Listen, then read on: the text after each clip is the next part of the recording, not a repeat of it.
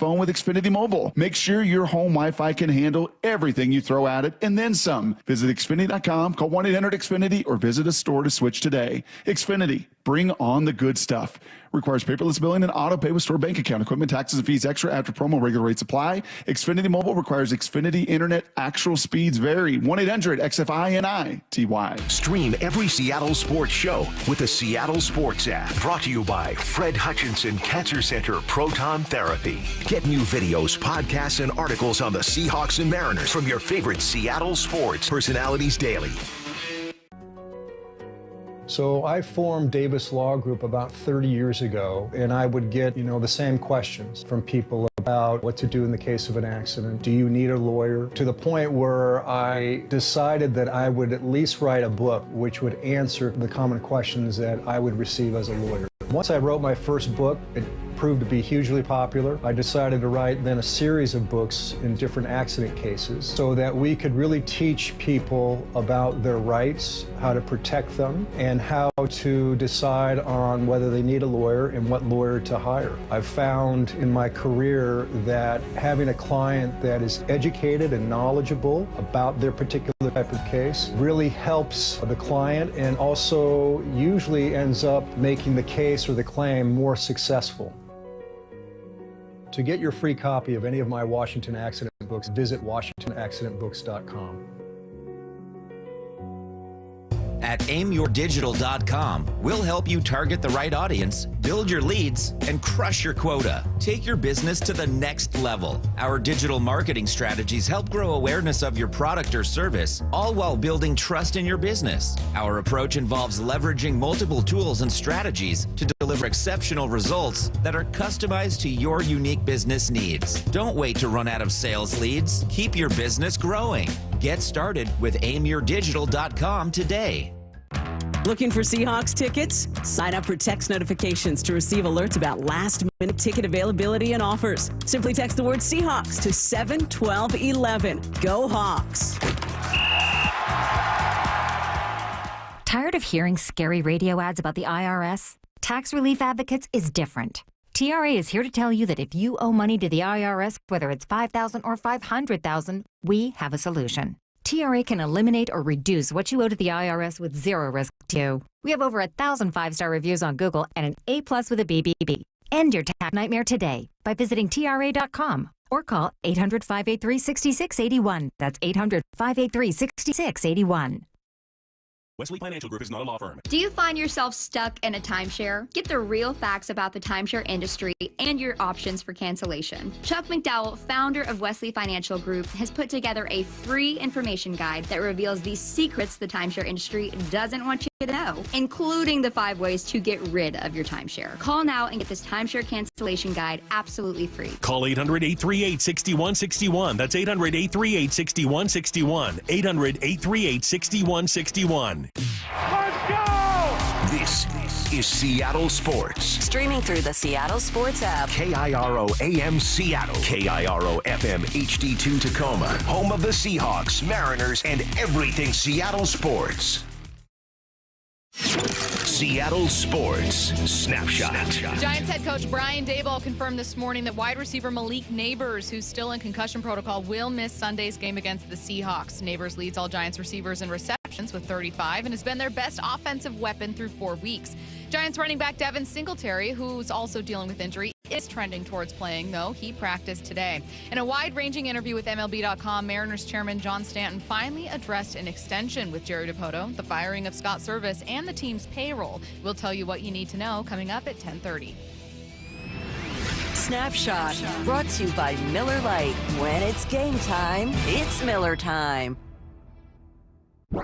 From the Quantum Fiber Studio, this is Bumpin' State on Seattle Sports. Streaming through the Seattle Sports app and at seattlesports.com. Now, here are your hosts, Michael Bumpus and Stacy Ross. Here we go now. It's a Football Friday powered by the Snoqualmie Casino Sportsbook. Not only am I that person who says, I can't believe it's October, but I'm also that person who says, I can't believe it's Friday. I think because, we saw this Monday night game, and here we are once again, barely removed from that, and we're already previewing a game against the Giants. You know what I got in my coffee today?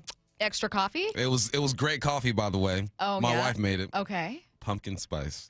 You did? Wow. Hooked me up. Was it not I go, delicious? babe, I feel like a basic woman right now. Did you hold it with 2 hands? 2 hands, and I close to your mouth? smiled very softly as I Good. took a sip. Did you go to a Marshall's and a TJ Maxx after? I should have. Did you look out the window as the rain fell and just let out a big sigh? Took a deep breath. Did you open up Pinterest on your phone and just say, like, I love these closet storage ideas? You know, walked very slowly to the car. Making my way downtown, walking fast, faces fast, It and was I'm good. homebound. Still overrated, but it was good. Right? Yeah. That's all I'm saying. Oh, just for anyone who, our hype train on Tuesday was that pumpkin spice, people hate pumpkin spice for no reason. Yeah. The pumpkin spice did nothing wrong. It's actually a very good flavor, and people are just haters They're just because hating. we hate things everyone likes for a reason. Exactly. You want to be different. You know? Yeah. And I can't wait for the second Thanksgiving is over to become a peppermint mocha girly. Okay. I'm jumping into this game against the Giants, the importance of a win against the Giants bump. We'll talk about it a bit more in headline rewrites, the Falcons having just won, but the next several games you're going to face are tough teams. Thursday night, quick turnaround. You're going to be facing the 49ers. You got the Bills. You've got the Falcons. It is not going to get easier for Seattle. A win is important on Sunday. You gotta win the games that you're supposed to win, I guess, right? Nothing is guaranteed in the league, but you're supposed to win this game. Denver, you're supposed to win that one. New England felt like you should win that one. Miami, 2 is out. You're supposed to win that one. Detroit, you're like, we'll see.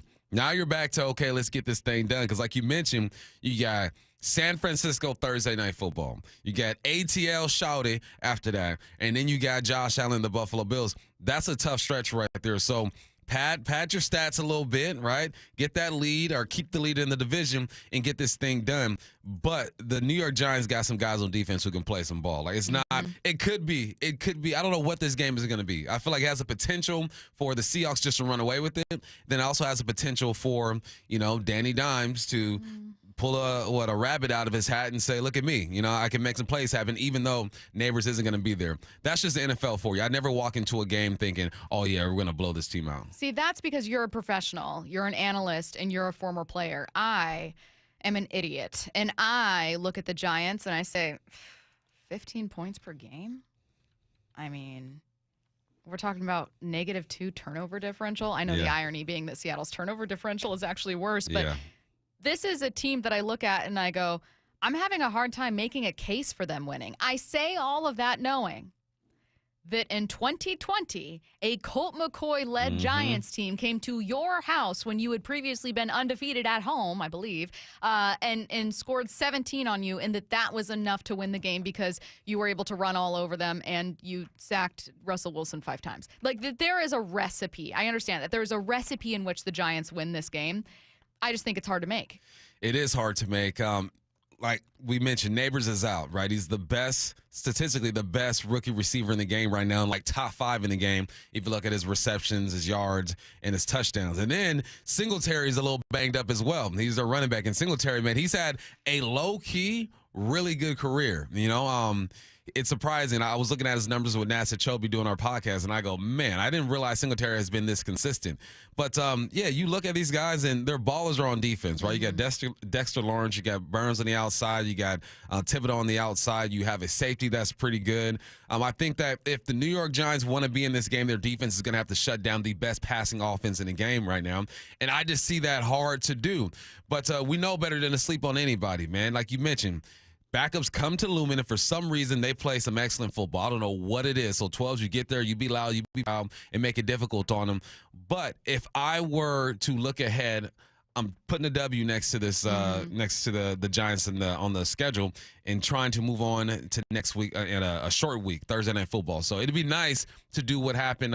What game was that? We had 2s in. I think it was Miami. We had 2s in the fourth quarter. It was like high school football when you mercy rule somebody, the clock is going, you put the 2s in. I would love to see that because it's a short week, and the Niners don't play, man. It's gonna be tough. That stat earlier that you pointed to from the Pat McAfee show, also wild, that the Miami Dolphins have not led at any point in a crazy. game this year. I was like, there's no way. No I way. did the same thing that you did, of like, absolutely not. I mean, that's an entirely separate issue, and we'll talk about it in NFL headlines or, our look around the league or whatever. It's just that, man, the Dolphins are in big trouble after being one of the most prolific offenses last year. Also, you mentioned that you had pumpkin spice in your coffee today and admitted that you did really like it. And a listener rightfully points out that you've already spent most of your career making a living wearing leggings and an oversized top. So the pumpkin spice latte kind of already, sense. you know what I mean? Just makes sense. Here we are thinking football players are incredibly tough people. Matt is like laughing so hard at that one. But am I wrong? I mean, it's just Joe and Bellevue making a pretty fair point here. I never thought of it that way. We really do wear like tights. That's the thing is we all, like football players, some of the toughest people, most old school people I know, we all love good leggings. Like we have the same uniform. It just looks a little bit different. Looks a little different. It just looks a little Eyes different. are bigger. You know, glutes are a bit higher. Let me tell you what. Richard Sherman wore Uggs as much as I did. I promise you. Every single time in that locker room, I was like, I have the same pair. Yes.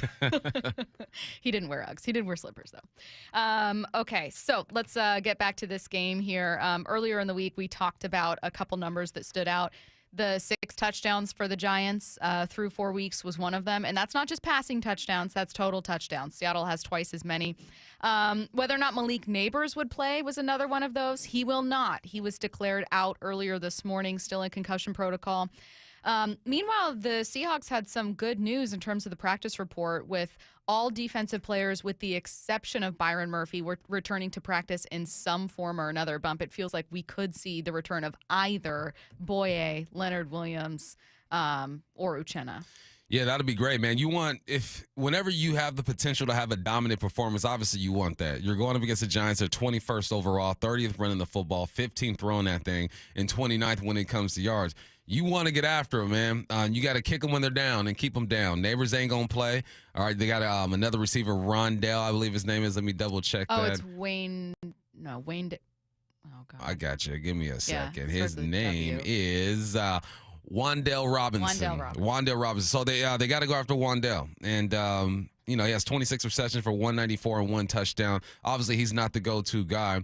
He's a professional. He has the potential to have a big game, but this is more for your ego. We talked about ego the other day, right? And some people were like, if you play football, you shouldn't have an ego. Forget that. All right, let's talk about the team as a whole. This defense needs to go out there and just have a dominant performance and get their mojo back. I don't think they lost it, but you played against a good Detroit team.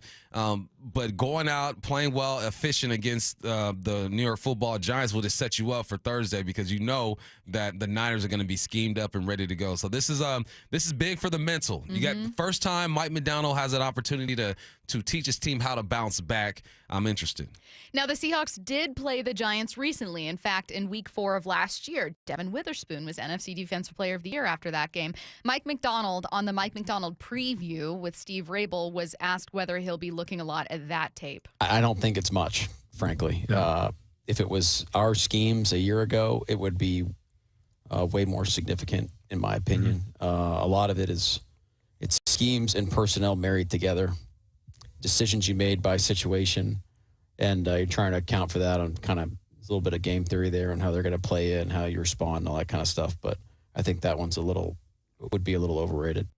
So again, I know that we played them last year, but the we is very different now. And I thought that was a fair point to make. Yeah, it is. I mean, you got a different scheme.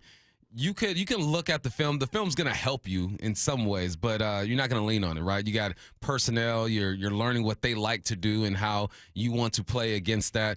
But he's right, man. You got a totally different scheme. So it's not like he's not looking at that film from last year, but he's not spending too much time on it. He's looking at film from this year, film against Minnesota, Washington, Cleveland, Dallas. That's what he's looking at. That's what he spent time on. So that makes complete sense. That's typical.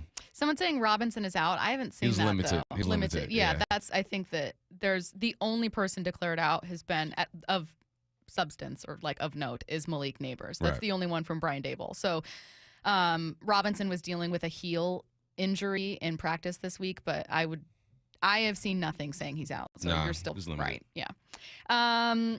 Okay. So, again, we're going to get to some baseball stuff a little bit later. Think about your bold takes for 10:45. Just a couple more things here while we look ahead to the Giants. If there was something where I'm looking at the Giants going, okay, I'm a little bit nervous about this, it's that defensive line. This is what Gino had to say about the Giants' defense yesterday. They really are a bend but don't break defense. They harp on not letting you score touchdowns down there in the red zone. They're going to give you some tough looks, make the man in zone look the same. You'll have to read it after the snap. Guys have got to be running fast and getting to their spots, getting to the landmarks. Obviously, they're pretty stout up front. That gives them the advantage to just rush forward and drop more guys in coverage. So they'll have an extra guy to maybe double someone, or, there's a lurk backer or a safety somewhere trying to read my eyes so that he can get a interception. And so just being, great with understanding the coverage, pre and post snap, and then making fast decisions, getting the ball out, some catch and runs, and then being able to run the ball is always going to help us down there. We had ESPN Giants reporter Jordan Renan on with us yesterday, and he was talking about the Giants defense and said, look, they have been inconsistent as far as getting to the quarterbacks, but against a weak offensive line, they do it well. Well, my ears perked up because I thought this is an offensive line that's kind of been up and down this year. They've kind of struggled. Are we going to see a game in which a Giants defensive line is finally able to feast on a quarterback? You never know, man. You got Thibodeau over there. Last year, he had himself a good year, 11.5 sacks. So far this year, he has 1.5, 6 quarterback hits. You got Burns over there. He has 13 tackles, 1 sack, 3 quarterback hits. And then you have Dexter Lawrence, who I think is their best defensive player. Big boy up the middle, man. And of course, Gino's correct. I'm listening to him talk, and I go, yeah, that's exactly what I see when I look at them on film. They're going to show pressure with their linebackers, going to look like they're going to rush 6. They're going to drop one on the if you have a single receiver to one side, he's going to be manned up. They lock that receiver up a lot. On the other side, they will show man like Gino did. Right, I want you guys to look at this. When you have in a trip set or maybe a 2x1, whatever it is, the 2 receiver side at times, those DBs are going to be tight, head up, not looking at the quarterback, making it look like zone. And as soon as the ball is making it look like man, and as soon as the ball is snapped, boom, they drop into coverage. So that makes Gino have to be patient with his cadence and get that in snap type of read. So they challenge you in some ways, man, but it comes down to personnel. They have a safety that's good over there. If there's anything about this team or a side of the ball that will lead the charge, it's definitely the defense right now. And if the defense can keep a team from blowing up in the first half or putting up a bunch of points, any team in the NFL is going to be in the game. I think that is going to be the Giants' perspective. It's like, look, man, let's just limit this passing game, limit the run game, just hang around for a little bit because you get into the second half, you never know. All right, it's a Football Friday powered by the Snoqualmie Casino Sportsbook. Let's get to headline rewrites. Extra, read all about it. Headline rewrites. We must make headlines. The real story behind the headlines in today's news with Bump and Stacy. Headline number 1, Washington hosts number 10 Michigan in a rematch of last year's national championship game. What's the real headline? Literally the only thing that's the same from last year are the names of the schools. That's facts. You have 21 transfers in 2023, 31 in 2024. Michigan, 14 transfers in 2023, 18 in 2024. This is a different game. You got different head coaches as well. It's wild that this game was set and these two teams met in the national championship. It would have been great before the NIL transfer portal to have these teams run it back and see them go at it, but that's not the deal. Michigan is ranked, 10th in the country, but UW is favored in this game, and it's probably because of quarterback play. You got Warren for Michigan. He's completing 66% of his passes. He has 6 interceptions. He had 3 against Arkansas State, but they did beat number 11 SC. Michigan is a weird team right now because they're well coached, right? You know that Harbaugh is his presence is still there, right? There's still some things that he brought to this university that the new coach is practicing over there. But I think it comes down to Will Rogers and his offense and having that home field advantage. It's going to be really loud at Husky Stadium. I'll be there watching this game as well. Should be a good one. I just don't really know what to expect with this game. I don't really know what to expect either, and quite honestly, that could change over the course of a game. Michigan beat Minnesota 27-24, but that was after taking a 24-3 lead last week. So again, this is a Michigan team that has struggled in the second half, has some offensive concerns, and may even get an early lead on Washington. And all Washington's going to need to do is just keep the pedal to the metal and keep really trying. Brock mentioned that he feels that this Washington team is one that can be one of the most explosive offenses in football. That was true last year. It might be one of the few things that remains true about this team, though, with a different cast of characters. Do you still see them as being that offense? Yeah. I mean, you just look at their numbers. They're still explosive. They got a great run game. Their quarterback is accurate. They got some guys over there. It's not a bad football team at all, man. I think they're down a bit in a couple areas when it comes to personnel because of the transfer portal or whatnot. And, when you lose, your coach to Alabama, guys are going to flee. I just mentioned, 31 transfers in 2024. It's hard to reload when it comes to that. It's going to take a couple years, but I see the blueprint. It's a good blueprint over there. Pro-style offense, you can do a little bit of everything. Headline rewrites. Headline number 2, thanks to over 500 passing yards from Kirk Cousins, the Falcons walked off the Bucs in overtime. Here's how that sounded. That's fired, that's caught, and that is Hodge.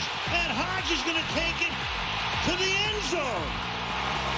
A most improbable win for the Atlanta Falcons. What's the real headline? Suddenly, the next 4 games look even harder for the Seahawks. Honestly, the headline that matters most to you guys is the fact that the Seahawks do play the Falcons here in a couple weeks.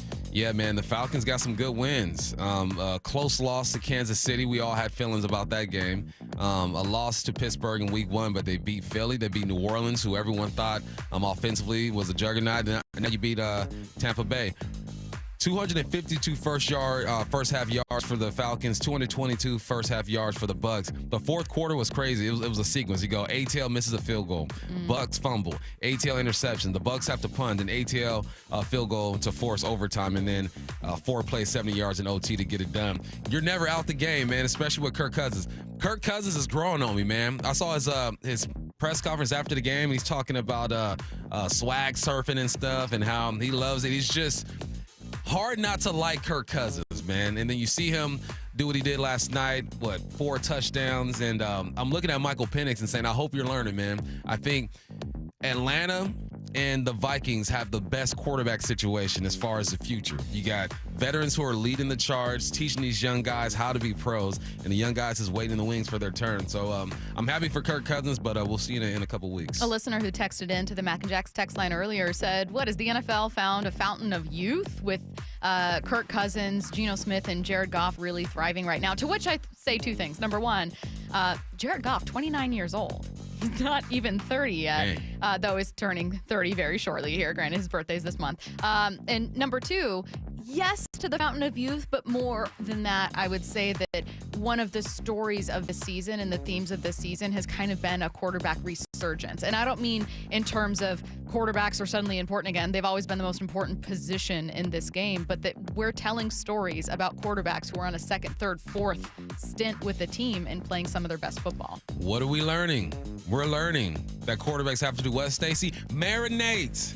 Let it sit there for a little bit, man. These guys can learn, and it's not like it's just the leash is so short with the quarterbacks, man. I see guys get recycled all the time and on special teams and all this good stuff. But a quarterback, if you don't have instant success, they're ready to kick you to the curb, man. So I think we're going to start seeing a bit more of this, man. Getting these veterans who have been around for a little bit, a few coordinators who have shown that they can digest that playbook and go out there and let these young guys sit. But it's fun to watch, man. I've been having a good time watching older guys. Well, and sometimes you can sincerely say that a quarterback was overdrafted. Like, should Zach Wilson have been the number 2 overall pick? Probably not. But if he wasn't taken at number 2 by the Jets, he would have been selected in the 1st round by some team that needed a quarterback after a really stellar pro day. But Mitch Trubisky, same thing. Like, should he have been taken at number 2 for the Bears? Probably not. Like, he is probably not that caliber of player Who's and in that quarterback. draft with Mitch? Patrick Mahomes. Who went ahead of Mitch? That would have been... Because Mahomes was like 10 or 11. That was Myles Garrett. Myles Garrett, thank you. Deservedly the number 1 overall pick. But there's quarterbacks who sincerely were drafted sooner than they should have been. Maybe Trey Lance is that too. But then you always wonder about the quarterbacks who have maybe been paired with bad organizations. Like, look at what Trevor Lawrence is doing with the Jags. No one thinks it's Trevor Lawrence, though there are some people, who wonder if Trevor Lawrence is getting a little more credit than he's earned. He sure is. I don't think anyone's drafted sooner than they should have been. Really? I think they're drafted where teams value them. No one knows. That drafted sooner than they should have been is a hindsight type of thing. In that moment, you look at that quarterback and say, I like him. I think he's going to work for our team. I don't think anyone thought Pat Mahomes was going to be who he was. We knew he had an arm and had talent, but I wasn't looking at Pat Mahomes saying, can't wait to see what he does. I guess what I should say is there are some quarterbacks who it's not that they failed solely because of the organization they went to. Like, they were also probably a flawed player when they came in. But those organizations clearly didn't have a plan. The Jets did not have a plan with Zach Wilson. The Carolina Panthers clearly did not have a plan with Bryce Young. They had a plan, it just didn't work. They didn't have a plan because they didn't stick with it. The plan wasn't good. You don't have a plan if you don't believe in your plan. If you don't believe in your plan, you have no plan. You have no plan. You have no plan. Headline rewrites. Headline number 3, the Mets came back with 4 runs in the 9th to stun the Brewers, 3 of them coming on this home run from Pete Alonso. Williams sets. Here's the pitch. Swinging a fly ball to right field. Pretty well hit. Freeland back at the wall. He jumps. It's gone. He did it. He did it. Pete Alonso with the most memorable home run of his career. Pumps his fist as he rounds second. It's a 3-run homer. He's given the Mets a 3-2 lead. They all pour out of the dugout. What's the real headline? Yeah, sure looks like spending is backfiring for the Mets.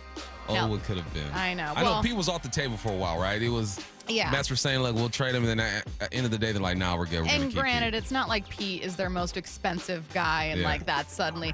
But it's just that people pointed to the Mets and said, what a dumpster fire. You guys are struggling so much after spending more than any other team in baseball. And here they are, still finding a way to win. And you know what doesn't matter? Yeah, to them, whether they get to a World Series. You're in the playoffs right now, and the Mariners are not, and that's a bummer. You know what wins ball games? Talent. Just go get you some talent. How you acquire it, I guess, is up to you. We'll talk about the Mariners and what they did and didn't do later, but that's all I thought is just talent. Talent makes you right. Talent wins you games. Coaching pushes you in the right direction, but it's all about the men and women on the diamond, on the field, on the court. You know what I hadn't realized, because we had spent so much time talking about Jerry Dipoto and John Stanton after the close of the season, I didn't even realize that John Stanton had not publicly commented on an extension for Jerry Dipoto or on payroll or any of that until this morning. They was chilling. Yeah. Mariners was quiet. You know, it's like we were all talking about it, and I thought, oh, wait, so much of this is based on interviews that were previously given or on comments from Jerry Dipoto, but we finally heard from John Stanton officially for the first time in a new interview with MLB.com. That's coming up next. After suffering their first loss of the season, the Seahawks are ready to get back to work. He's going to score 10-5. He dives in. Touchdown, Seahawks. Ken Walker III, welcome back, brother. This Sunday, the Hawks look to bounce back as they host the New York Giants. Coming underneath JSN on a quick throw backside, Charbonnet down the near sideline, first down. Kickoff 1:25. Pregame coverage starting at 10. Wow, pull one out of the back of the playbook. On your home for the Hawks, Seattle Sports. Guys, I'll never forget the first time I saw somebody get results at our clinic. He was an 81-year-old man who hadn't been intimate with his wife in over 8 years. Viagra had stopped working for him, and he was desperate for help.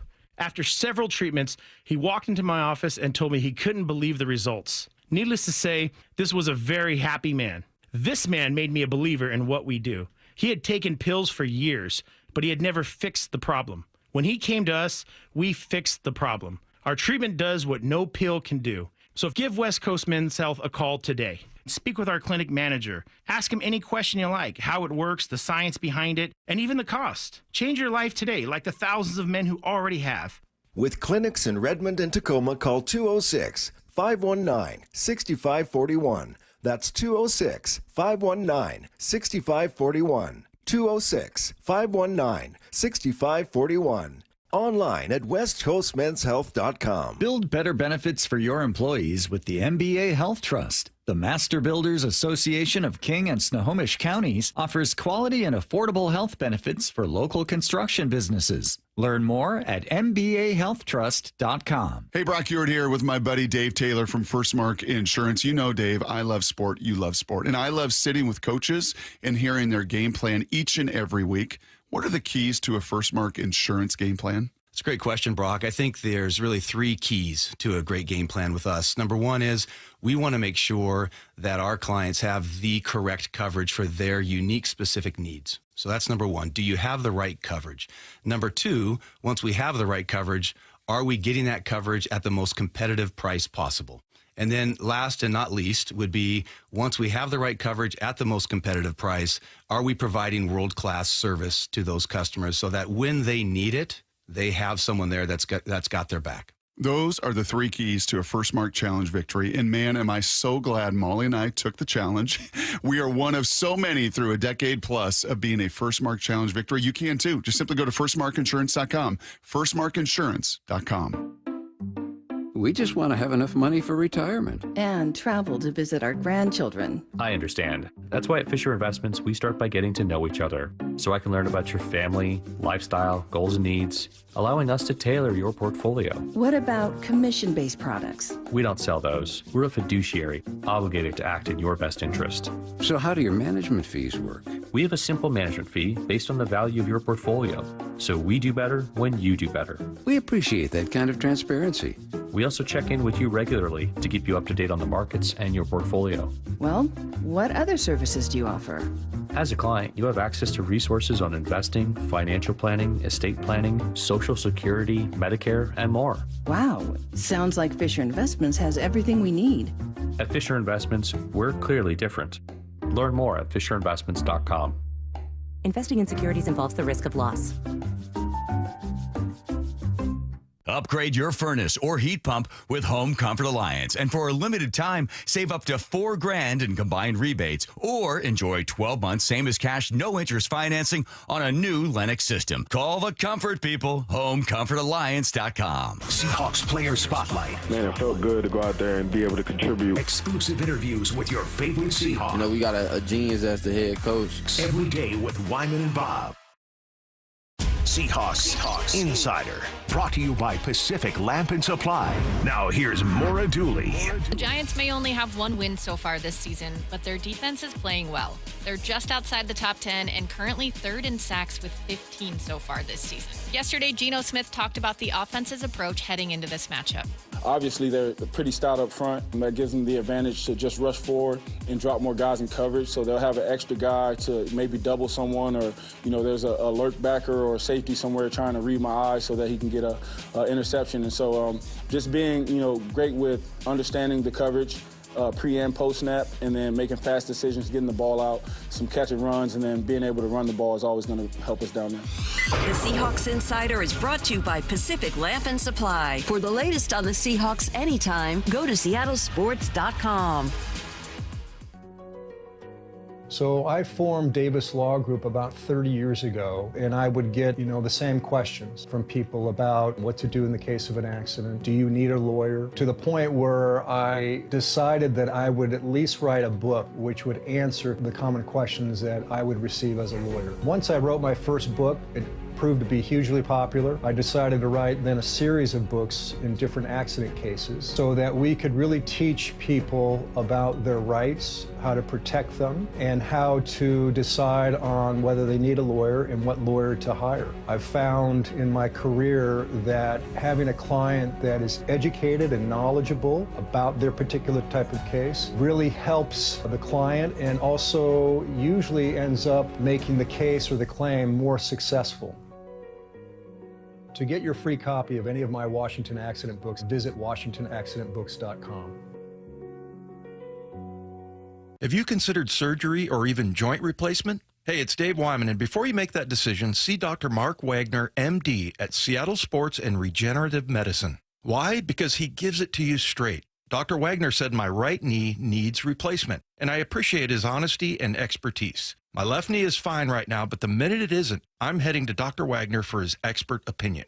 I want to avoid another surgery, and I've heard so many patients rave about results from their 90-minute outpatient stem cell procedure with Dr. Wagner. He's a board-certified Seattle physician with over 30 years of experience and has performed more than 20,000 stem cell procedures using a person's own stem cells to regenerate cartilage in their own joints. People with severe osteoarthritis, even bone on bone, are back doing what they enjoy without pain and without surgery. Whether it's a shoulder, hip, elbow, ankle, wrist, or knee, before choosing surgery, see Dr. Mark Wagner first. Go to drmarkwagnermd.com KIRO.com. From the Quantum Fiber Studio. This is Bumpin' Stacy. Weekdays 10 to 2. On Seattle Sports and 97.3 FM HD2. An exclusive interview with MLB.com is the first time that John Stanton, chairman of the Seattle Mariners, has spoken with any reporter since a couple important news items broke, including, obviously, reportedly, the extension for Jerry Dipoto, though, again, in the article by Daniel Kramer,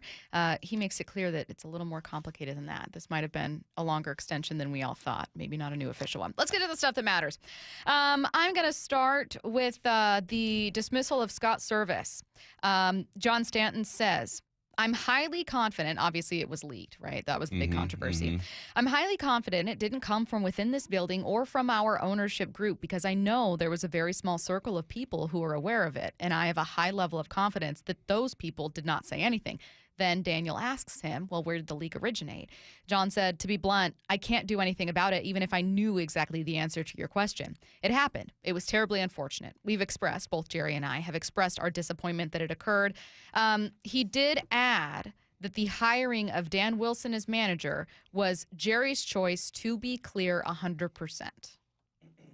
So he's saying, look, I don't know where the leak came from. I trust the people who were in this circle, and then that wasn't my decision. That's Jerry. So if this thing don't work out, man, don't look at me. My hands are tied here.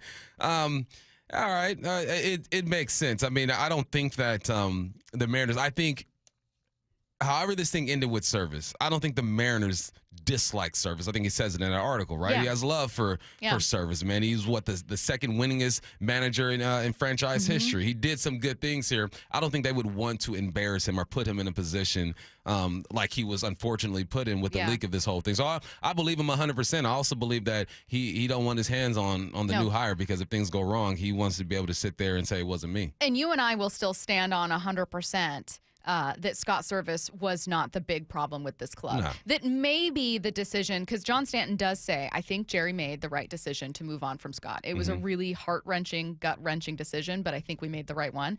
I can understand and accept an argument that a change at the top is needed when something is truly broken. Sure. Sometimes you just have to do that. Sometimes the person that falls, that's the fall guy for a job, didn't cause it, but you need a change somewhere.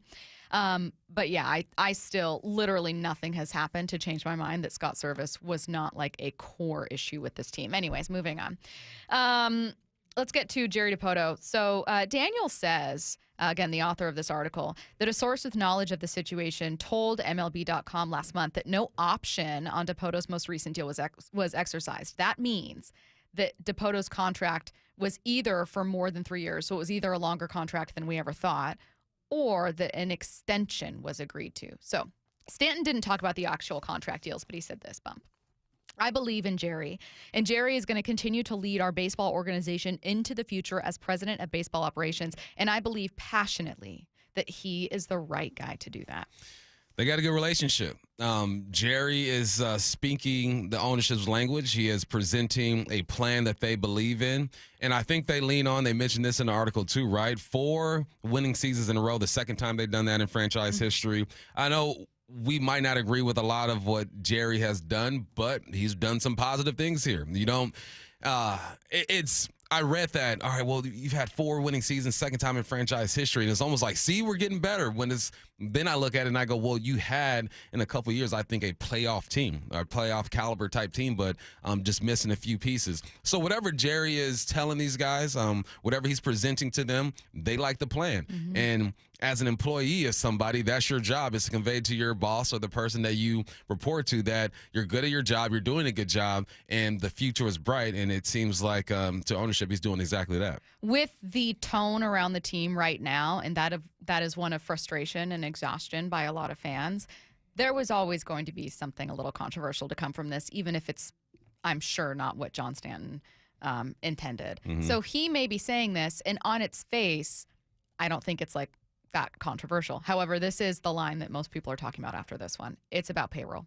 John says, we're roughly the 15th largest market in baseball. We're pretty much smack dab in the middle in terms of the size of the market, and that means we're about average in our ability to generate revenue and do those things. I think, to me, the word we use a lot in our objective is to have a sustainable franchise over a long period of time.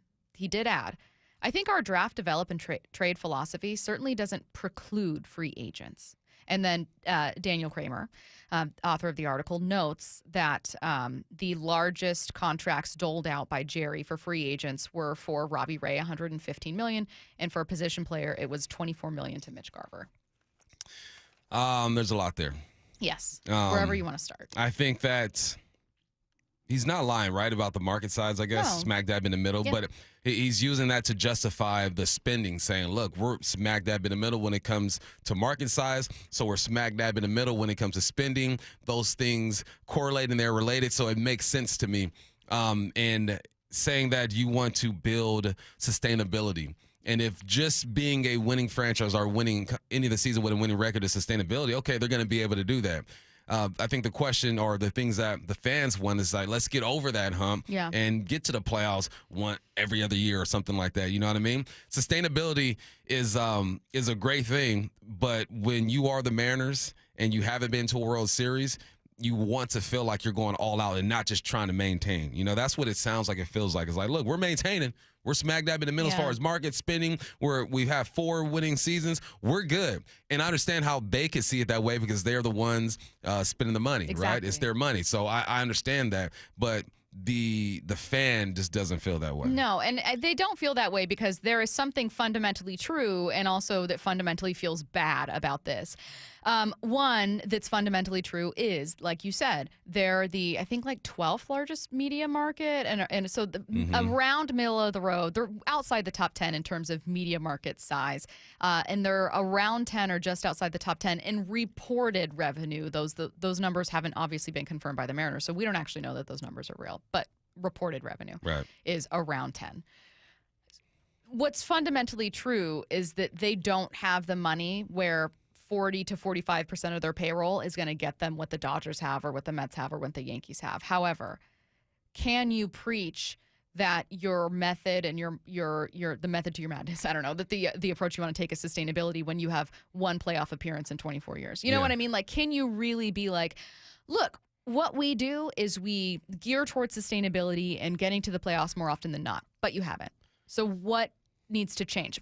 For instance, you can be a draft trade develop type of team that doesn't lean heavily on free agency. But what happens when draft trade develop doesn't lead to the playoffs and doesn't lead to good rosters?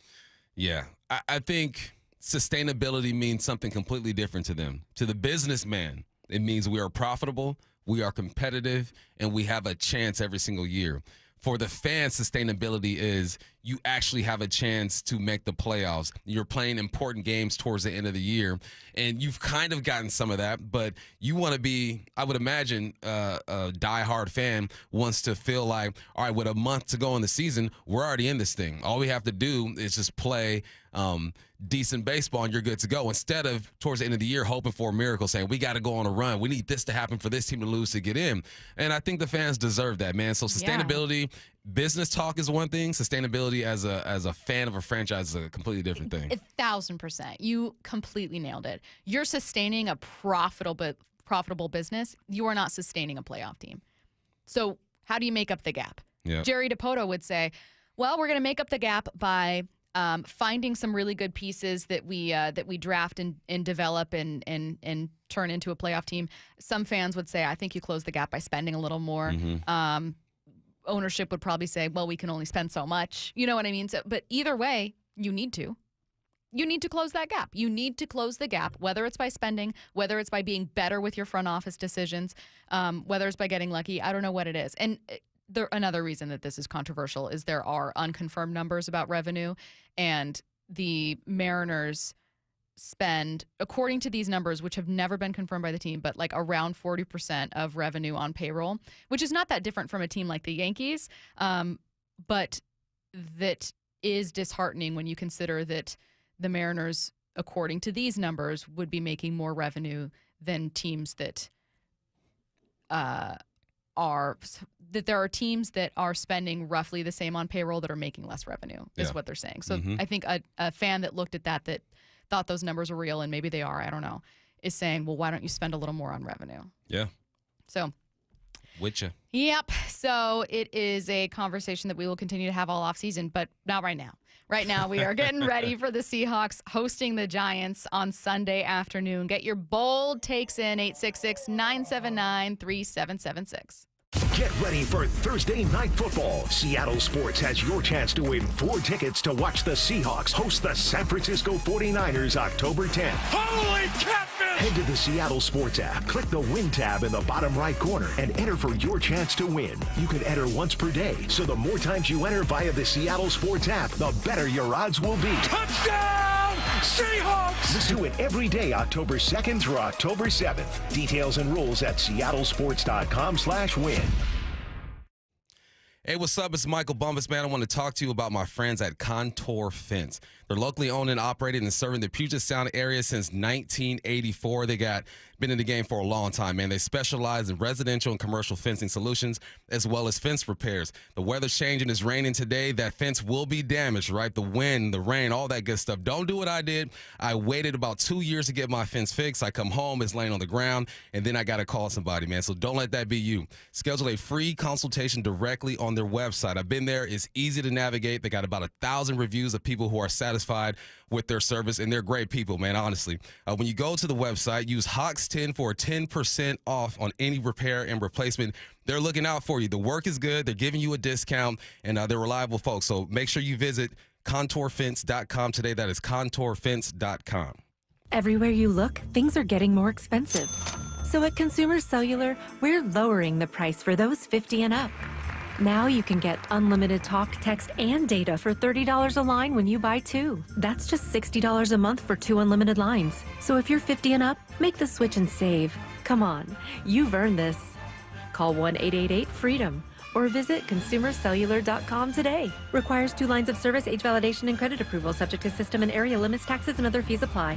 Did you know your skin is the largest organ of your body? Huh? That's why you should shower with Old Spice Super Hydration Body Wash instead of plain old bar soap. Love your skin by super hydrating it with vitamin B3 and glorious notes of vanilla and shea.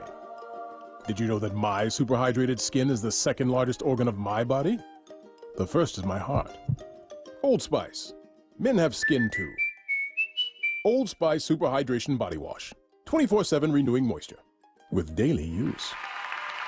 Free consultations, no fee guarantees, 5-star reviews. JP Pendergast with Pendergast Law explains the importance of going beyond these familiar offerings. Accident victims want an attorney, Tom, that satisfies their needs. Someone who handles those needs with the highest degree of care.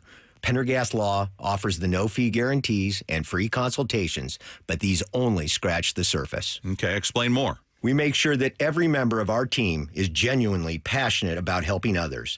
Customer service and communication are our top priority. It's how we take care of our clients so they always feel one step ahead of the insurance companies. Our strong reputation for high standards provides comfort and confidence when it's needed most. Pendergast Law offers the free consultations, the no-fee guarantees, and of course, they are 5-star rated. But what really makes them different is their genuine passion for helping others. I can't recommend them enough. If you or a loved one has been injured in a car accident, call Pendergast Law. We can help. That's PendergastLaw.com. Guys, did you know your testosterone level impacts your energy, libido, sleep, weight, hair loss, mood, and even ED? And right now, Revive Men's Health Seattle will check your testosterone for free. They've helped thousands of men since 2011 feel and perform better. They're so confident they can help you, they even guarantee it. Schedule your free testosterone test, exam, and consultation today. Call 206-529-1111. That's 206-529-1111. Or visit ReviveMen'sHealth.com. We are Seattle Sports, the home of the Seahawks, Mariners, and everything Seattle sports. Watch your favorite show live at seattlesports.com. This is the day of the big sale at your gift shop. Welcome in. So this isn't just a big day for your business. It's a big day for the network keeping it all connected. That is, if it can handle the pressure. Next in line, please. So is it possible to get business internet you can really count on? It is. With 99.9% network reliability from Comcast Business. It's like this neat little bow. Do you like that gift wrap? Really ties it all together. Reliable internet for your business. It's not just possible. It's happening. Comcast Business. Powering possibilities. Switch to Comcast Business and get started with reliable internet and advanced security for $49.99 a month for 12 months with a 2-year agreement. Plus, ask how to get up to a $500 prepaid card with a qualifying internet package. Don't wait. Call or go online to switch today. Offer ends 10/13/24. Restrictions apply. New customers only with 150 megabit per second internet. Eco bill and auto pay required. Equipment, taxes, and fees extra. After 12 months, regular rates apply. Prescriptions require an online consultation with a healthcare provider who will determine if appropriate. Restrictions apply. See website for details and important safety information. Subscription required. Price varies based on product and subscription plan. Hi, I'm Dr. Peter Stahl, board-certified urologist and senior vice president of men's sexual health at HIMSS. In my 12 years of practice as a reproductive urologist, I've helped many guys with ED, and it has never been more convenient to treat than it is right now, thanks to HIMSS. It really wasn't easy before. You had to take time out of your day, come to a physical office, and see a specialist like me in person. Now, through HIMSS.com, you can get world-class sexual health care and a full range of treatment options for ED through a 100% online process. It starts with a free assessment from a medical provider licensed in your state who can determine if ED treatment is right for you. If prescribed, your medication is shipped to you for free. So don't wait. Join the hundreds of thousands of guys who've gotten help for their ED through HIMSS. To start your free online visit and find ED treatment at up to 95% off brand name prices, go to hims.com/radio. That's hims.com/radio for your free online visit. It's time for Bold Take Friday. How do you think this game is going to go? And I don't want to hear something boring like, Seahawks win. No, I want something spicy. For Bold Take Friday, 866-979-3776. Something like this. Pumpkin spicy? Yes. Something pumpkin spicy for an October, 6th game between the Seahawks and Giants, Sunday afternoon at Lumen Field. Bold Take Friday. Here's an example. Everyone's forgetting Tyler Lockett, but he's going to let you know he's still here, says one listener. 160 and 2 tutties. Ooh. 160. Matt, I was like, Matt, are you not impressed? 160 for Tyler Lockett would be one of his better games. Okay, Matt's distracted. He's got his buddy back there. Look at these guys back there, huh? I don't know what's good and what's bad. I don't That's know. fair. That's fair. Okay, how about this one? Bold take from the 360. Danny Dimes throws 2 touchdowns to the Seahawks. Oh, yeah. That's spicy. That's pumpkin spicy. I like that one. I thought you said something else. No.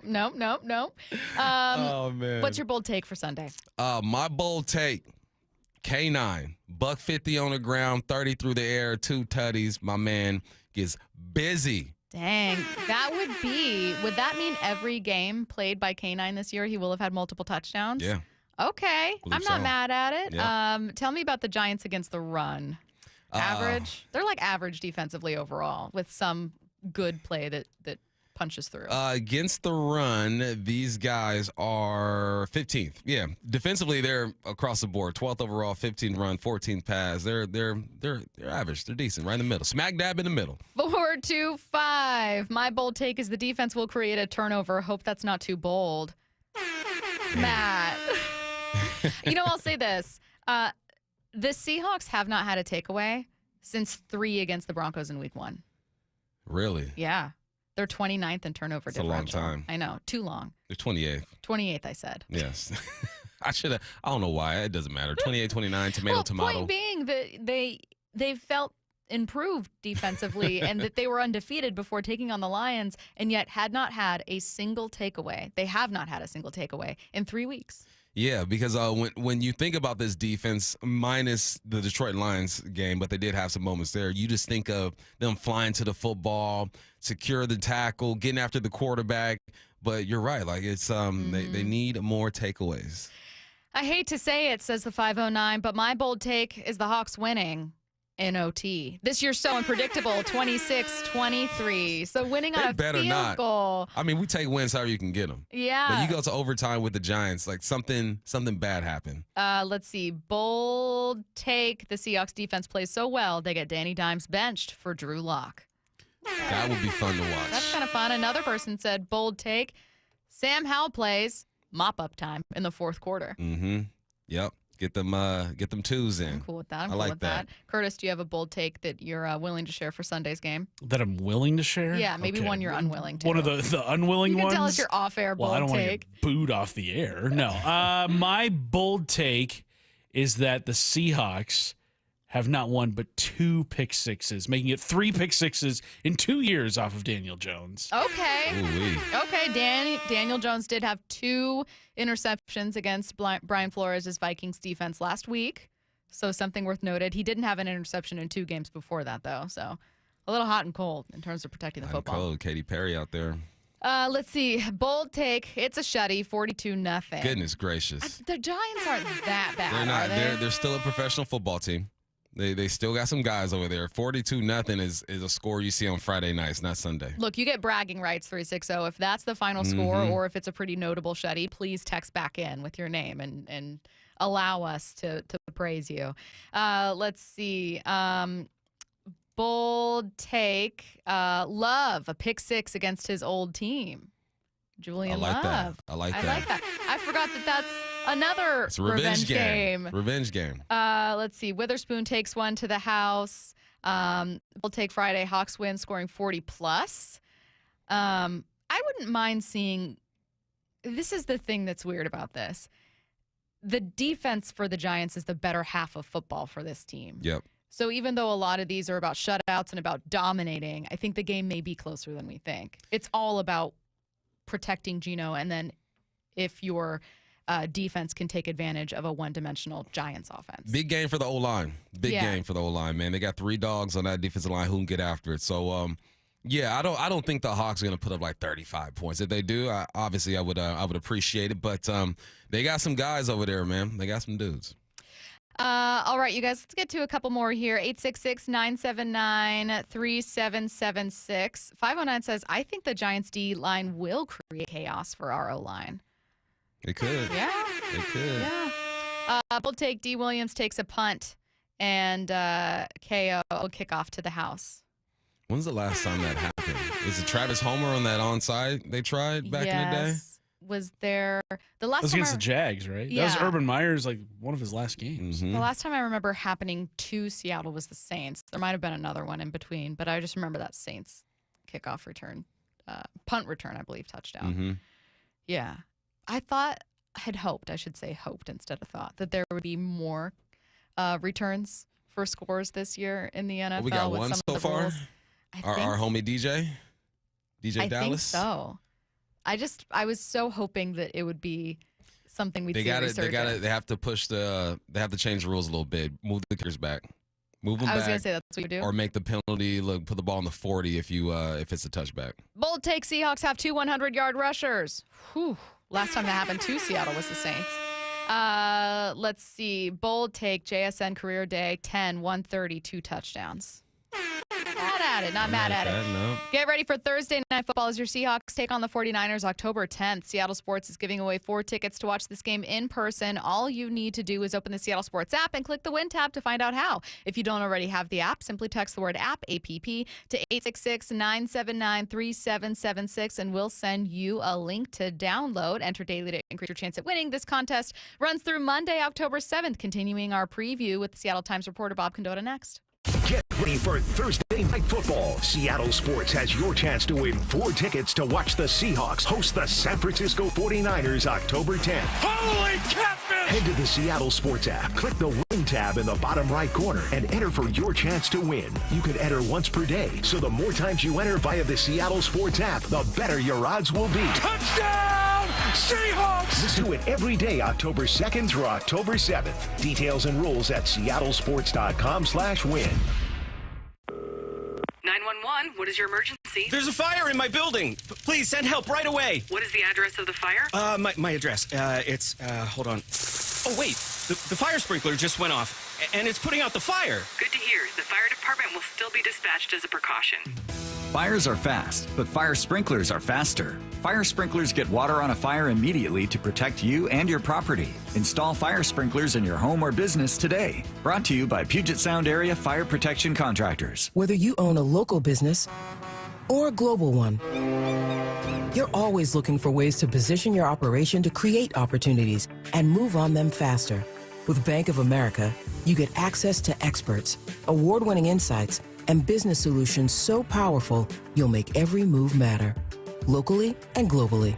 Visit bankofamerica.com/banking for business to learn more. What would you like the power to do?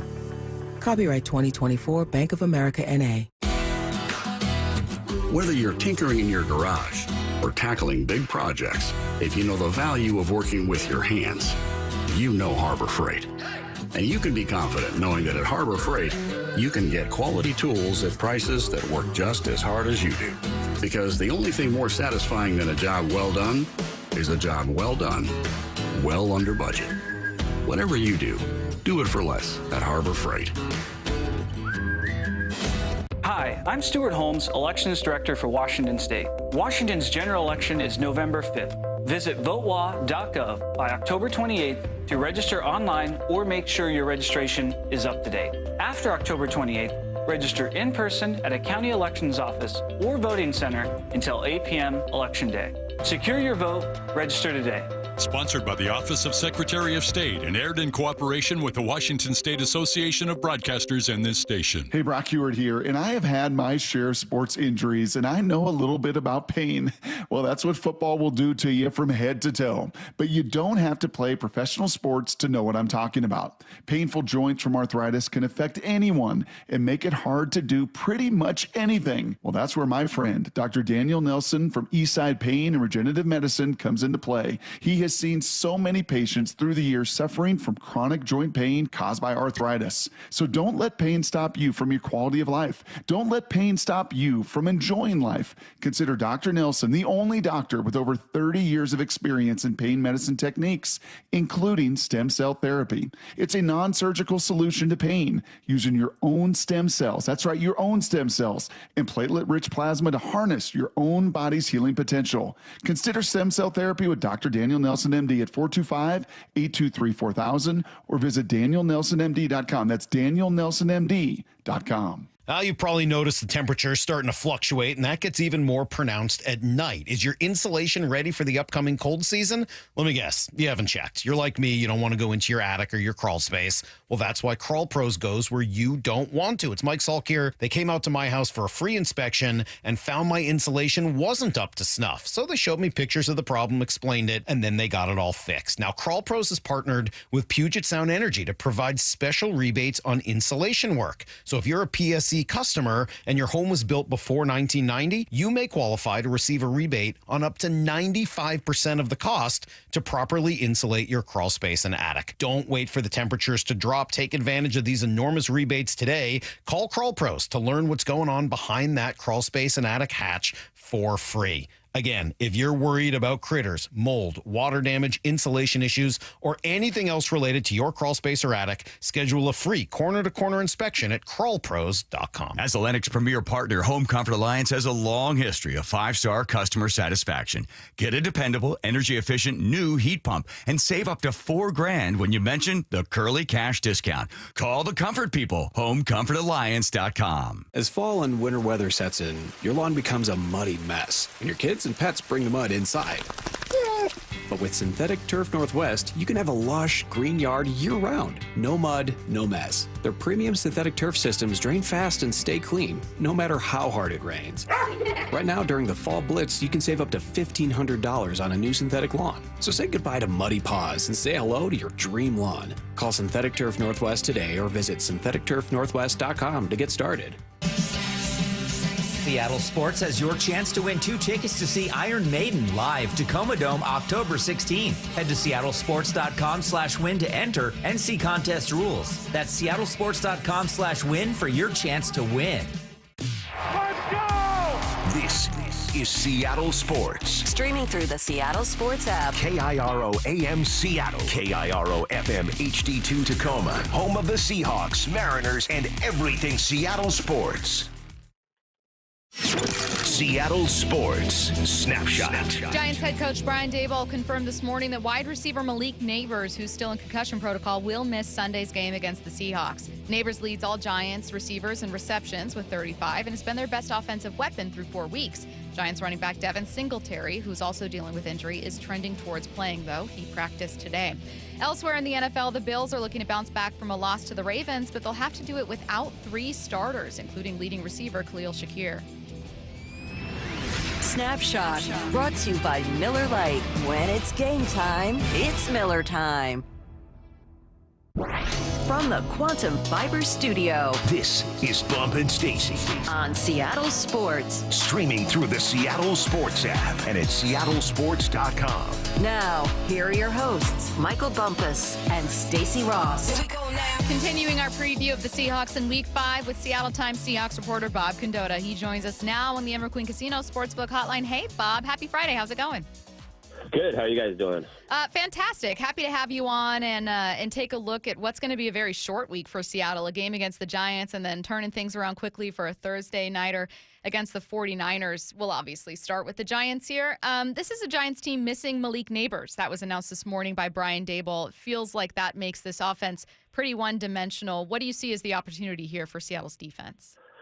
Yeah, I mean, it should be a really good one to bounce back. I think the Seahawks are going to be a lot healthier. You guys are probably going to ask that quickly, but I think, I think everybody but who missed the game except for Byron Murphy has a chance to play. And so if the Seahawks defense is a lot healthier, the Giants are without Malik Neighbors. That's not a very good offense anyway. The Seahawks held them to 3 points last year as well back there. And, it's been kind of a struggling team that's already 1-3. So, yeah, I mean, anything can happen in the NFL. But on paper, this is, a really opportune, about as good as you could probably hope for in trying to bounce back from a Monday night game that was, a tough one the way that was for the Seahawks and having the short travel or having the kind of the long trip back. They didn't get back till about 4:30 on Tuesday morning and then, didn't really practice on Wednesday. They're sort of just having 2 practice days this week. So having a team like the Giants, that's probably a lot better than a lot of other teams they could be facing right now. What do you need to see from this defense? We saw a lot of the backups in, and they got their turn to impress the coaches. But is there something schematically, a player? What do you need to see from the defense? Well, I think the biggest thing is to not see blown assignments. That was something I think everybody had been really impressed by. I mean, from the minute Mike Macdonald got the job, everybody talked about that being a really important thing because, one of the big things of Macdonald's defense is trying to put in, some new things every week for the opponent and trying to really tailor it for the opponent that they have. And that requires a lot of, during the week, kind of quickly grasping things and being able to then know exactly where you're supposed to be on the field on game day. I think through the first 3 games, people felt like that gone pretty well. And, there hadn't been a lot of that, guys just running around wide open. But, Monday night, we didn't see, Monday night there were a few obvious breakdowns in terms of some guys not just being covered. And there were some fundamental breakdowns as well, a few missed tackles. But I don't know that was super out of the ordinary, especially given the talent that Detroit has. But I thought more the communication issues. And some of that was probably to be expected because of all the new faces you sort of had, especially once Julian Love went out as well in the first half of that game. I think he's a real kind of steadying force back there, and I think you saw some issues with that. So, I think that's really the big thing with them this week is cleaning that stuff up and just everybody getting back to knowing exactly where they're supposed to be on every play. We spoke with ESPN Giants reporter Jordan Renan, who said that of the Giants' defensive line, they can kind of get going against weaker offensive lines. The Seahawks' offensive line has been up and down with questions mostly on the interior at both guard spots, but we've also seen some improvement. Bob, what do you make of that group right now? Yeah, I mean, I think you hit it. You kind of summarized it pretty well. I think the tackle spots have been pretty good. I think Charles Cross has been really good. I think Stone Forsythe is probably. I think he's improved. I think people are going to need to get the Denver game probably out of their head, and he's admitted he didn't play well in that one. But I think he's gotten a lot better since that game, especially now knowing that he's for the foreseeable future anyway. That's his spot. So. I think that's allowed him to kind of get those starter reps in practice and things like that and kind of steady out his game a little bit. The interior was the question going in. I mean, when you add your starting center basically in mid-August, that's a little less than ideal, and he's coming off an ACL injury as well. I'm not sure Connor Williams is probably playing back yet to kind of the way he was midway through last year when people regarded him as one of the better centers in the NFL. I think he's trending in the right direction, but, I'm not sure he's quite to that state yet. And then, the right guard continues to remain a rotation, and it's probably going to continue for a little while until they really feel like they're getting the kind of consistent play they really want there. So for sure, Dexter Lawrence is one of the best interior defensive linemen there is in the NFL. He can really kind of wreck games, and the Seahawks last year sort of made him irrelevant just the way that game went. It wasn't their defense held the Giants so down that it that they didn't move the ball a ton in that game didn't really end up mattering. But 2 years ago, the game here, the Seahawks did win that game, but Lawrence really, kind of had his way a little bit with the interior line in that one, if I recall right. And, they've kind of talked about him just kind of being the guy they really need to deal with. And then, Brian Burns and Kayvon Thibodeau on the edges have, I don't know that their production yet is quite what the Giants hoped, especially in Thibodeau's case, but it's, they have a lot of potential and they can do some things. So, Ryan Grubb yesterday was telling us that he thinks this is the best defensive line they will have faced so far this year. So I think that is probably the key matchup to this one. It's rare when I see a player in the NFL who's older than me, Bob, and it makes me feel all warm and fuzzy inside. And I'm talking about the old man Peters, man. He's back with the Hawks. What do you expect out of that guy? Well, I mean, he's on the practice squad for now. He's probably going to need a couple weeks to kind of round back into playing shape. So I don't expect anything immediately. I think this is an indication that they're not real sure when George Fant and Abraham Lucas are coming back and how long it would take each of those guys, especially in Lucas's case. I mean, at this point, him not having done anything since last December 31st, basically football-wise, even if when they open that window, it's probably going to take him a while to get back into any kind of shape where they want thrown out there. So, I think it was definitely an indication of that they want to be covered there a little bit in case they really don't have much else tackle depth, at all, anybody who's played. And then you suddenly add somebody who's played almost as many snaps at right tackle as anybody in the history of the NFL. So you do improve your experience quotient there quite a bit overnight. But I don't expect him to play Sunday or anything like that. I think this is a couple week thing of him trying to get back into that shape where they then feel like if they do need him down the road in a few weeks, they have him. And so they obviously, as you guys mentioned earlier, they kind of have the 2 games in 5 days here. And I don't expect him to play or be active for these games at all unless it's just a complete emergency. But, I think they wanted to get him in, get him kind of going through some things now. Obviously, the offense, is a little different, even though he was here last year. So there is some things to learn there. But then, maybe by that Atlanta game on the 20th, if they do really need him, he would maybe be available to play. The Seahawks' good news this week was that Cam Young was coming off the physically unable to perform list and returning to practice. Mike McDonald told you guys at a press conference that the same could not be said for Abe Lucas, who remains on the PUP list. That window's 21 days, which makes me wonder how long this team could be waiting for Abe. Is there any update on not just his status, but maybe kind of how you feel about whether we could even see him this year? Yeah, I mean, So once he comes back to practice, then there's 21 days for him to practice before you got to put him on the 53-man roster or leave him on it. So, you usually don't open that window until you think a guy is that far away, right? From being able to like he's going to need 2 or 3 weeks to get back up and running. And again, I think in Cam Young's case, I think it's the same thing where I don't think these next 2 games he's got a shot, but probably by that Atlanta game, and that's probably what they were hoping was let's go ahead and get the process started, get him out on the field some, get him reacclimated to things, and then maybe by that October 20th he'd be ready to go. Mike McDonald has basically said he's not going to tell us what any specific ETA is.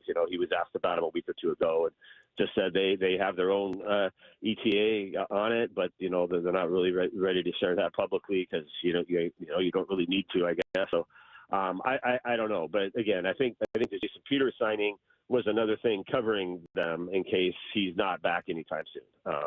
And with George Fant, he had the setback. I mean, I think you could put 2 and 2 together on the timeline when George Fant kind of got hurt and then suffered the setback in practice, and that's suddenly when we heard about their interest in Jason Peters. So, I think they're probably bracing for Fant being out for a little while here, and obviously he's got to miss the 4 games anyway, so he's got to miss the next 2. But but maybe who knows how long he'll be back. So I mean, again, I think that's why they signed Jason Peters, was to cover themselves in case one or both of those guys isn't going to be back anytime soon. Bob, there was a play in the 4th quarter where Connor Williams snaps the football without Geno being ready.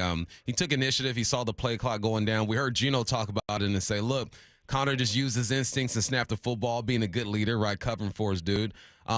Did Mike McDonald speak on that at all? Because it seemed like Geno was trying to communicate to the sideline and get some information. Any word there?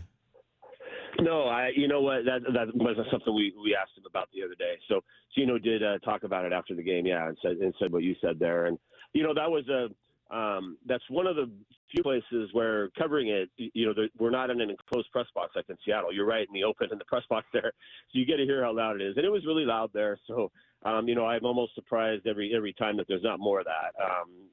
With the way that the crowd gets loud there, and they were really loud during that sequence of plays with everything that was going on, and knowing that was kind of the time of the game where they could finally maybe put it away. So, I just kind of chalk that up to those things that sometimes happen in games, and they kind of just had a few too many of those overall, especially on the defensive side when it in terms of the communication stuff. But yeah, we didn't get any more explanation on that this week. Bob, you've seen many, many, many iterations of the Seahawks defense. That includes a Super Bowl winning squad and some of the worst run defenses that we've seen. This group so far, where does it feel like there's been sincere improvement, and what do you still have a question about? Well, I do think in general the run defense has been better. They gave up some yards in the first half of that game, but in the second half, obviously, and there's a caveat, right? That Detroit was moving it so well, but we got a 70-yard drive on a pass. That, your running numbers are down because you didn't need to run the ball there. But but you go back and look, and the run numbers from that game were not that bad. The New England game, the total looked like an outlier, but if you kind of take out one play that they had defended right, they just missed the tackle on. They turned into a 45-yard gain or whatever. It looks a lot better. So I do think the run defense in general has been better. I think their run fits in general have been better. I think the tackling overall has been a little bit better. I just think they're kind of running to the ball a little bit better. That was one of the things they wanted to do with the linebacking spot. Kind of their back seven was get a little quicker there, and I think they feel like they've done that. And so I think like Terrell Dodson, I think he's really good at getting to the ball. So that was kind of some of the issues they had last year, and just some of the communication stuff that would lead to suddenly nobody being there in the back end. And so I think in general they've gotten better at that. And then I think until Monday, their pass defense numbers have been really good. They're getting a little more pressure on the quarterback than they have in the past. The sack numbers aren't necessarily super high yet, but in terms of affecting the quarterback, I think they've gotten better at that. And I think in general, I think the corners are doing a really good job of covering receivers. I don't know that was necessarily the issue Monday night. It was sort of more the over the middle stuff. So, and when you have a lot of backups in there, there's a reason why some guys are starters and some guys aren't, basically. And I think we saw some of that on Monday. Bob, how would you where would you rank Geno? I'm not necessarily a number, but maybe like a tier when it comes to just his quarterback play this year. I always feel like Pat Mahomes in a tier by himself, even though his numbers don't really support that right now, but we all know his capabilities. And then everyone else falls into tier 1, 2, or 3. I believe when the season started, Geno was in tier 3 in some projections. Where do you see him now? Yeah, I mean, he should definitely be closer, trending toward 1. I mean, he should be no lower than 2, and he should be 1.5 or 1.5 with a bullet going up. I mean, I think he's playing great. I thought he was phenomenal in that game the other day. I mean, given the surroundings and and how loud and chaotic it was there and all that, I thought he handled all that really well. And the way he evaded the pressure, some of the plays he made, and then just with how accurate he's throwing the ball. I mean, when he figures out where when he has any time to throw it and he doesn't miss, he never overthrows receivers by 5 yards or anything like that. I mean, when he knows where he wants to put it, he puts it right there. So I think he's playing really well. It's sort of too bad that his interception numbers kind of bring down his rating and stuff like that. And all the interceptions sort of have an asterisk to them. I mean, one was just sort of a desperation situation. Two or tip passes, and then the first play of the season where there was obviously just some miscommunication on who was supposed to be where, and Geno kind of threw it up for grabs. But that wasn't like he just overthrew a guy or something like that. I mean, that was just kind of a misplay. So I think he's been playing really super well, and he turns 34 here in a couple days, but you probably wouldn't know that kind of watching him run around as well. I mean, he's doing all of that as well as he has, and I think he's doing a good job this year too of not taking really super big hits. I mean, he did get hit a few times in that game the other day, but he's Last year that obviously became, the injuries that kind of started to pile up on him at midseason a little bit, impacted his play. But, knock on wood, but so far that I don't think I think he's kind of avoided that stuff so far this year. So see if he can get through these next 2 games in 5 days, and then they'll all get a little bit of a rest there. Bob's going to be on top of coverage for these next 2 games in 5 days. Make sure you read his work at SeattleTimes.com. Follow him at @BCondota. Thanks so much, Bob. Thanks, Bob. Okay. Yep. Thanks a lot, you guys. Bye. It's a Football Friday powered by the Snoqualmie Casino Sportsbook. Let's get to more football questions. Time for 4 Down Territory. This is 4 Down Territory, going inside the game with former Seahawks and Coug wide receiver Michael Bumpus. First down, Bump. How did the Detroit Lions prepare the Seahawks for the Giants? The Detroit Lions, man, it's really one person that prepared the Seahawks for the Giants, man, and it is Aiden Hutchinson. The more I watch film on that game and I look at the film for the Giants, the more I appreciate Aiden Hutchinson. He's the best DN in the game right now. I think, obviously, you got Nick Bosa, you got Watt, you got those names that you know and love, you got Crosby, but when I compare him to other guys, his technique and his motor is just above all those dudes. So it prepared them for this week. You got 2 guys who are going to rush the quarterback who are extremely athletic. You got Burns, you have Thibodeau. They have the size, they have the length, but they don't have the technique that Aiden Hutchinson has. So if they were able to contain Aiden Hutchinson, kind of, because he did affect the game but didn't record any stats, if they're able to do that, I think they should be okay against the Giants with Thibodeau and Burns. It's going to be tough. These guys are going to make plays, right? They're going to force you to use your technique, get into your pass pro, and all that good stuff. But they were able to handle Aiden Hutchinson, kind of, right? He didn't record a sack or a tackle, but he did put some pressure on the quarterback. So I think that prepared him for this week, man. 2 guys who can get after it, who can play some ball, but just not as good as Aiden Hutchinson. Second down. What about the Seahawks offense will pose a different challenge for the Giants?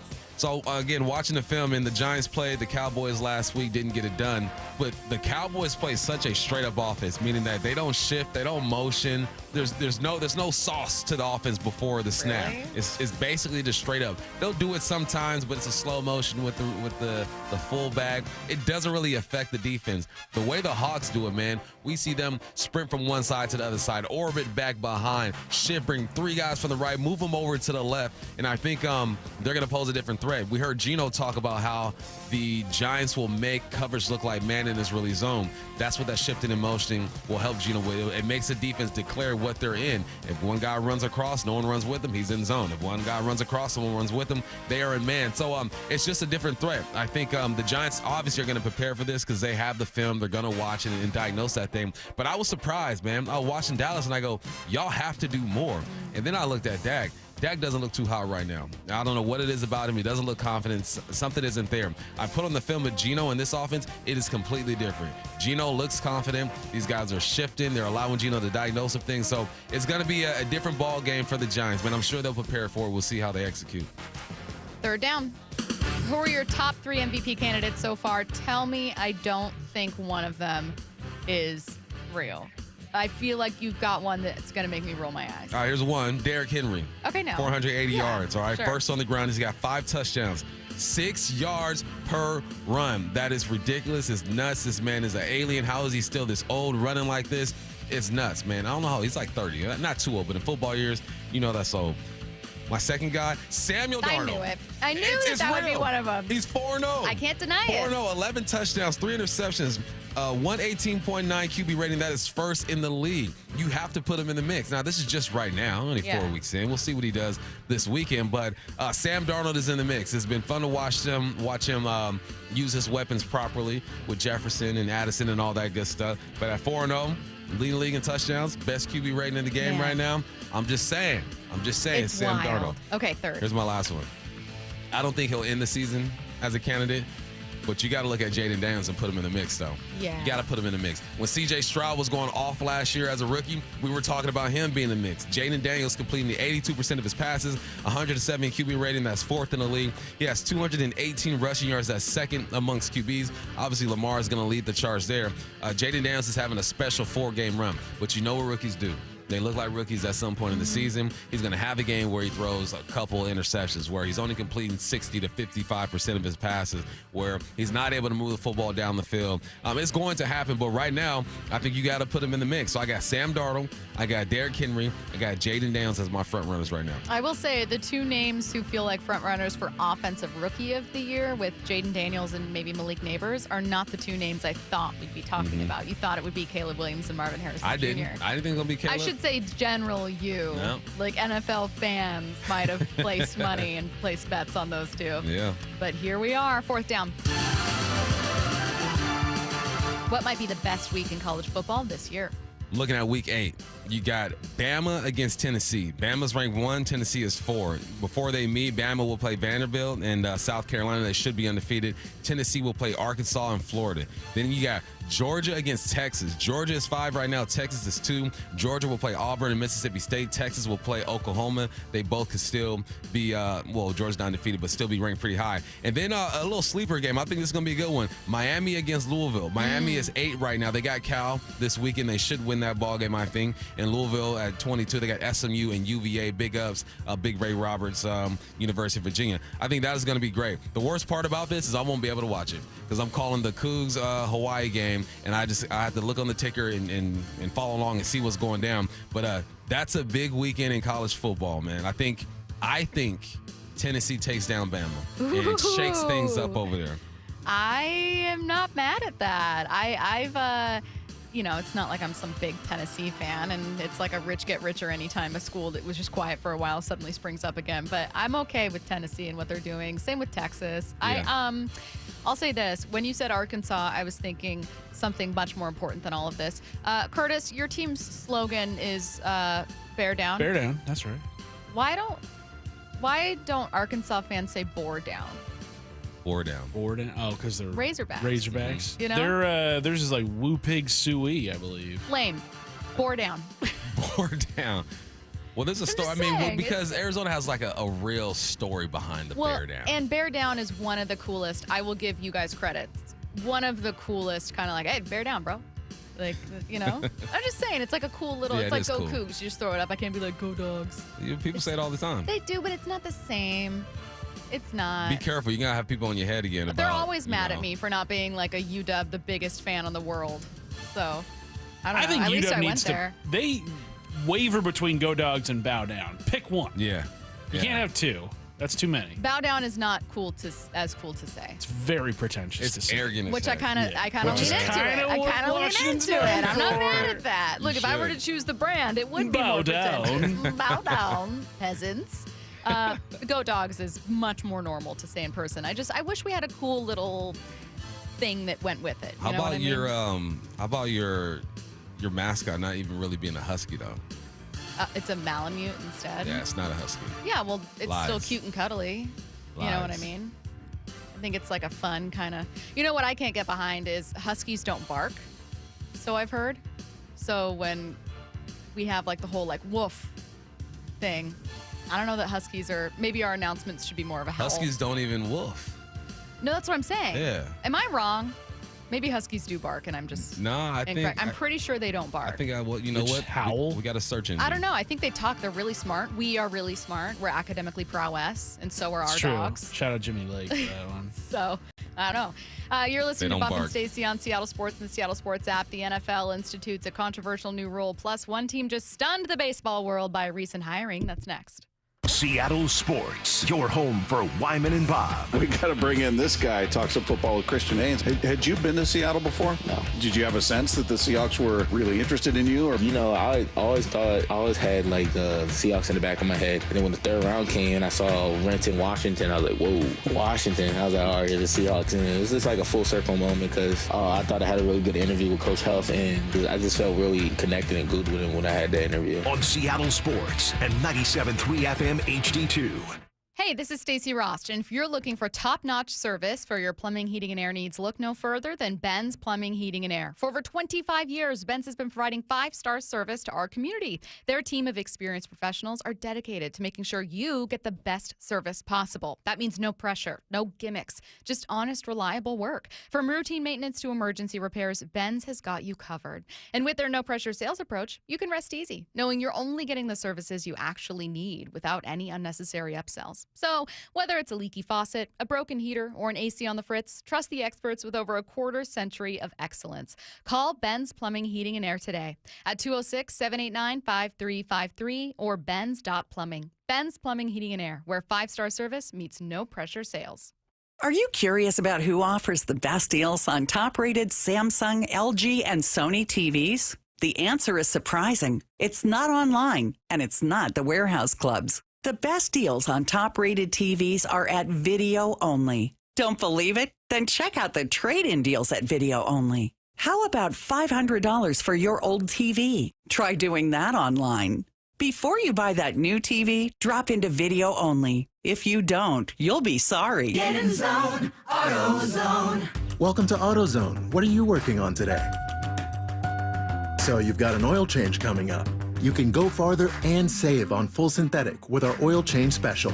Right now, you can get 5 quarts of Valvoline Advanced Full Synthetic with an STP Extended Life oil filter for just $35.99.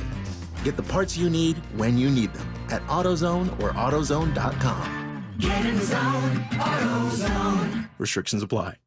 Wesley Financial Group is not a law firm. Do you find yourself stuck in a timeshare? Get the real facts about the timeshare industry and your options for cancellation. Chuck McDowell, founder of Wesley Financial Group, has put together a free information guide that reveals the secrets the timeshare industry doesn't want you to know, including the 5 ways to get rid of your timeshare. Call now and get this timeshare cancellation guide absolutely free. Call 800-838-6161. That's 800-838-6161. 800-838-6161. I was unable to walk for 3 months. The insurance company was very excited to talk to me and wanted to make sure that I had up to $5,000. My attorney quickly told me, they need to talk to us because there wasn't any amount of compensation that would make up for what I experienced. The Davis Law Group really helped me out.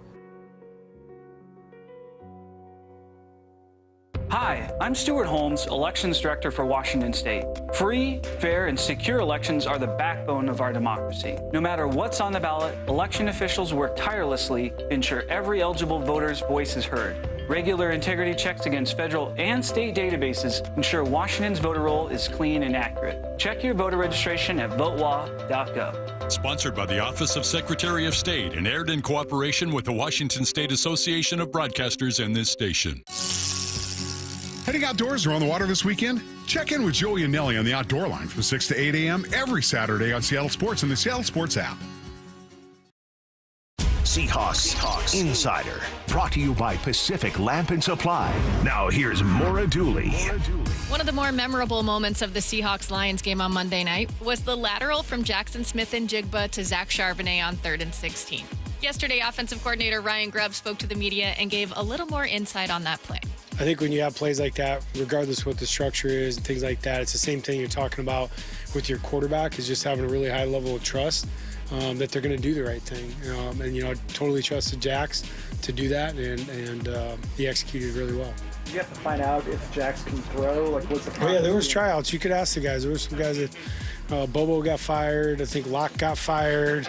There were multiple guys. DK said he could throw it. He could throw it about a mile, but Jax was clearly the most accurate.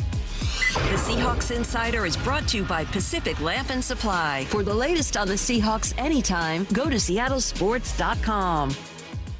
Jake was suffering from osteoarthritis when his doctors asked him to consider surgery. However, there's a 9-month recovery period where essentially you're not walking and you're not putting much in the way of weight on. That wasn't going to work for him, so he decided to see Dr. Mark Wagner, MD, at Seattle Sports and Regenerative Medicine for stem cell therapy. I heard the ads, and that caused me to do due diligence. And how are you doing now? There's not really any pain now at all. I have no limitations in what I want to do. Wow, so you're able to do anything you want to do? I recently played golf at Cycle House down in Pebble Beach, walked 18 holes, which I hadn't been able to do for a number of years, and then went for about a 2-mile walk with my friend. I take it you'd recommend stem cell therapy to others then? Absolutely. Had I known then what I know now, I would have done this several years ago and saved myself a lot of pain and suffering and agony and limitation to activity. Before you choose surgery, consider stem cell therapy with Dr. Mark Wagner, MD at Seattle Sports and Regenerative Medicine. Schedule your consultation at drmarkwagnermd.com.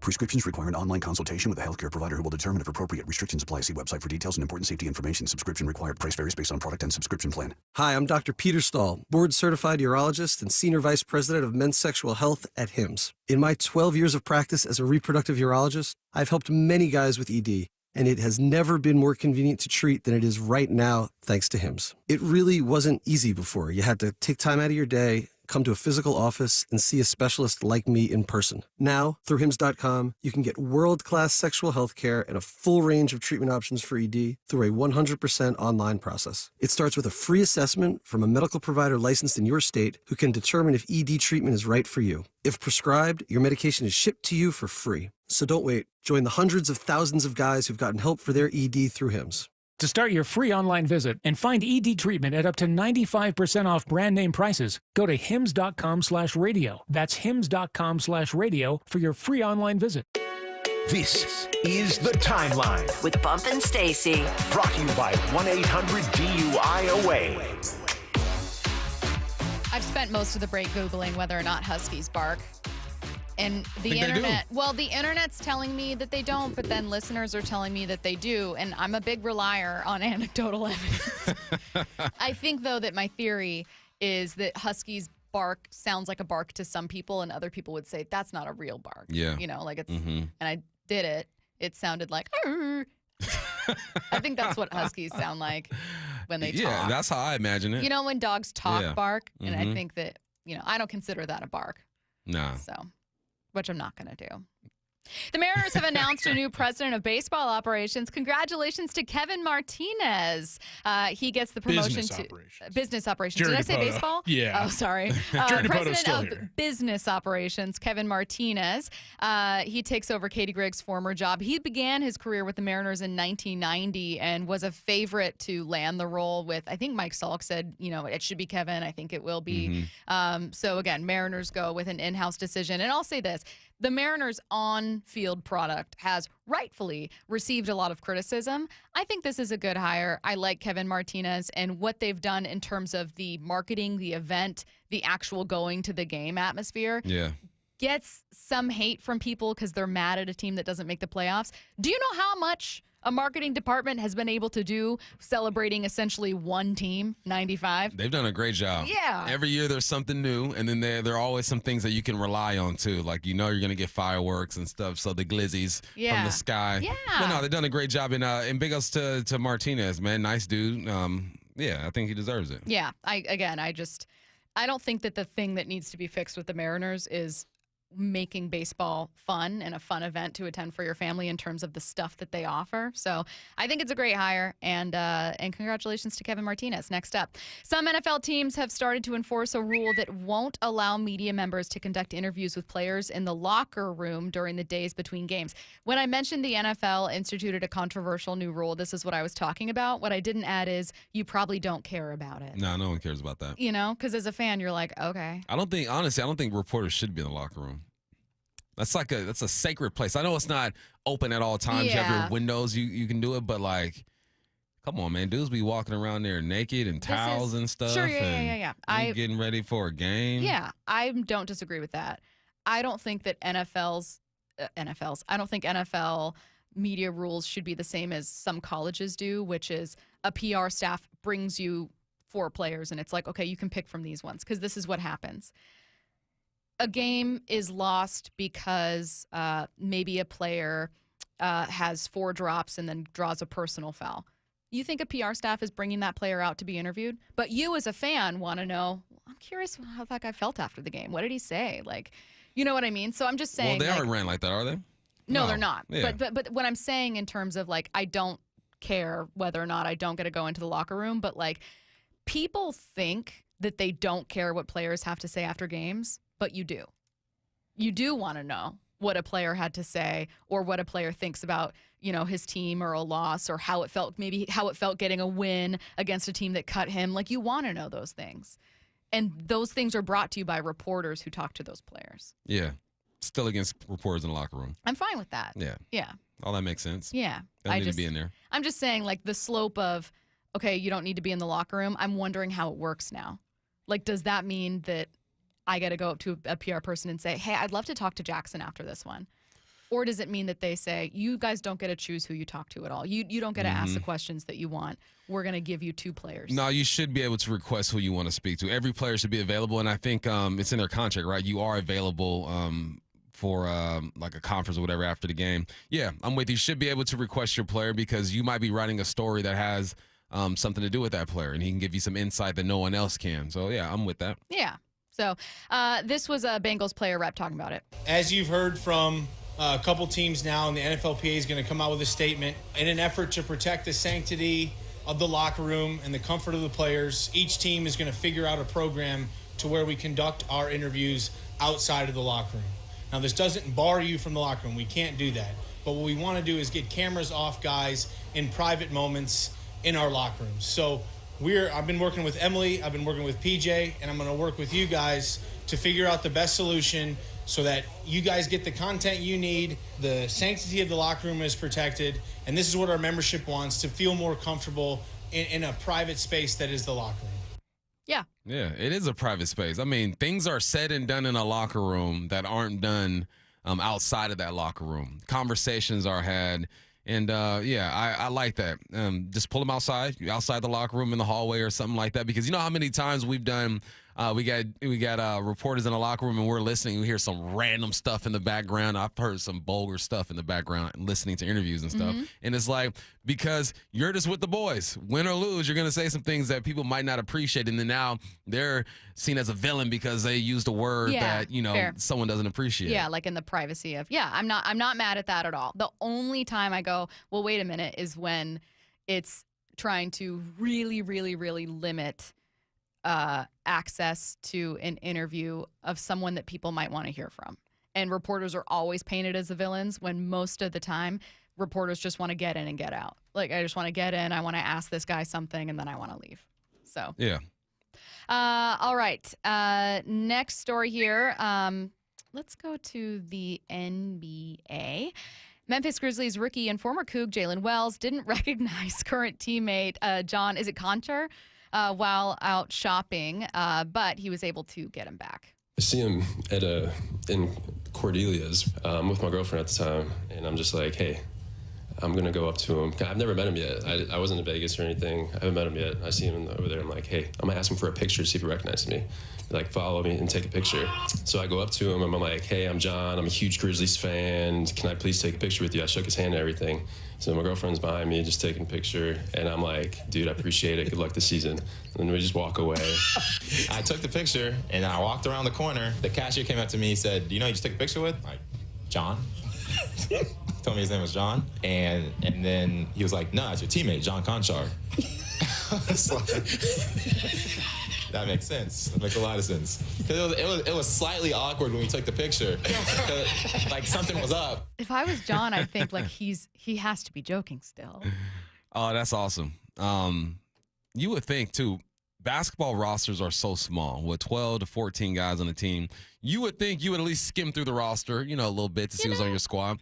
Football rosters are a bit different. I can understand a guy getting drafted not recognizing a teammate or whatnot, but that's fun. That's a very wholesome story right there. I love it too. The Cincinnati Reds next up stunned the baseball world by hiring Terry Francona to be their next manager. He retired as the Guardians manager after the 23 season due to health concerns. Many of you already know he won 2 World Series with the Red Sox in 04 and 07 and guided the Guardians to Game 7 of the 2016 World Series. Great hire by the Reds. Big ups. Reds keep doing it. Who's over there? France? How did France end up doing this year? Ty France. He finished with similar numbers to what he had here in Seattle. Okay. Well, Terry's going to change all that. They still have Noelvi Marte. They've got a pretty young ball club over there. Yeah. God, of course, we're talking about locker rooms, and people immediately turn it into, why can't you go into a women's locker room? Like, what does this have to do with anything? we're talking about just wanting to be able to request interviews. That's a good question, though. Are male reporters allowed in WNBA locker rooms? I sincerely don't know, but male reporters should be allowed to ask a PR staff to speak to any player that they want to after a game. But I'm curious, like, what is it? I don't know. That? I need to know. Yeah. Because I don't think they should. Yeah, and I don't think they should. Again, though, like you do the job that you're given. So, like, I know that there's this thing of like, you know what? I'm not even going to go on with this. I'm not. It's people wanting to fight, and it's really not worth it. It's time for the IRG. You don't like to fight? Huh? You don't like to fight? No, I love to fight. Like I love to argue. I love to spar. It's just, literally no one wants to be in a locker room when people are changing. Some people do. There are some nasty Sure, some people out weird there. people, but yeah, people mostly just care about like, can I just get this sound that I'm supposed to get for my job? Yeah, like that's all they care about. Yep. It's time for the IRG injury report brought to you by IRG injury. Brought to you by IRG Hand Therapy. I don't know, what am I looking at here? It's the Seahawks injury report. Not practicing was Byron Murphy, Jonathan Hankins, and Tyrese Knight. Don't go anywhere. After suffering their first loss of the season, the Seahawks are ready to get back to work. He's going to score 10-5. He dives in. Touchdown, Seahawks. Ken Walker III, welcome back, brother. This Sunday, the Hawks look to bounce back as they host the New York Giants. Coming underneath JSN on a quick throw backside Charbonnet. Down the near sideline, first down. Kickoff 1:25. Pre-game coverage starting at 10. Wow, pull one out of the back of the playbook. On your home for the Hawks, Seattle Sports. Welcome to IRG Sports Injury Update. We're with Shannon O'Kelly, physical therapist and president of IRG Physical and Hand Therapy. And our guest, Dr. Sid Bola, orthopedic surgeon with Everett Bone and Joint. Dr. Bola, welcome. Hey, I want to ask you a question. What does a person do with that semi-worn out knee? You know, for example, I'm 56, I have a little arthritis, but I don't think I'm ready for a total joint or I need that in-depth of a surgical procedure. I just want to stay active. What are some options for me? Since we can't truly reverse the arthritis once it's started, the first treatments are always about slowing progression through weight loss, rehabilitation, medications, injections. Then we have surgical options. We're looking to keep people as active as possible for as long as possible. We tailor our surgical options to their specific anatomic abnormalities, such as in the cartilage, the meniscus, ligaments, bone, and the joint mechanics. For example, we have some new techniques, such as we can take a small piece of cartilage, send it to the lab, grow more of it, and implant it back into the knee where there's missing cartilage. Other times, we can use tissue from a cadaver donor with healthy knees to replace a meniscus or cartilage that's missing. And in some patients, cutting and changing the shape of the bones can be very helpful. These can be big, complex surgeries with long recoveries, but for young patients can provide pain relief and allow them to return to sports without having a knee replacement. Wow, thanks, Dr. Bola. A lot of great options for that knee that's slightly worn out. If you want more information regarding sports injuries or knee arthritis, you can contact Dr. Bola at ebjproliancesurgeons.com. That's ebjproliancesurgeons.com. With over 40 neighborhood clinics around Washington, IRG has you covered. Let IRG be your family's physical therapist. Find the location nearest you at irgpt.com. That's irgpt.com. Well, it's buck season at Pacific Power Batteries with our $10 battery bucks for your next trip when you come and buy $100 worth of merchandise. Yes, these are for our dear customers who could use the dough. Pacific Power Batteries has lots of batteries for all of your outdoor gear this fall season. At our stores, some folks might get that deer in the headlights look at the variety of batteries for just about anything. Family owned since 1985, Pacific Power Batteries with batteries for everything. At aimyourdigital.com, we'll help you target the right audience, build your leads, and crush your quota. Take your business to the next level. Our digital marketing strategies help grow awareness of your product or service, all while building trust in your business. Our approach involves leveraging multiple tools and strategies to deliver exceptional results that are customized to your unique business needs. Don't wait to run out of sales leads. Keep your business growing. Get started with aimyourdigital.com today. If you're injured in the state of Washington, here's what matters. Who represents you matters. The experience of their staff matters. Their investigation team and track record of success matters. Davis Law Group was founded in Seattle and has been winning cases for more than 30 years. We know Washington State, we know our courts, and we know how to deliver the highest level of client satisfaction. And that's what matters. Headed outdoors or on the water this weekend? Check in with Joey and Nelly on the Outdoor Line from 6 to 8 a.m. every Saturday on SeattleSports.com. Did you know your skin is the largest organ of your body? Huh? That's why you should shower with Old Spice Super Hydration Body Wash instead of plain old bar soap. Love your skin by super hydrating it with vitamin B3 and glorious notes of vanilla and shea. Did you know that my super hydrated skin is the second largest organ of my body? The first is my heart. Old Spice. Men have skin too. Old Spice Super Hydration Body Wash. 24/7 renewing moisture. With daily use.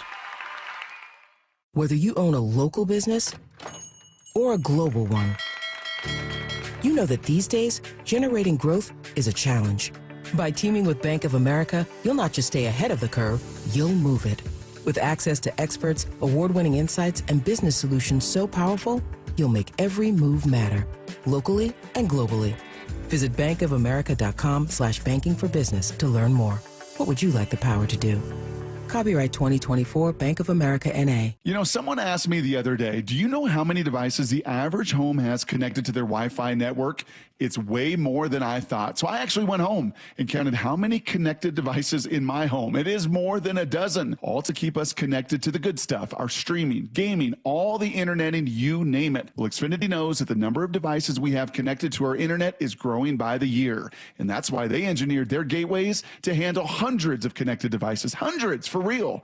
And now through October 10th, get 150 megabit Xfinity internet for just $19.99 a month for 12 months with a 1-year contract, and ask how to get an eligible free 5G phone with Xfinity Mobile. Make sure your home Wi-Fi can handle everything you throw at it and then some. Visit Xfinity.com, call 1-800-XFINITY, or visit a store to switch today. Xfinity, bring on the good stuff. Requires paperless billing and auto pay with store bank account. Equipment taxes and fees extra after promo. Regular rates apply. Xfinity Mobile requires Xfinity Internet. Actual speeds vary. 1-800-XFINITY. From the Quantum Fiber Studio. This is Bumpin' Stacy Weekdays 10 to 2. on Seattle Sports and 97.3 FM HD2. All right, we're going to go to college football in 15 and preview UW's upcoming game against number 10 Michigan with Nicole Auerbach. Again, it's coming up in 15 minutes. Before we get to it, let's talk about some Seahawks Giants injury updates ahead of Week 5. This was on the Mike McDonald preview with Steve Rabel that aired earlier today. So obviously a couple injuries we're tracking. 6 defensive starters ended up being out of that game against the Lions, with Julian Love being taken out during the game with a thigh injury. Of all of those players, Byron Murphy is the only one who didn't practice on Thursday, so that's good news. Tyrese Knight was not practicing, but it's listed as also a personal reason, so I'm not really including that here, and I'm also looking at starters. So we have Mike McDonald talking about those injury updates with Rabel. He had this to say. Hope is probably the best way to put it. It's eternal, absolutely. Yeah, I think we're optimistic. You know, you don't want to make any judgments in these situations like right now. Yeah. But, you know, it's looking everything like the guys are coming along. And that's like when the guys are out, you want to see progress. You know, when guys get setbacks, it's such a bummer. But there's been no setbacks up to this point. All right, no setbacks up to this point. That's the most important part of that entire cut. It's really good news. And I think it trends towards that means the guys who were improved to limited maybe playing or having a good chance to play. That includes Boye Mafe, Uchenna Nwosu, Leonard Williams. Yeah, it means that they're moving in the right direction, and it allows a coach to plan for that, right? You plan for having Williams or not, or Mafe or not, or Uchenna or not. It doesn't necessarily, I don't think, changes the way you attack a team, but it might change the way that you call a game. Maybe you're more aggressive because you have your guys. Maybe you're not as aggressive because you don't have them. So the more information on the players, the better. And him having a clear answer to where these guys are just helps the preparation. Let's go to the Giants side of things. So good news for the Seahawks. Again, Mike McDonald very tight-lipped about injuries, but that it sure looks like, based on the injury report and him saying there are no setbacks, that you could get a couple defensive starters back. Bad news for the New York Giants. We already knew that Malik Nabers with a concussion will not be playing. Jordan Renan of ESPN saying that running back Devin Singletary is listed as doubtful. Jordan adds, so good chance the Giants are without 57% of their total offense and 83% of their touchdowns in Seattle. Man, I don't want to say it, but I'm going to say it. Do it. No excuses. None. If Singletary does not play, Neighbors is out. Rondell, did we say his name right? Wandell. He's limited. He was limited at practice yesterday. There's no reason why you shouldn't win this ball game. This is where you get your swag back. You had swag against Detroit. Don't get it twisted. But with all these guys out, you take full advantage of it and dominate. Let's get it. Now, again, doubtful does not mean out. And I will add on that Devin Singletary told reporters that he feels better and likes his chances to play. And Christian McCaffrey was supposed to play 3 weeks ago. Yeah, I was going to say a player's always going to say, hey, I feel really good about it. But that's important information to include because he is not out and he says he feels good. I would kind of I would guess right now that he does not play. We already know Malik Neighbors doesn't. And to your point about being no excuses, the real battle is between if I have to choose one battle of the game, Seahawks offensive line against the defensive line for the Giants. Right. That's what I'm looking at. Yep. That's the biggest one. That's where the Giants have the most talent. Obviously, you have one of the best receivers in the game so far up to this point, and Neighbors on the outside. He's not going to be there. But the collection of talent, they have that in the box, man. Dexter Lawrence. I rarely watch a nose tackle, a one technique, and just zone in on him and appreciate what he's doing because typically he's taking on double teams. He's just trying to stalemate and keep linebackers clean. But Dexter Lawrence can move mountains. He's a big human being, and it's fun to watch. So look at that matchup, man. See how Connor Williams and the guards handle that. I do think that's one of the most important things to point to is the stars or recognizable names that they do have on this roster. And while I started the show by saying, hey, I'm trying not to look past the Giants, but, God, this is a great matchup for Seattle on paper. Another thing I'd want to point to is 17-12, which was the score in 2020 of a game in which Colt McCoy and the Giants beat the Seattle Seahawks that were then headed up by, it was a fairly healthy team. Russell Wilson was starting.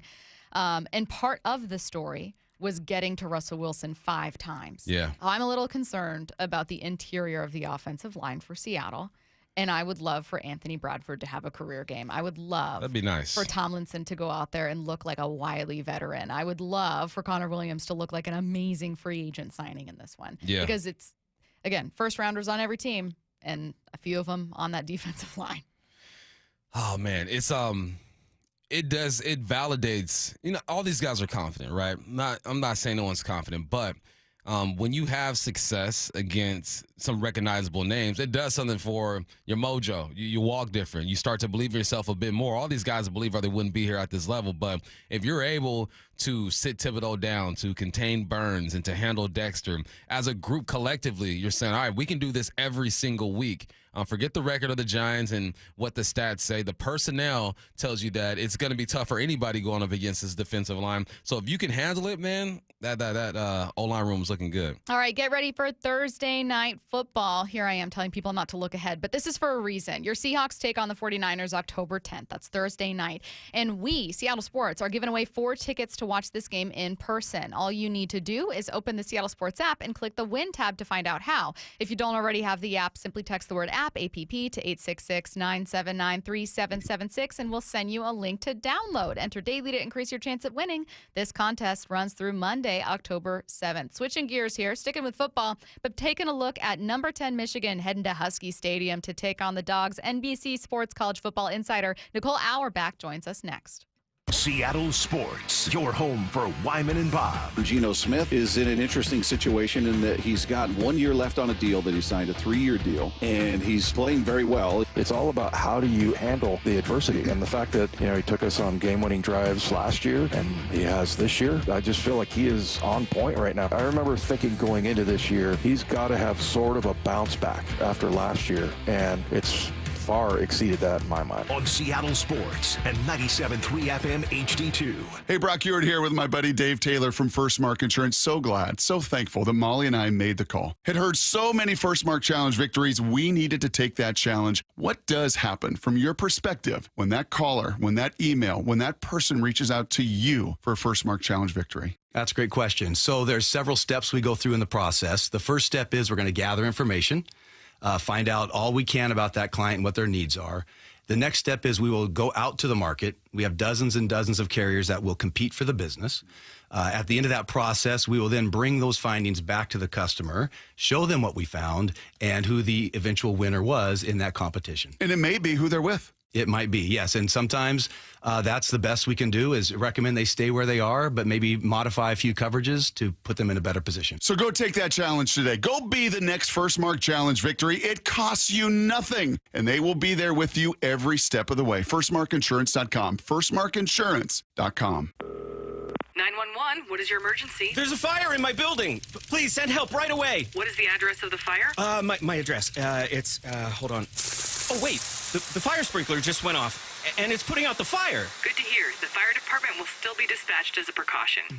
Fires are fast, but fire sprinklers are faster. Fire sprinklers get water on a fire immediately to protect you and your property. Install fire sprinklers in your home or business today. Brought to you by Puget Sound Area Fire Protection Contractors. Endless hours of research, seeking referrals, dozens of calls. Hiring the right attorney can be a challenging process during an already difficult time. J.P. Pendergast with Pendergast Law explains. In Washington State, Tom, there are thousands of attorneys to choose from. Referrals and online research can be helpful, but discovering the right attorney requires a conversation. It can be hard to identify integrity and authenticity without that interaction. So, what do you recommend? We encourage anyone looking for personal injury representation to call for a free consultation with our team before making a decision simply based on referrals or online research. Accident victims need an attorney that listens, demonstrates honesty, and is genuinely understanding of their unique circumstances. The care, attention, and preparation that our firm provides throughout the case mirrors the effort involved when taking on the insurance companies. Save time and avoid mistakes after an injury. Contact the caring and compassionate team at Pendergast Law. If you or a loved one has been injured in a car accident, call Pendergast Law. We can help. At the UPS Store, we understand the importance of a first impression. That's why we're here to help you put your best foot forward and be unstoppable with our printing services. With high-quality paper stock options, banners, business cards, menus, and more, we make sure your small business stands out and your message reaches the masses. After all, we're the one-stop prints that pop store. Most locations are independently owned. Product, services, prices, and hours of operation may vary. See Center for details. The UPS Store. Be unstoppable. Come into your local store today and get your print on. Did you know your skin is the largest organ of your body? Huh? That's why you should shower with Old Spice Super Hydration Body Wash instead of plain old bar soap. Love your skin by super hydrating it with vitamin B3 and glorious notes of vanilla and shea. Did you know that my super hydrated skin is the second largest organ of my body? The first is my heart. Old Spice. Men have skin too. Old Spice Super Hydration Body Wash. 24/7 renewing moisture with daily use.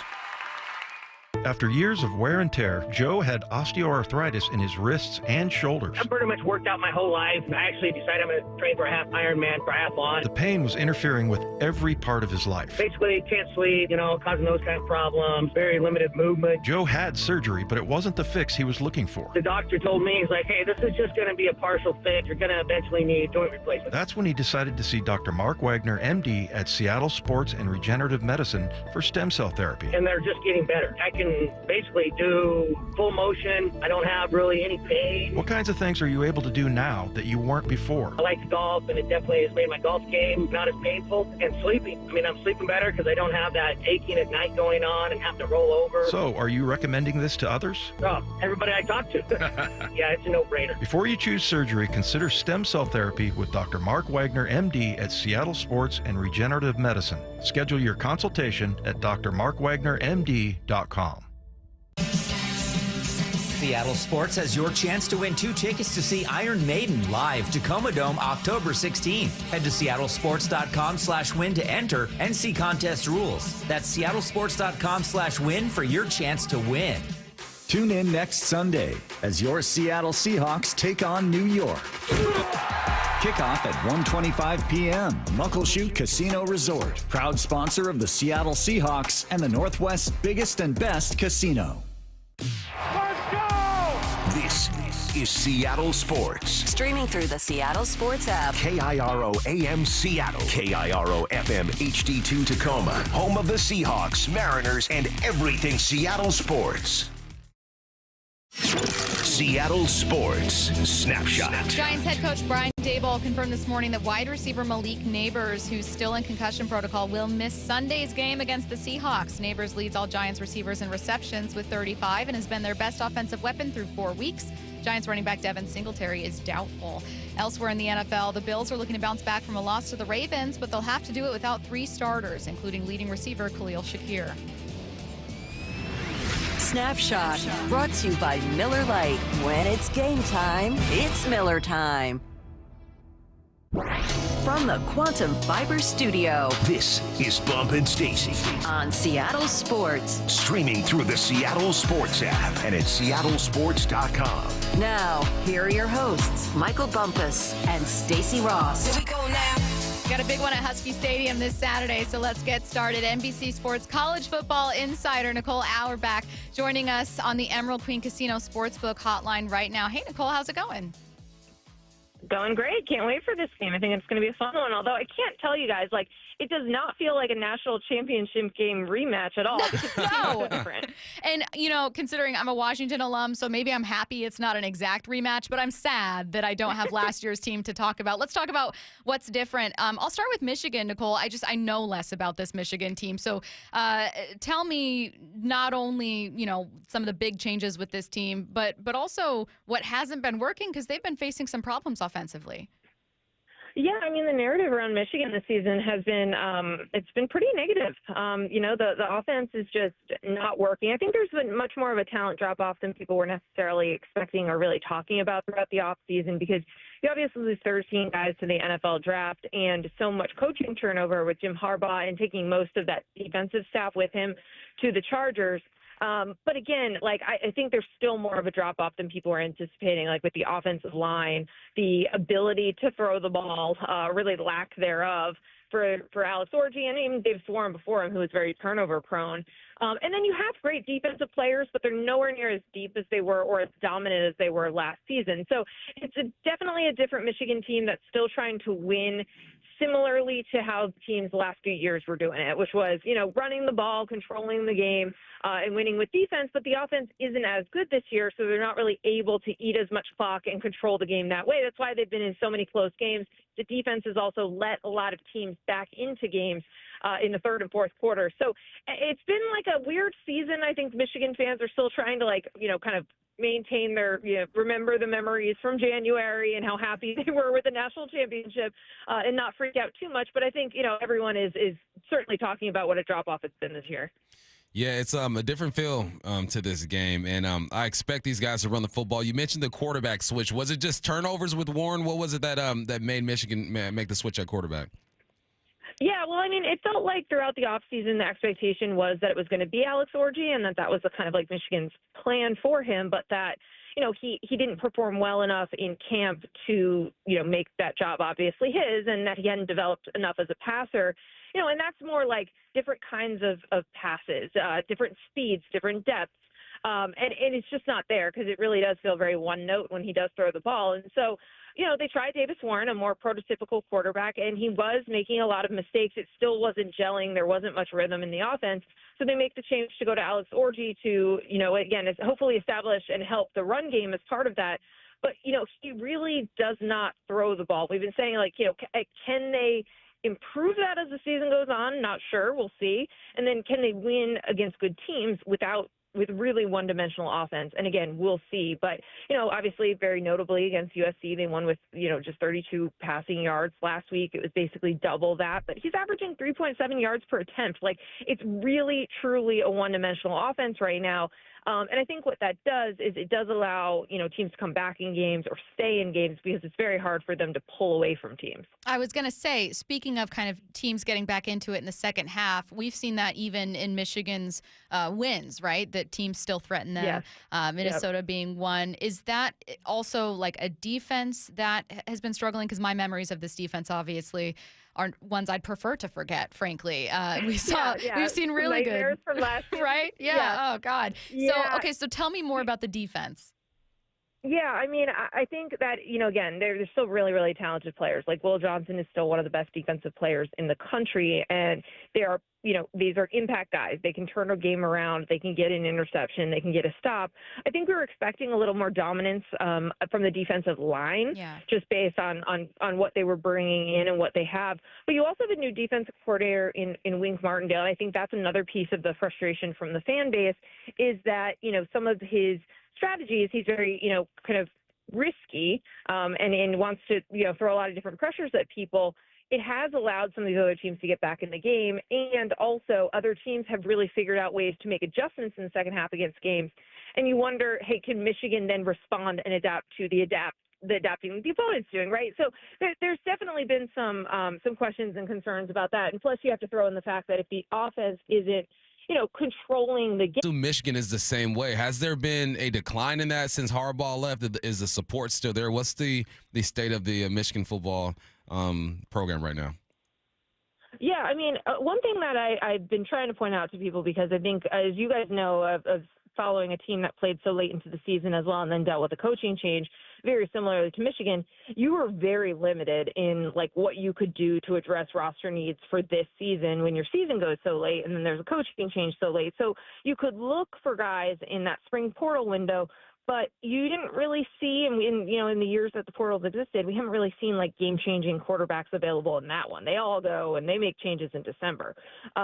So even if you were concerned, and this is something that people have wondered about Harbaugh and Sharon more, but Harbaugh too, because even if he had stayed, this would have been his quarterback situation. Why weren't they more active there in addressing that need and elevating a quarterback position? But again, so there was a lot that was very limited with this particular offseason, just with the timing of all the moves that went down and then staffing changes. This isn't even just on Sharon. It's not, an indictment on the support around the football program. I just think it was a lack of planning for the future past, last season where you had so many guys come back. You still had J.J. McCarthy. You had a lot of pieces.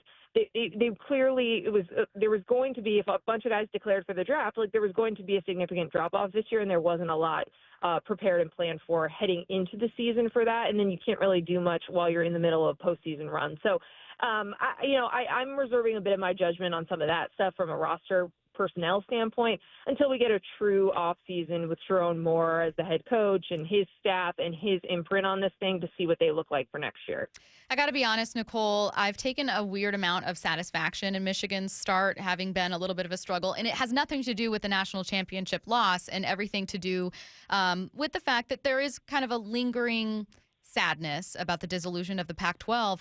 And I think that there was an assumption very fairly on the part of many people that the schools entering the Big Ten would be suffering, that it would be, they won't be able to hang with these big, Big Ten schools. And I look at Ohio State and I go, yeah, under no circumstances would I want to play Ohio State. Don't get me wrong. You're talking about a different booster universe. You're talking about five-star recruits. $20 million. Yeah, and it's okay.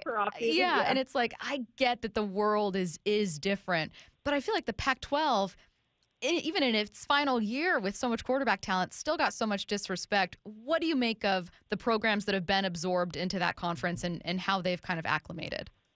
Well, I tried to fight that last year with you guys. I mean, I was trying to bang the drum all offseason, heading into last season, saying that the Pac-12 was going to be the most fun conference and the best quarterbacks. And, I do think eventually by the end of the season certainly got that respect. I do think it's been a little bit of a mixed bag. I mean, I think everyone was really high on Oregon coming into the season, and, they had just kind of rusty first couple games of the season. I picked them to win the national championship, mostly because I have a lot of coworkers who kept picking Georgia and Ohio State. So I was like, all right, let's go with Oregon. Let's buy into the Ducks. But we'll learn a lot about them in a week when they go against Ohio State, and we'll kind of see how that uppermost echelon in the conference shakes out. Now, Washington's an interesting one because just a total rebuild from a roster standpoint, coaching standpoint, and the fact that, and I'm sure, I'm not telling you guys any breaking news here, they should be 5-0 if you don't make a couple of mistakes in a couple key moments in these games these last few weeks. But I do think, the mixed bag continues with a USC team that everyone saw them, throw a lot onto the defensive side of the ball and trying to fix things and hiring basically, every defensive coordinator in the country who does something and putting together a staff to fix, just basic things like, tackling in space and being in the right positions. And they have improved defensively. So I think that changes the outlook of what you see for USC. UCLA, it's a rough year. It's going to continue to be a rough year. We had that Indiana UCLA game where they just got soundly beat by Kurt Signetti and company in year one. So I mean that's going to be a tough one, I think. But for the most part, I feel like the schools are about where I thought they were. I think just the questions in the Big Ten right now are outside of Ohio State. What is the pecking order? Right. Where does Penn State fit in? Where does Oregon fit in? And so that's I think. We'll get some certainty with that. And I think Michigan, Washington will help as we're trying to figure out kind of that middle and mid to top part of the conference. But it's definitely a mixed bag. And I don't think it's anything to do with the quality of play. I think it's just where those individual rosters were. Excuse me. When this matchup, it's kind of weird because Michigan's ranked 10. Obviously, UW has had a little bit of its struggles this year.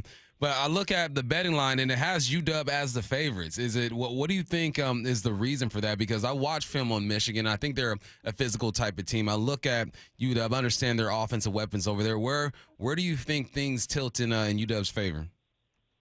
Yeah, I mean, I think, obviously this game is going to be played there. And I think there's just a lot of questions about Michigan as we've kind of gone over the course of this interview.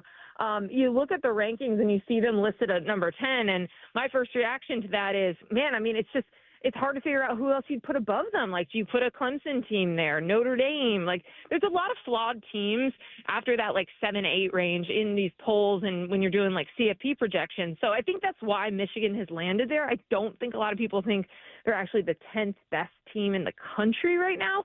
So I think it's just that. I think it's that skepticism, the skepticism that Michigan can actually, go on the road and beat good teams with a really one-dimensional team that opponents should be able to figure out a way to stop. So I think that's what it is. And just, again, kind of a uncertainty about Washington and feels that okay, there's been some bad penalties. There's been some mistakes, a bad fourth down call. But otherwise, it's been a pretty good team. And if you're going to if you're deciding in a game that's really close and one team's at home and one team has a better quarterback, I can see why Vegas gets there and favors the Huskies. Coverage for Washington and number 10 Michigan starts tomorrow at 4:30 p.m. on NBC and Peacock. Nicole, while we have you for just a few more minutes, I wanted to check in on Pac-12 and their expansion efforts just very quickly. I know you've been covering this closely.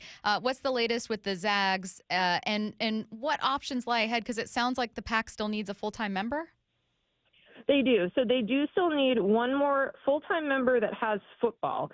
I double-checked on this the other day. It cannot just be a football-only member just to get to 8 minimum. You guys know there's weird NCAA rules around, Division I and then FBS. And then obviously they're going to eventually need to go to the CFP and say, hey, can we be considered a conference again so that our conference champion can be in the mix for those conference champion AQ spots? But yeah, so all of that still needs to happen. It does seem like, now that you've got Gonzaga in the fold and you believe that that's been a huge boost to your media evaluation, that those folks in charge want to go see what that actually looks like, because that is part of the uncertainty when you've been going to different schools, including the American schools that I know everyone's been really focused on, the Memphises and the USFs and Tulane's, you're projecting, I've just talked to different folks who've seen the presentations, it's really risky because it's just media evaluations that are estimated by a consultant. So I think they want to get some more data and figure out exactly what media deals could look like and have more information as they, continue to eventually have to figure out who that last member is, or maybe you go above 8. But I think that's the piece that's happening right now. And again, you still have a lot of time. You just need to have the member willing and ready to start on July 1, 2026. So I know it's been a flurry of activity. And, I think that was in part by design. You bring in 4 new schools and you make it known that you're looking for at least 2 more and to try, drum up some excitement. But I think this makes sense from a logical standpoint, to go to market, go talk to potential partners and see what that market looks like. And maybe you can have something more concrete if you eventually circle back with anyone. Make sure you're following Nicole at Nicole Auerbach on X.com for updates there. And importantly, big game this weekend. So we got to kind of forget for a moment about expansion efforts and just focus on actual college football being played. Thank you so much for your preview, Nicole. Thanks, Nicole. All right. Thanks for having me. And by the way, tune in a half hour early. We'll be on for the pregame show, getting you all set for the game. Awesome. Sounds good. Thanks so much. All right. Thanks, guys. Again, coverage starts 4:30 p.m. NBC and Peacock. Make sure you tune in early to check Nicole on coverage there for NBC Sports. Again, NBC Sports and on Peacock. It's a Football Friday powered by the Snoqualmie Casino Sportsbook. Let's get to headline rewrites. Extra, extra, read all about it. Headline rewrites. We must make headlines. The real story behind the headlines in today's news with Bubba and Stacy. Headline number 1. Fun one last night on Thursday Night Football. Thanks over 500 yards from Kirk Cousins. The Falcons, they walked off the Bucs in overtime and now are tied atop the NFC South. What's the real headline? Suddenly, the next 4 games look even harder for the Seahawks. That means after the Falcons were kind of struggling in week 1, if you looked at this stretch and thought, oh, great, Giants and Falcons within 4 weeks, you're wrong. You're so wrong because you have the 49ers, Bills, and Falcons awaiting you after this Sunday. Yeah, I wasn't one of those people. I saw the roster, the depth chart of Atlanta, and I'll go, yeah, they're going to be tough, man. They got too many offensive weapons over there. Their 2 losses are to Kansas City, 22-17. I have some feelings about that one. And then Pittsburgh, 18-10. Other than that, they've been pretty solid, man. Kirk Cousins just finds a way to keep on winning, man. I don't know what it is. He lives a good life. He's a good man. He's doubted, but for some reason, he keeps coming through in the clutch. Loves Coles. Loves Coles. The answer for him is, can you do it when it's really time to get it done, right? Can you win the big one? They have, the 9th-ranked offense in the league right now. They're on the football. They're the 3rd-ranked offense in the league. Running the rock, they can improve a little bit there. They're down towards the bottom 3rd of the league. But they're winning ball games, man. That's all you can ask for. That was a big win last night against Tampa Bay. I don't know how to explain it, but you guys, doesn't Kirk Cousins seem like someone who would whistle if he sees a really nice lawn? Yeah. Oh, yeah. You know? Like, he just seems like someone that would loop his thumbs through his belt loops and just go, it's beautiful. Beautiful. Look at those lines. He looks like when he's walking down the street, he walks with his arms behind his back, just kind of looking around. Yeah. I hope that's what a lovely day. Walks to and from the huddle. You mentioned that game against the Chiefs where you have your thoughts, and it reminded me of how close they were, and I just thought the Falcons could have a sincerely great record were it not for some bad luck in a few of those. Some penalties that were called that were kind of suspect. Yeah. They've had close games, but they've importantly been in those games against really quality opponents. There really isn't too many horrible teams in the league right now. There's only one winless team, the Jacksonville Jaguars. And you know what? The Panthers are pretty bad, too. But other than that, every team's competitive, man. Can't sleep on anybody. Not at all. Headline rewrites. Headline number 2, Washington hosts number 10 Michigan in a rematch of last year's national championship game. What's the real headline? Literally the only thing that's the same from last year are the names of the schools. That's it. That's all. New quarterbacks, new coaches, 31 players left UW, 18 left Michigan. These teams were at the top of the world, Craig, just a year ago, less than a year ago. But this is college football, man. It's like every year, if you are a team like UW, maybe Michigan, I think Michigan will be a bit better. It's like you got to reinvent yourself, especially when you have new coaches, right? As soon as a coach leaves University of Power 5, expect 18 to 20 players to dip with them because they went to that school to play for that coach. And then if you are a player who has success, your university better be ready to pay up. Like, there are so many layers to college football now. I think it's good in some ways. Guys are able to get paid and profit off of their name, image, and likeness. But I also think that the athletes that do hit the portal who aren't for sure that they're going somewhere get lost in the mix, and you can ruin your college experience. So I think we're seeing the effect of the portal and coaching changes with Michigan and UW, who 6-8 months ago were playing for a national title. Headline rewrites. Headline number 3, the Mets came back with 4 runs in the 9th inning to stun the Brewers. 3 of those came on this home run from Pete Alonso. Williams sets. Here's the pitch. Swinging a fly ball to right field. Pretty well hit. Freeland back at the wall. He jumps. It's gone. He did it. He did it. Pete Alonso with the most memorable home run of his career. Pumps his fist as he rounds second. It's a 3-run homer. He's given the Mets a 3-2 lead. They all pour out of the dugout. What's the real headline? Yeah, spending sure did backfire for the Mets, finding themselves deep in the playoffs. I'm not asking the Mariners to spend like that. Just spend a little more, just a little bit. What, at 145 this year? Julio's going to go up to 18, 20 million. So naturally the payroll is going to go up. But outside, I want you to grab somebody from the outside. But listen, man, talent wins. coaches push you in the right direction. They hold you accountable. They build a culture or whatnot. Yeah. But it's the players that win ball games. And Alonso was out there for a little bit, but then the Mets, they wisened up and said, no, we're going to keep this young man. And look at him coming through clutch, man. We need some clutch moments over here in Seattle. Devin Williams was the one who gave up that go-ahead game-winning, ultimately, home run. John Boy has a breakdown of Williams tipping his pitches. It's fascinating. Have you guys checked it out? I haven't. He talks about the game within the game. The game within the game. But then you, as I feel every time I watch John Boy videos, you watch it and you go, oh my God, he's right.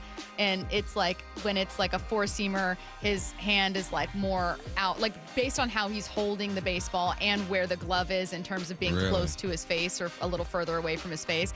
And then as he's showing this video, in the video you can see Pete Alonso picking up on it, that he can start the way that he's positioning or like deciding to hold off on certain things. He's like, you can see that Pete knows that like the fastball's coming here. So then he decides to, pull back here. It's a really fascinating breakdown. I wish that I could recognize these things in the moment the way that some of these guys do. I simply cannot, but it's fascinating to watch back. What did you guys make of Jesse Winker spiking his helmet? It's shattering into pieces on home plate after he had scored one of the runs in the 9th inning yesterday. That was chill, bro. Yeah. Yeah. Relax. Take it down a couple notches. Come on now. What are you doing? He had a weird series too because he got into it with Willie Adames. Yeah. And then Willie Adames was waiting for him in the parking lot. Like they were like, oh, meet me in the parking lot after the game. Adames was ready. He was ready to throw hands with Jesse Winker. Yeah. Jesse Winker is someone whose attitude, general vibe, I think, make a lot of fans think that Seattle moving on from him was a huge mistake. But he was also an objectively bad player with Seattle. Yeah, it wasn't good. So he's one of those guys where people will be like, what about Jesse Winker? And I'm like, I don't know, man. I don't think that was a great fit. Yeah, like, I don't. There were not a lot of people in that clubhouse that got along with him. No, and sometimes someone can succeed somewhere else and it works for them, and it doesn't mean that them moving on from you was a bad idea. Like, for instance, maybe I'm wrong. Tell me if you guys disagree. I don't know that Jared Kelenic would have somehow tapped into another gear here and thrived. I think that time was just kind of done, and that fit was just kind of done. Personality matters, especially when it's a smaller group. What is it, about 20 guys in the dugout? It's an intimate type of setting. In football, I think you can get away with it more. Like I played with dudes that I wouldn't talk to as soon as I left the facility, and probably didn't talk to them much when I was in the facility. But there's so many moving parts to a football team that you can do that. But in baseball, everyone's fielding, everyone's at bat. You spend a lot of time together. You're on the road a lot together. It's very intimate. So if you're not meshing well, that can affect your play as well. I think Jared Kelenic's personality affected his play here at times. And I think the same thing happened with Jesse Winker, and he was always hurt with his back or something, killing him and stuff. So, yeah, it's important that you find the right fit. Just because you're talented doesn't mean that the team you're on is the right fit for you. Did you guys also see some theatrics from one fan at the Padres game? No. Curtis, did you see this? No. This fan is walking down the aisle, and he's wearing a Clayton Kershaw jersey. Oh, I did and see that, everyone, like this entire section of fans, are booing him. Love it. So then he stops. He rips off the jersey. It's a Padres fan. Ah, he would have got you. But He got you. My guy. I would have been up like, be strong. Be strong. And they'd be like, wait, no. No! I saw that and I was like, God, I wish we had playoff baseball here. Like, That's just awesome. the idea. And then the entire crowd erupts. Yeah. People are throwing their beers. Like, yeah. Like, it's such a fun vibe. I was so envious watching these Padres fans having the time of their lives. Just such a bummer. We're going to get back to the NFL. Let's lighten things up here by talking about another team's drama coming your way next. After suffering their first loss of the season, the Seahawks are ready to get back to work. He's going to score 10-5. He dives in. Touchdown, Seahawks. Ken Walker III, welcome back, brother. This Sunday, the Hawks look to bounce back as they host the New York Giants. Coming underneath JSN on a quick throw backside Charbonnet. Down the near sideline, first down. Kickoff 1:25. Pregame coverage starting at 10. Wow, pull one out of the back of the playbook. On your home for the Hawks, Seattle Sports. Hey, Brock Hewitt here with Shannon O'Kelly, President and CEO of IRG Physical and Hand Therapy. Shannon, I can feel it. The leaves are changing. The weather's changing a little bit. Summer activities turn into fall activities. What does that mean seasonally at IRG? Well, at IRG, there is no season. We have direct access. So what we talk about direct access, Brock, is, the summer's over, fall's coming, winter's going to be here, but there's always a good season to get into physical therapy. And when I say direct access in the state of Washington, what that means is if you get up in the morning or have a weekend where you did something and you have a sore back, for example, you do not need to get a referral from your doctor to come see a physical therapist. We can get you in, get treatment started. We know the earlier we get a patient in, the better outcomes that the patient is going to experience, and that's what it's all about, direct access. We'll take care of it for you. Call IRG, and we'll get you in. With convenient neighborhood locations, you never have to travel far. Visit irgpt.com to get scheduled today. That's irgpt.com. Some people just know they could save hundreds on car insurance by checking Allstate first. Like to check your sunroof is closed first before driving through the car wash. Whoa, whoa, whoa, whoa, whoa, whoa. Oh, no. Wait, whoa, whoa. Yeah, checking first is smart. So check Allstate first for a quote that could save you hundreds. You're in good hands with Allstate. Savings vary. Terms apply. Allstate Fire and Casualty Insurance Company and affiliates, Northbrook, Illinois. What's wrong? My travel rewards card didn't earn enough miles for my vacation. Are you crying? Are you crying because of that other credit card? Uh-huh. Well, switch to the Capital One Venture card. Venture lets you redeem miles on any travel purchase. Really? Yep, and you earn unlimited double miles on every purchase every single day. The Capital One Venture card. What's in your wallet? Terms apply. See CapitalOne.com for details. When the hot water needs to be hot, when the drain needs to drain, when the toilet needs to flush, you need to do two things. Stop freaking and call Beacon. Beacon Plumbing, Heating, and Mechanical. On call and there when you need them most. 1-800-FREAKIN or beaconplumbing.net. Lead generation is one of the most important aspects of any marketing campaign. So let us help you identify your target audience and market your products or services to them. Go to aimyourdigital.com today. aimyourdigital.com. I'm Bradley Johnson with 1-800-DUI-AWAY. Let's talk about hockey. Don't you love a sport where it's almost fair game to throw off your gloves and bare knuckle it in that gray area? Hockey brings excitement, intensity, passion, often drinking. It's like a party with a puck. If you enjoy too many shots at the bar while watching slap shots on the ice, don't try to make a breakaway because the police won't just stonewall your goal. They're much more likely to throw you in that penalty box. And it won't be just a few minutes to think about what you did. Go ahead, enjoy cracking one open. Just don't overdo it. Call 1-800-DUI-AWAY or go to 1-800-DUI-AWAY.com for your free private consultation. Hockey is one of the only sports where you can wrap around the goal and there's no out of bounds. But the roadway is a different story. Call 1-800-DUI-AWAY. 1-800-DUI-AWAY. The Mike McDonald Show. The first word from the head coach after every Seahawks game. We want to play a certain way, and you're just going to chisel away at it every day. Presented by Emerald Queen Casino. Seahawks Insider. Brought to you by Pacific Lamp and Supply. Now here's Maura Dooley. The Giants may only have one win so far this season, but their defense is playing well. They're just outside the top 10 and currently third in sacks with 15 so far this season. Yesterday, Geno Smith talked about the offense's approach heading into this matchup. Obviously, they're pretty stout up front. That gives them the advantage to just rush forward and drop more guys in coverage. So they'll have an extra guy to maybe double someone, or there's a lurk backer or a safety somewhere trying to read my eyes so that he can get a interception. And so just being great with understanding the coverage.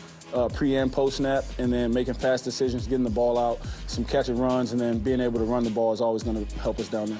The Seahawks Insider is brought to you by Pacific Lamp and Supply. For the latest on the Seahawks anytime, go to seattlesports.com.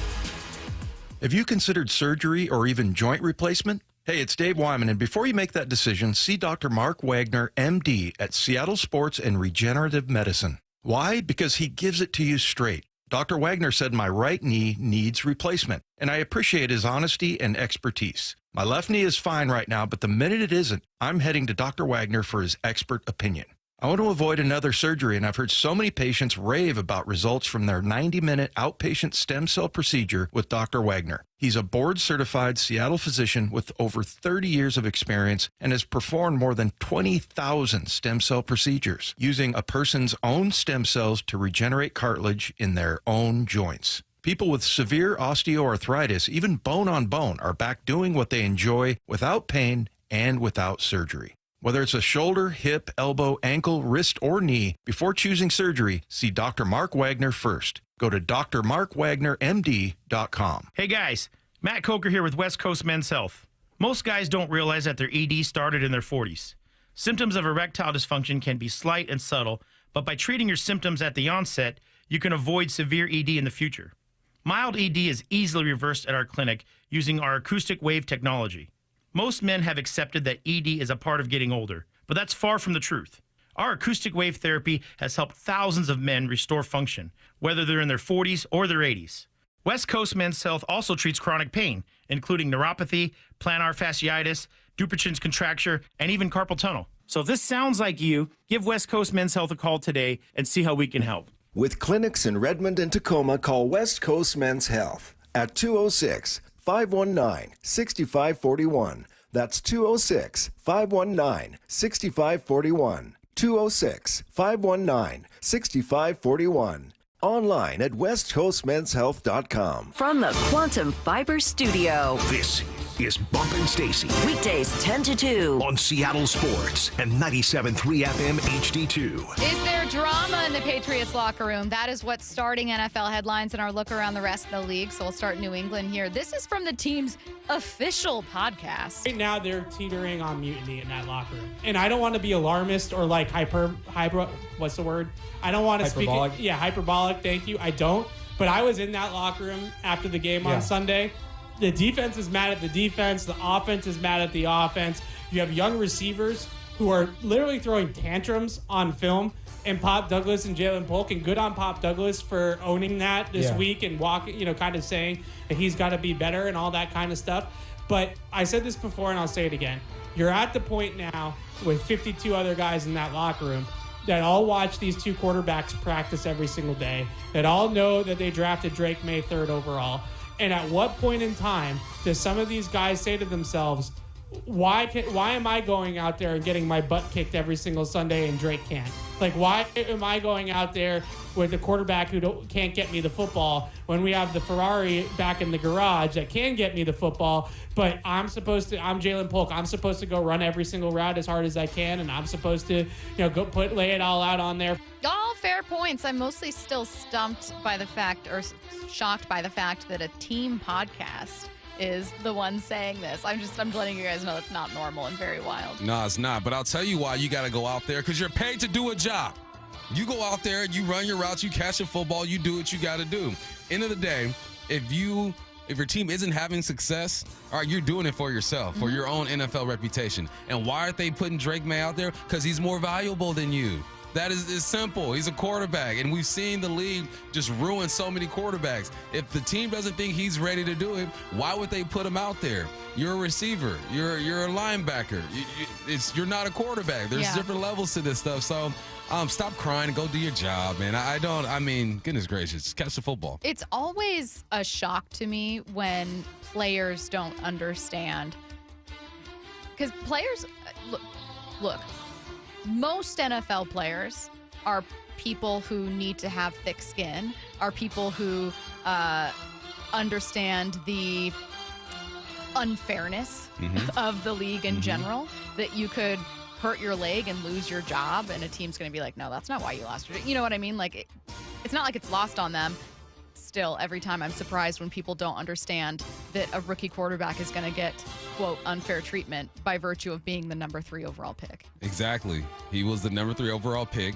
He gives the franchise a hope that you just don't give them. You can contribute to that hope with that quarterback, but your main job is to make sure that you don't ruin it.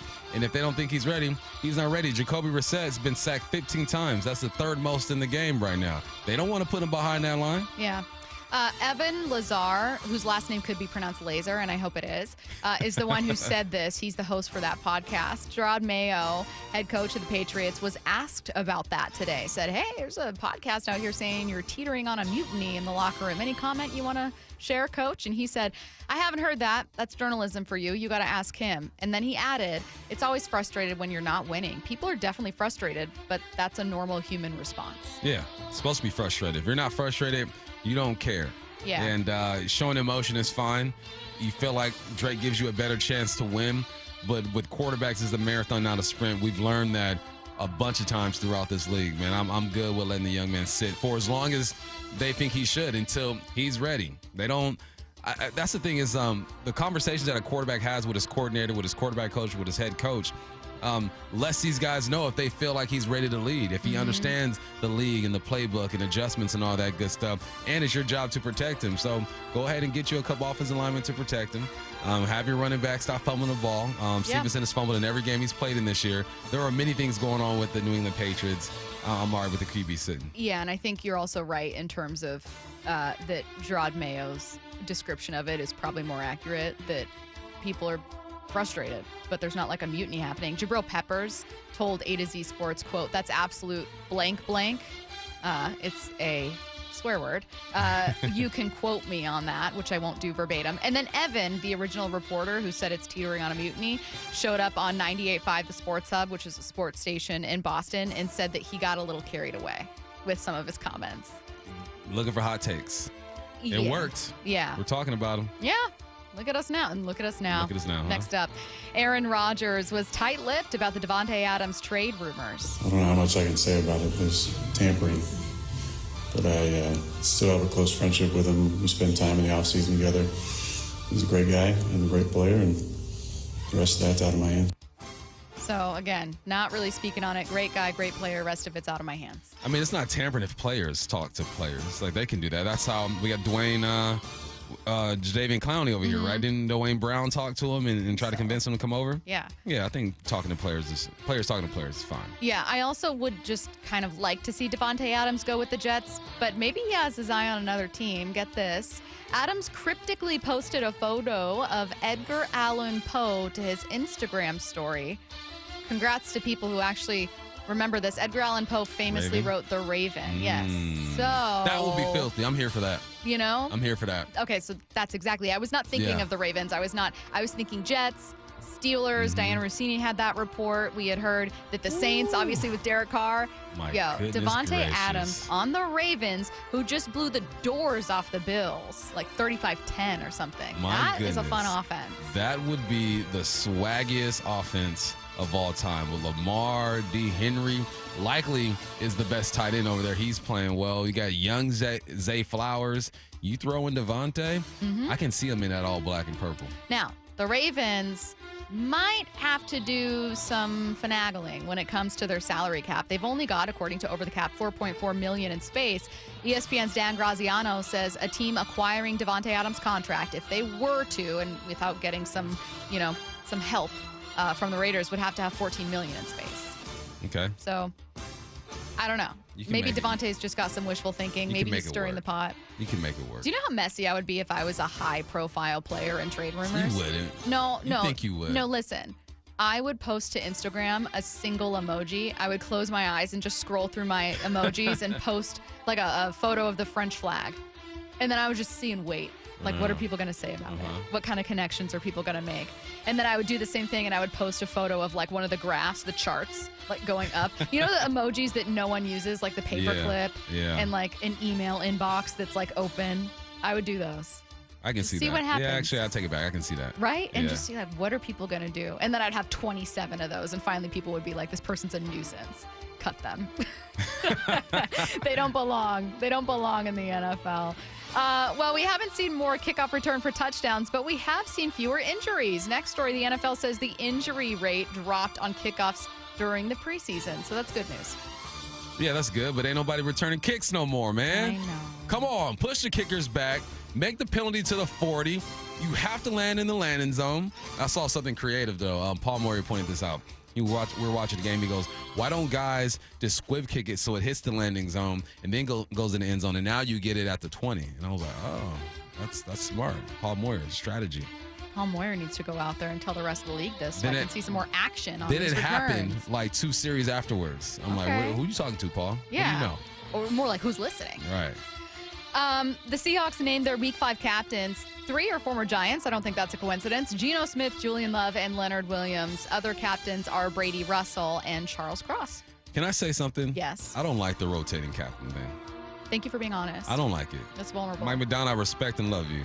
I just don't like the rotating captain thing. Why not? Because, like, you want your captains to be guys that you rely on day in and day out. Like, Jake Bobo was a captain one week because they went to the East Coast and he's from out there. Like, I guess, man. I don't know. I'm old school, man. Maybe that's a get off my lawn type of thing. I think it should be. Put the C on his jersey, and he's the captain for the year. That's what I want. Like that scene in Atlanta when T.I. rips the necklace off of Nunu's off her neck, and then Lauren London. I want that to be the captaincy. Every single week, Mike McDonald goes up and he looks at it and then he rips the captaincy off your jersey. Say, give it back. Hey, 80% of the people listening have no idea what you're talking about. None at all. That you have an invitation to the barbecue. Wow! Wait, to the barbecue? Yeah, not the cookout yet. Oh, the barbecue. God. It's never happening. I hate myself. You're listening to Bump and Stacy on Seattle Sports and the Seattle Sports app. We are going to issue some grades for the Seahawks quarter mark of the season. I know it's not an exact quarter mark because math, 17 games really ruined me with that one, but we're treating it like a quarter mark. So let's take a look at how Seattle's done so far. That's next. Seattle Sports, your home for Wyman and Bob. We got to bring in this guy, talks some football with Christian Haynes. Had you been to Seattle before? No. Did you have a sense that the Seahawks were really interested in you? Or I always had like the Seahawks in the back of my head. And then when the third round came, I saw Renton, Washington. I was like, whoa, Washington. I was like, all right, the Seahawks. And it was just like a full circle moment because I thought I had a really good interview with Coach Huff, and I just felt really connected and good with him when I had that interview. On Seattle Sports and 97.3 FM HD2. This might be the most surprising statistic I've shared in decades of doing local news. More than 75% of commuters will be involved in a car accident at some point. JP Pendergast of Pendergast Law with more. What makes it more surprising? The average person will be involved in 3 to 4 collisions in their lifetime. With accidents unbelievably prevalent, what are some safety tips if it happens to you? Safety first. Secondary collisions are not uncommon while awaiting help. Turn on those hazards and remain in a safe place. If a bystander witnessed the accident, capture their information and encourage them to remain at the scene. Seek medical attention immediately if needed, as delaying can be a costly mistake. Lastly, remember that statements made to police and insurance adjusters can affect your case. Collisions are more common than we'd like to think. If you find yourself in one, follow these helpful tips and then call my friends at Pendergast Law. If you or a loved one's injured in a car accident, call Pendergast Law. We can help. PendergastLaw.com. This is Stacey Rost. Is that leaky faucet driving you crazy? Don't wait until it becomes a flood. Call Ben's Plumbing, Heating, and Air. At Ben's Plumbing, they pride themselves on 5-star service, where your satisfaction is their priority. Whether it's a stubborn clog or a complete plumbing overhaul, their team of dedicated professionals is here to help with no commission sales tactics. Just honest, reliable service you can count on. Call today at 206-789-5353 or visit Ben's.plumbing. That's Ben's.plumbing. Attention! If you owe money to the IRS, this is an urgent message. The IRS is cracking down by sending out heart-stopping letters, aggressively garnishing paychecks, seizing bank accounts, and putting liens on homes and businesses. They call it enforced compliance, and you better watch out because penalties and interest on unpaid taxes compound daily, making it seem impossible to ever get out of debt. Don't let the tax debt destroy your life. You need to call Optima Tax Relief, the #1 tax resolution firm. They're experts in the Fresh Start Initiative, one of the biggest breaks that the IRS has ever offered. If you qualify, you could save thousands. Optima's resolved over $1 billion of tax debt for their clients. A+ rated with the Better Business Bureau, they'll fight to get you the best deal possible. Call Optima now for a free consultation. Call 800-627-0188. 800-627-0188. 800-627-0188. Optima Tax Relief. Some restrictions apply. For complete details, please visit OptimaTaxRelief.com. Seattle Sports has teamed up with Floor Coverings International to give you a chance to win a $5,000 flooring makeover for your home. Log on to seattlesports.com/win for your chance to win a $5,000 flooring makeover for your home with Floor Coverings International. With Floor Coverings International, their mobile flooring showroom comes to you. Book an appointment, pick out the flooring you like, and they'll order and install it for you. It's just that easy. Log on to seattlesports.com/win for your chance to win. Bonneville International radio station contests are open to participants 18 years of age or older that are residents of Washington State unless otherwise specified. Employees or agents of the station, Bonneville International Corporation, other area radio stations, or any entity associated with the contests are not eligible to win unless the station otherwise specifies at its own discretion. Persons who have won in the last 60 days from a station contest or event may not be eligible. Full general contest rules are available on seattlesports.com or in person at the station during regular business hours. Subscribe to the Seattle Sports YouTube page to find new and exclusive content from your favorite shows and personalities daily. Just head to YouTube, search Seattle Sports, and click subscribe. Did you know that most people wait 6 or 7 years before they buy a new TV? That's a lot of time in front of one TV. So why not get one of the best sets for the next 7 years, like one of the top-rated Samsung, LG, or Sony models? Too expensive? What if you could get up to $1,000 trade-in for your old set? Who would do a stupid deal like this? Right now, at Video Only, you can get big bucks for your old set as a trade-in and a hot price on the new models. Don't be sorry. Check out Video Only. This is the day of the big sale at your gift shop. Welcome in. So this isn't just a big day for your business. It's a big day for the network keeping it all connected. That is, if it can handle the pressure. Next in line, please. So is it possible to get business internet you can really count on? It is. With 99.9% network reliability from Comcast Business. It's like this neat little bow. Do you like that gift wrap? Really ties it all together. Reliable internet for your business. It's not just possible, it's happening. Comcast Business, powering possibilities. Switch to Comcast Business and get started with reliable internet and advanced security for $49.99 a month for 12 months with a 2-year agreement. Plus, ask how to get up to a $500 prepaid card with a qualifying internet package. Don't wait. Call or go online to switch today. Offer ends 10/13/24. Restrictions apply. New customers only with 150 megabit per second internet. Eco bill and auto pay required. Equipment, taxes, and fees extra. After 12 months, regular rates apply. Now is your time to get into a new D.R. Horton home by taking advantage of their National Red Tag Sales event going on right now through October 20th. Stop by any of their participating communities and find select Red Tag homes at incredible pricing. So whether you're buying your first home or looking for an upgrade, you don't want to miss the Red Tag Sales event going on right now. Discover the D.R. Horton difference at drhorton.com. That's drhorton.com. D.R. Horton, America's builder, an equal housing opportunity builder. From the Quantum Fiber Studio, you're listening to Bumpin' Stacy. Weekdays 10 to 2. On Seattle Sports and 97.3 FM HD2. Were you guys good students in school? Depends. What do you mean? Depends on the year. Uh-oh. When were you your worst student? Probably 7th grade. Okay. I That was a rebel bump. Little rebel. You ain't doing no homework, Mom. I hate you. I hate it here. Curtis, were you a good student? I'd say for the most part, yeah. Matt, something tells me you were like me and you were an excellent student. I was. Yeah. I was a goody two-shoes there, sir. Yeah. I wasn't always, like, my grades weren't always reflecting that, but I was always like a little try-hard.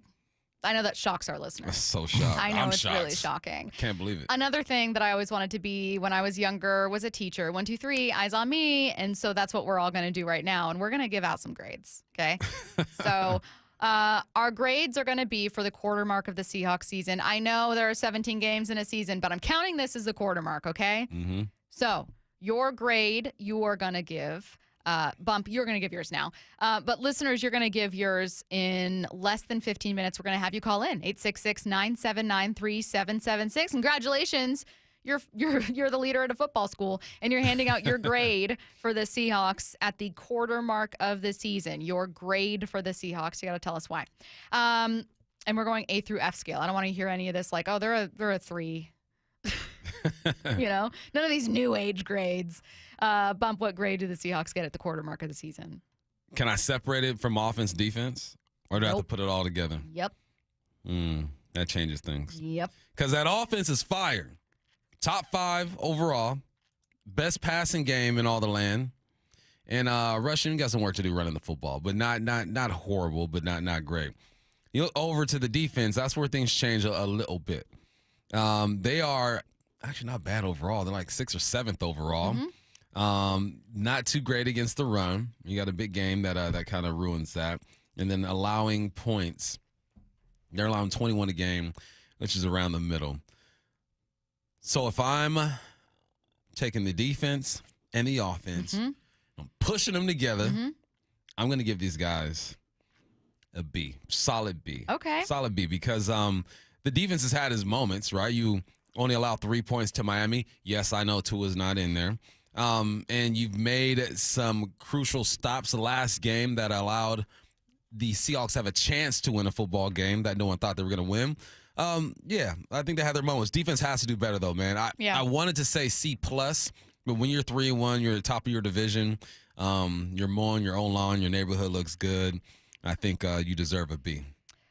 You guys are going to disagree with me on my grade, and I already know it. You're going to say I'm an easy teacher, but You're going A? in my class, I grade on a curve, and so I am looking at my expectations of the Seahawks versus what they've shown me. You were undefeated heading into week 4. That was going to be against the Detroit Lions, and honestly, I feel like the final score didn't indicate the fight that this team was able to put up. You are 15th against the run. You were 31st last year. That's a massive improvement for me. Your total defense is top 10. That's also a massive improvement for me. And I really like the way that Geno has been playing. You've got 100 yards in 3 consecutive games for DK Metcalf. I don't care that you guys think I'm a softie on this one. I'm going to A. I'm giving them an A for the quarter mark of the season. Easy. You let the students turn in homework late. No. Retake tests. Wow. No. Look at this over You turn your chair around backwards. What I like, am hey, going to do. Let's wrap. No. Hey, you need help with a problem? She's leaning over the desk. What do you need? Hey, fellow kids. I got you. I'm coming in. I flip the chair around. Yeah, you can eat my class. I don't care. No, absolutely not. But listen. Need a hall pass? Hear me I out. got you. Hear me out. Can we say that the Seahawks have not shown that they are one of the best teams in the NFC through 4 weeks? They've shown that they can be. Who's been better in the NFC? The Vikings? The Vikings, the Lions, who just beat you. Okay, and who? I will still take the 49ers over. I'll take the 49ers Seahawks. roster. I don't want their record. The Packers have been pretty good. What are they? 2-2? Nah, 2-2. Okay. The thing is, so you're saying, so you're looking at the whole conference and saying, yes, I'm looking. Yes, I'm looking at the league, and I'm saying, look, the ultimate goal is what? Win a Super Bowl. Probably not going to happen this year, but that's the goal, to win a Super Bowl. So I'm grading them off of that because I'm still looking at the Ravens, who are potent, even though their record doesn't say it. The Chiefs, who are going to get things popping. The Lions, the Vikings. I'm looking at Atlanta differently right now. Yeah.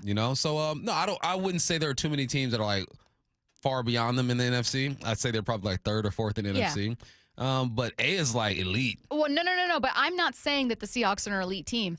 I am saying that their performance, that the team that they have put forward, the effort, the improvements that they have put forward through 4 weeks of the season are A level. I think I don't offense think is that A it's- level. I think defense had themselves an A easier tough game schedule. against one of the best I'm saying offenses? now I'm the fan saying, Exactly. they didn't play anybody the first That's 3 fine. games, and I take that into account. I think they're moving in the right direction. I'm at the parent teacher conference, and I go, you know what, little Bobby, if you just keep working hard, you can really get an A. But right now you're missing a couple assignments. And Yeah. I think they missed an assignment with the Detroit Lions, and you didn't get enough points against the Miami Dolphins. What I don't want to hear is anyone say that I'm being soft or being a homer or being whatever. I'm typically really pessimistic, and I get hate for that a lot. So if you're going to hate on me for being pessimistic, you don't get to turn it around and say that I'm being too soft. There are a few teams that I would look at and give a better grade to, but the Vikings are one of them. Mm-hmm. Detroit? No. No? I think Detroit, because again, it's for expectation. Detroit's offense, I can't spoil it. I'm going to spoil the quiz. Detroit defensively improved. Detroit, I would probably give a B+ too. I think that they're a better team than the Seahawks. I would still give them a B. This isn't about, you guys are misunderstanding. No, this. let me ask you a question. But you're giving the Seahawks an A. Yes. And you're giving Detroit a B based off of expectation. Exactly. That will change the way that I would grade as well, though. I'm thinking just where they stand in the NFL right now. No, I want you to think of like what you've seen from this team, like is with where you expected them to be, with what you've seen from them. How impressed are you so far? That's really what the question is. All right, B+. I'm then. A-level impressed. B+ then. Yeah. I'll give them a B+. It doesn't mean that I wouldn't look at the 49ers roster and think they're better, but I don't think that the 49ers have met expectations. If the 49ers were a student in my class, I'd say, I know you've been sick, so you haven't been able to focus as much in school, and maybe you've had to miss some days, and this hasn't been a good start to you, but you're not an A student right now. I'm so sorry. Whereas young Sam Darnold in the front row, I would say, you guys, look at Sam. Look at little Sam. He's got 11 touchdowns through 4 weeks. Sam. He's our shining star. Do you see so Sam's hard. name up on the chalkboard up here? Because he's won so many awards this week. Sam's getting an A+. Okay. Sam, the Vikings are an A+ student right now. I feel that. You get it? Okay, I feel so that. I think that leaves a little more wiggle room because I think you can make a case that few teams have outperformed expectations the way that Seattle has. But let me see. Let me look through the teams real quick. all right, think of your guys' answers to this. Okay. Okay, Bump said B. Plus. B+. Give 'em B+. I said A. I'm seeing some much lower grades on the text line. I know some of you disagree. 866-979-3776. 866-979-3776. Grade the Seahawks quarter of the season, okay? Grade A through F. Tell us why. 866-979-3776. That's next.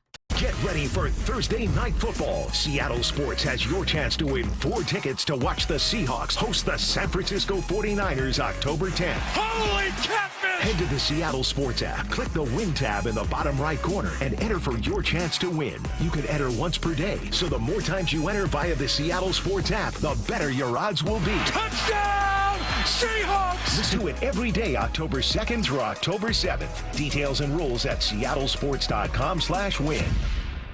For top quality fencing, trust Contour Fence, locally owned and operated since 1984. For residential or commercial, visit contourfence.com. Use code HAWKS10 for 10% off repairs or replacements and schedule a free consultation today. That's contourfence.com. Guys, did you know your testosterone level impacts your energy, libido, sleep, weight, hair loss, mood, and even ED? And right now, Revive Men's Health Seattle will check your testosterone for free. They've helped thousands of men since 2011 feel and perform better. They're so confident they can help you, they even guarantee it. Schedule your free testosterone test, exam, and consultation today. Call 206-529-1111. That's 206-529-1111. Or visit ReviveMen'sHealth.com. Hey, Brock Ewart here, and the Harnish Auto family is so excited to team up with the Carol Milgard Breast Center in the fight against breast cancer. For every test drive this month, they'll donate $25 in both Puyallup and Everett. Harnish Auto family. People matter. Sometimes even heroes need rescuing. I'm a retired firefighter, 27 years. Kurt had severe pain in his knees and his shoulder, which was keeping him from enjoying his well-deserved retirement. Loved to ski, loved to fish,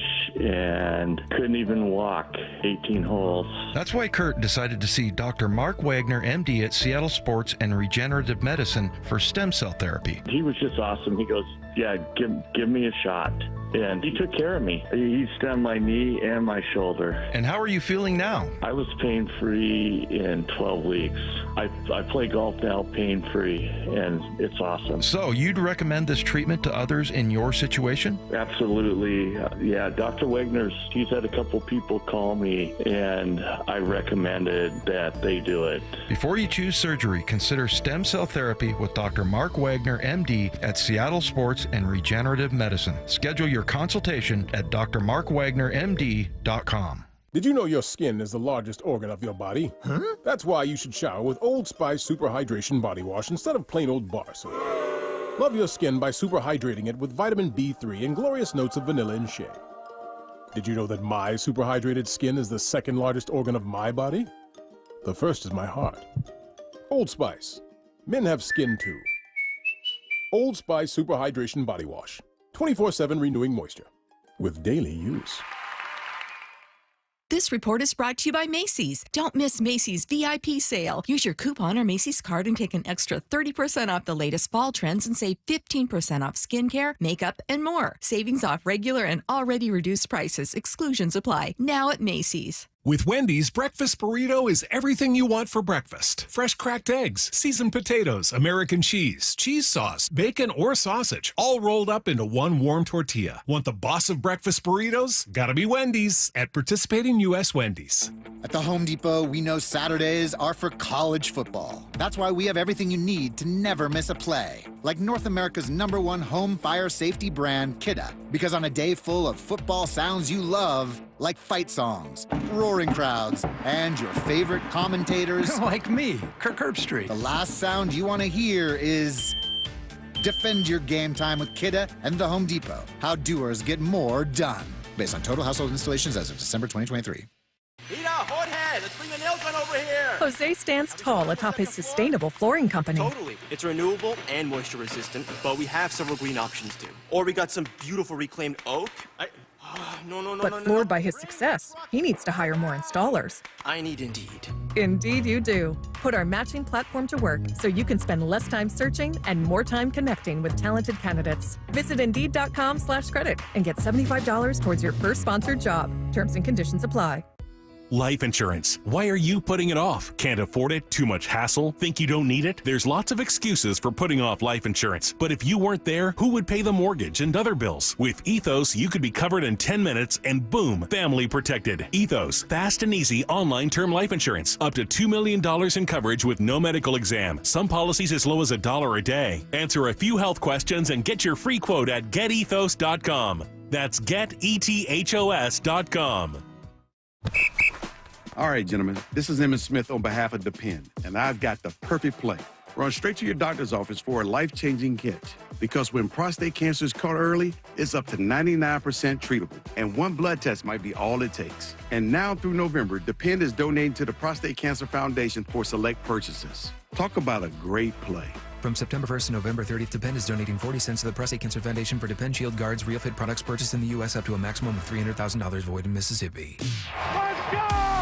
This is Seattle Sports. Streaming through the Seattle Sports app. KIRO AM Seattle. KIRO FM HD2 Tacoma. Home of the Seahawks, Mariners, and everything Seattle sports. Seattle Sports Snapshot. Giants head coach Brian Daboll confirmed this morning wide receiver Malik Neighbors, who's still in concussion protocol, will miss Sunday's game against the Seahawks. He is their best offensive player. Their second best offensive player might be Devin Singletary, the running back. Unfortunately, he's doubtful. Elsewhere in the NFL, the Bills are looking to bounce back from a loss to the Ravens. They'll have to do it without 3 starters, including leading receiver Khalil Shakir. Snapshot, brought to you by Miller Lite. When it's game time, it's Miller time. This hour is brought to you by Mazda of Everett. From the Quantum Fiber Studio. This is Bump and Stacy on Seattle Sports. Streaming through the Seattle Sports app and at seattlesports.com. Now, here are your hosts, Michael Bumpus and Stacy Ross. Here we go now. I'm giving you the easiest job in the world. It's to pick up your phone, call 866-979-3776, and give me a grade for the Seattle Seahawks through the first 4 weeks of the season. I say that, and I think, God, it's an A, right? It's obviously an A. Of course it is. This is a team that's 3-1. Their only loss being to one of the better teams in football, maybe the best team in the NFC right now with the Detroit Lions. Yes, I'm saying that knowing the Vikings are undefeated. I'd give the Vikings an A. I'd give the Washington Commanders an A so far. Again, this is through 4 weeks, the teams that I've been most impressed by. I think the Seahawks are one of them. They are. I mean, the offensive line obviously has struggled on the interior, but Geno's exceeded my expectations. DK's exceeded my expectations. The defense, I think, has taken a massive step forward. And yet here I am looking at a text line. Again, call in 866-979-3776. I have someone who gave them a D. They're hating. I mean, maybe they have a point. Well, maybe I'm wrong. Let's hear your point. I don't know. I mean, this person could only text in. I'll get to the phone lines in a second. 866-979-3776. Their reasoning. The Seahawks are lucky to be rated as a D only. They're one of those teachers that were like, honestly, I could have failed you. The Seahawks are lucky to be rated as a D only because we barely beat New England. We barely beat Denver. We played decent against the Lions but couldn't get it done, and Geno Smith is still suspect. Let me remind people how hard it is to win in the NFL. It's tough, man. Let's look at the week before, last week, okay? Let's look at some scores. 26-24, 24-18, 31-29, 27-24, 10-9, 34-24, 24-20. I mean, it's just hard to win. You're not going to get blowouts. There was a big one, 42-14, the Commanders over the Cardinals. But games are tight, man. Most games are tight. 85% of games are tight. Mm-hmm. I will allow that I could be totally wrong here. I could be a horrible teacher. You know what I mean? Maybe I'm going to fail the teacher test because I'm not doing this right. But I gave them an A. I want to know what you guys give them. 866-979-3776. Call now. Let's go to Jack in Kent. Jack, what grade are you giving the Seahawks through the quarter mark? Stacy, I'm your teacher's assistant because I give them an A also. Thank you, Jack. I think it's fairly obvious. I mean, the expectations plus the performance, they were missing minus Kenneth Walker with most of those wins, and then missing all those defensive players for a close loss with Detroit. I came away more impressed with that loss than I did their wins, actually. I mean, it's an A, and there's no other grade that's even acceptable. Go Hawks. Thank you, Jack. And again, people are going to call me and Jack homers, and they would be wrong. Homer. Well, say it then. That's fine. I don't believe that. I'm just you know what I'm saying? I am being honest about the Seahawks being a team that, again, it's not that they aren't flawed, but I mean, do you guys think the Vikings are the best team in the NFL? No. I still would give them an A because of what I've seen so far. Who's the best team in the NFL? I mean, the Chiefs should get like a C- for their first half, and I would probably still go with them as being one of them. Mm-hmm. Ravens. Because it's all about winning, Bills. right? That's why you play to win. Yeah. So you got to put 49ers. the Vikings as one of the best teams in the NFL. Exactly. That's why the first quarter grades are so all over the place because there are teams that have had a great quarter to the season so far that I don't know if anyone's putting money on them to win a Super Bowl. And I think the Seahawks are one of those teams. Pittsburgh I don't know how Steelers, many people are putting money they on win them. the Super Bowl? No, but I would give them a B for the first quarter of the season. A B? Because their offense hasn't been, look, Seattle's offense and Geno and DK in particular have had some really nice games. The Steelers had like 3 touchdowns heading into their last game, I think. They're winning. Yeah, but they're winning because of their great defense. So they're winning. That's true. You got to win. Absolutely true. You got to play to win. 866-979-3776. Someone said, let's see, I'm giving Stacy a C for calling this the quarter mark. Okay, guys, right, I already come on. We I already went through prefaced. this. Yeah, I already went this. through that we're at 17 games, and I get it. I understand. But you can't have a quarter mark with 17 games. This is as close as we can get to a quarter I'm not about to interrupt. You got to wait until halftime through. You know what I mean? the That's games exactly this what week. it's going to do. I'm going to wait for halftime, and I'm going to jump on the air and be like, call now. Call right now. Let's go to Glenn. Glenn's calling from D.C. Glenn, what grade would you give the Seahawks through the quarter? Hey, guys, I'd give them a B, and here's why. The idea is to improve over last year, right? And I think last year we would have beaten the 3 teams that we beat, and we did beat Detroit the last couple of years, but I, understand that was a close game. We didn't win, and the run defense has not improved. So they're better than expected, because I thought this was not going to be as good of a year as last year. But honestly, are we really any better than we were last year? You don't think they are at all? You don't think the run defense has improved? Well, in 2 out of the 4 games, maybe. But that's an improvement, right? I mean, you were 31st against the run. Well, yeah, and we were 9-8.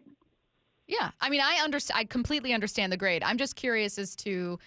Got to show your work. Well, no. I'm curious as to, does a lot of the gut punch that you're feeling about, like, I feel like we haven't taken a step forward, is it from the Lions game primarily?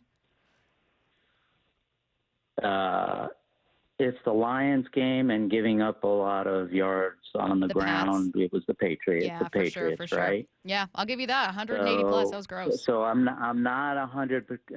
Injuries against Detroit, but I'm still nervous. I'm scarred from the last couple of years on the run defense, so I'm still waiting to see Yeah. I don't blame you at all, and I think you're a good teacher, and I think that's a fair grade. Thank you for calling.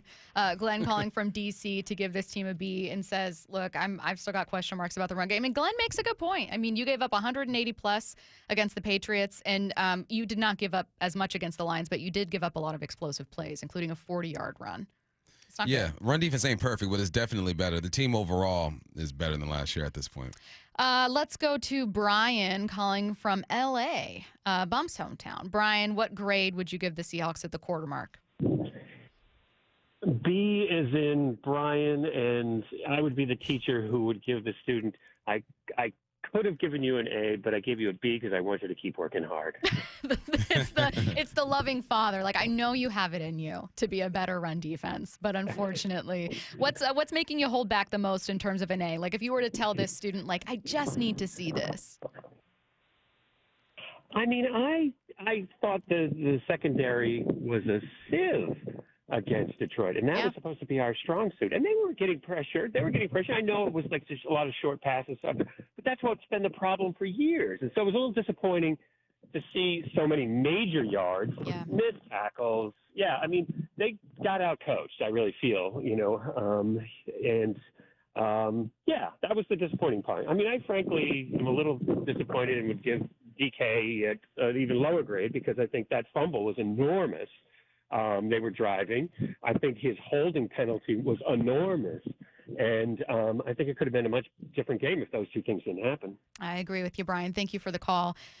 Brian's given him a B like you did, Bump. I'm going to ask you the same question I did, Brian, which is what's something keeping you? Like, if like Brian, you were to talk to the Seahawks after school, hey, sit down. Like, I know you got it in you, but I need to see this. Hey, meet me after class.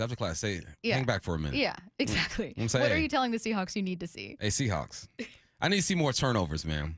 I need to see the football being snatched out of the air. I need to see the football on the ground getting punched out by linebackers and safeties. I need to see takeaways. I see more takeaways. You take care of the run, and you keep working hard, and your next progress report card will look better. I have John in Seattle on the line, and something tells me John is a tough teacher. John, what's your quarter mark grade for the Seahawks?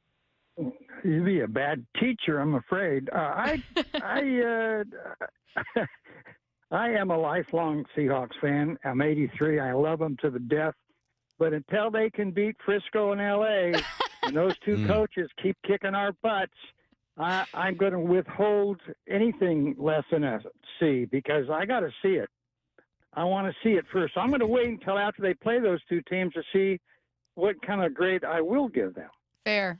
And you know what I'll say for John, I'll speak for him here, but it's how I would think he might feel is here I am grading the Seahawks on a curve of the things that I see improved now that I didn't like last year.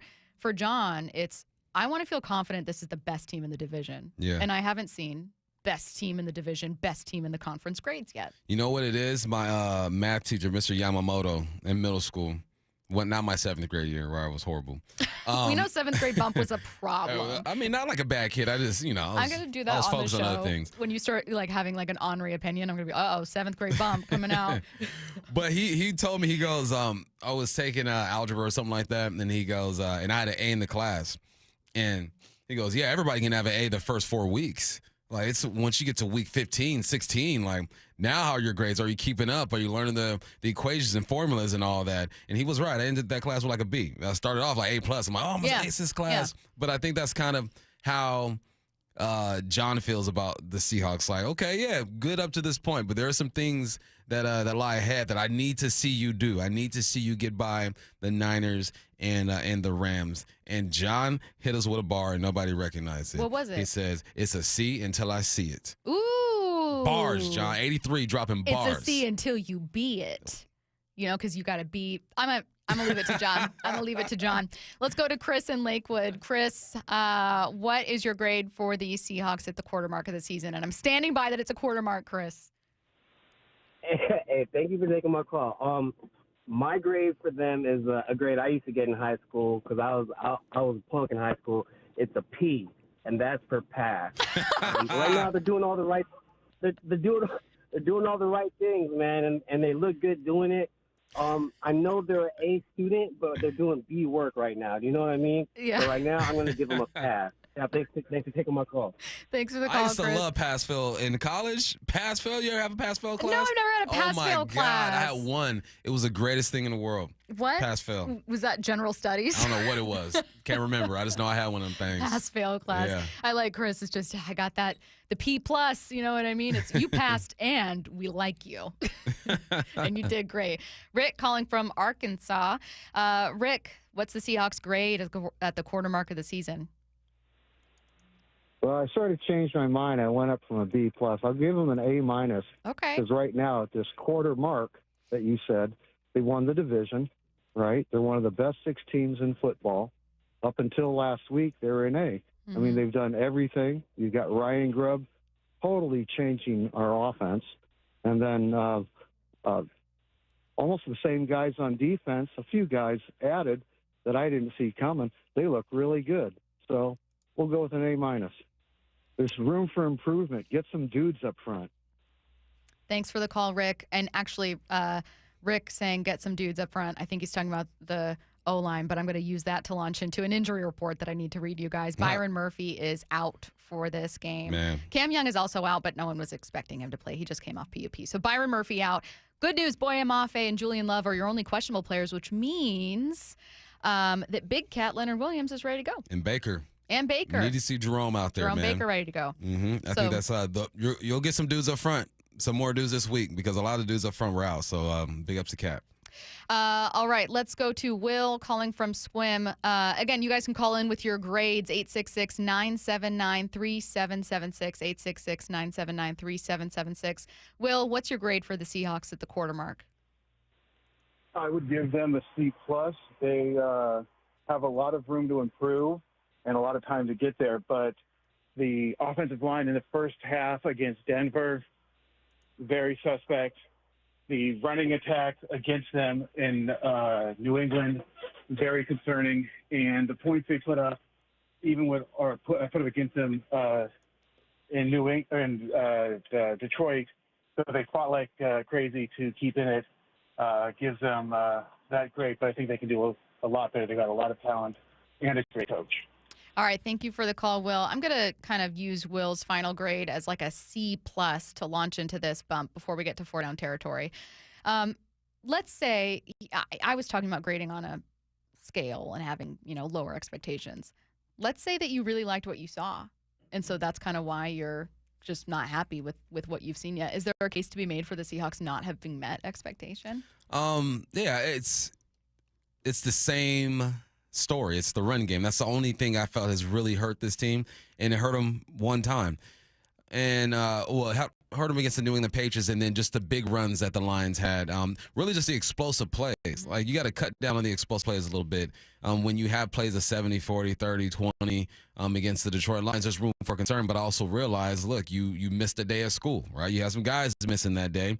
So the group project suffered a little bit because you played a big part in that thing. So there are things that you take into consideration, and I think when you deal with any NFL team, there are things you have to take into consideration, like health and weather conditions and all that good stuff. But end of the day, you got to get it done. They're 3-1, the best passing offense in the game, top 5 overall. Defense is top 10. They're moving in the right direction. Anything lower than a B to me is just disrespect. Yeah. But, oh my gosh, my bad on this one before we get to 4 down territory, and we're about to in 30 seconds. 425 says, is Nwosu back? Yes, I did not clarify that with the injury report. So I said that Byron Murphy is the only Seahawks player that's out that you were expecting to play. Cam Young is still out. That means Uchenna Nwosu is about to make his debut. So you only have 2 players who are questionable. Boye Mafe is going to be one of them. So you're going to have Jerome Baker presumably back out there, Leonard Williams back out there, and then obviously Uchenna Nwosu making his debut. I should have clarified that. So yes, Nwosu is good to go. All great news for the Seahawks. Let's get to 4 down territory. This is 4 down territory, going inside the game with former Seahawks and Coug wide receiver Michael Bumpus. First down, how did the Lions prepare the Seahawks for the Giants? They got them ready. The Lions played a physical type of game. The DBs were tight in coverage. They were pulling out the jerseys, getting PIs, not getting PIs. But that defensive line got going. Aiden Hutchinson is the best DN in the game right now.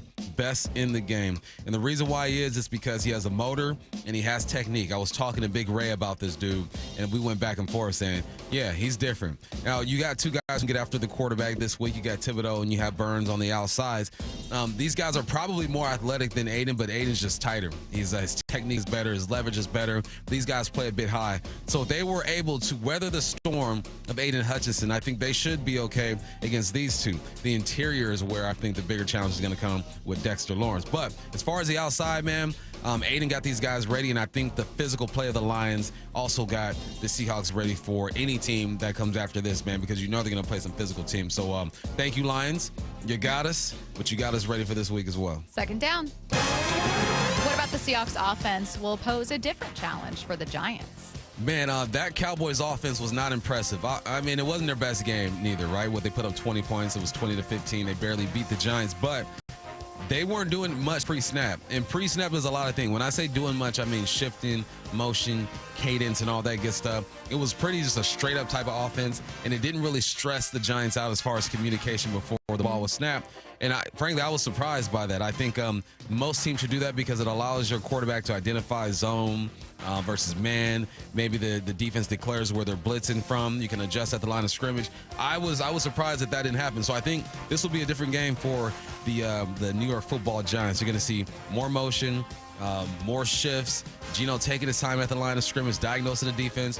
We had a clip from him earlier where he says, look, they will show man, but it really looks like zone. If you slow the game down at the line of scrimmage and do some sauce before the ball is snapped, it will give your quarterback all the information he needs, or most of it, to make the right decision. So I think the Giants will be challenged a bit differently this week.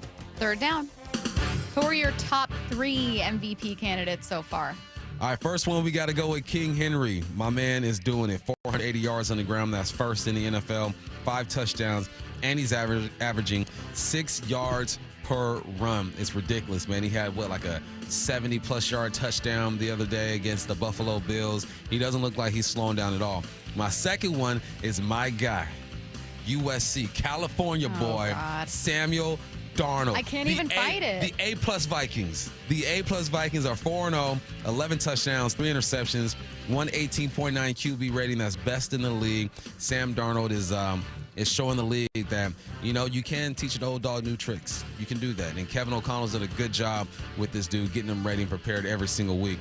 My last one is a rookie, Jaden Daniels. Right now, I think he's going to fall off eventually. I think he's going to have that rookie game or two where the defense confuses him.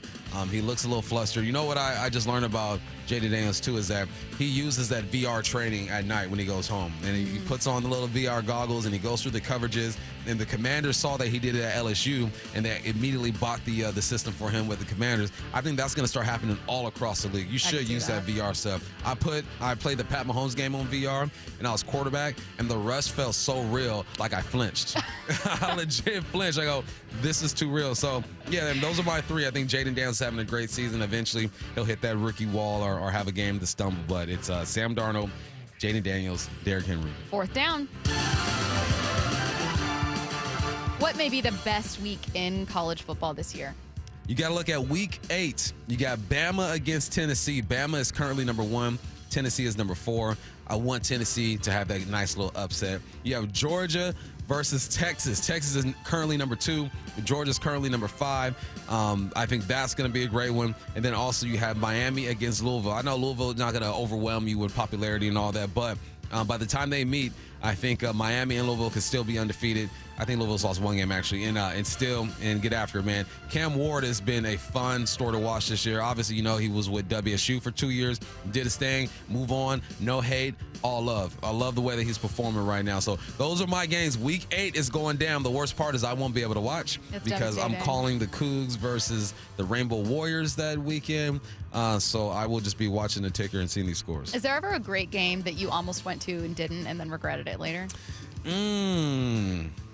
Like, Kobe dropped, whatever. Nah, I've only been to like 3 Laker games my whole life. What? Because they were too expensive when I was growing up.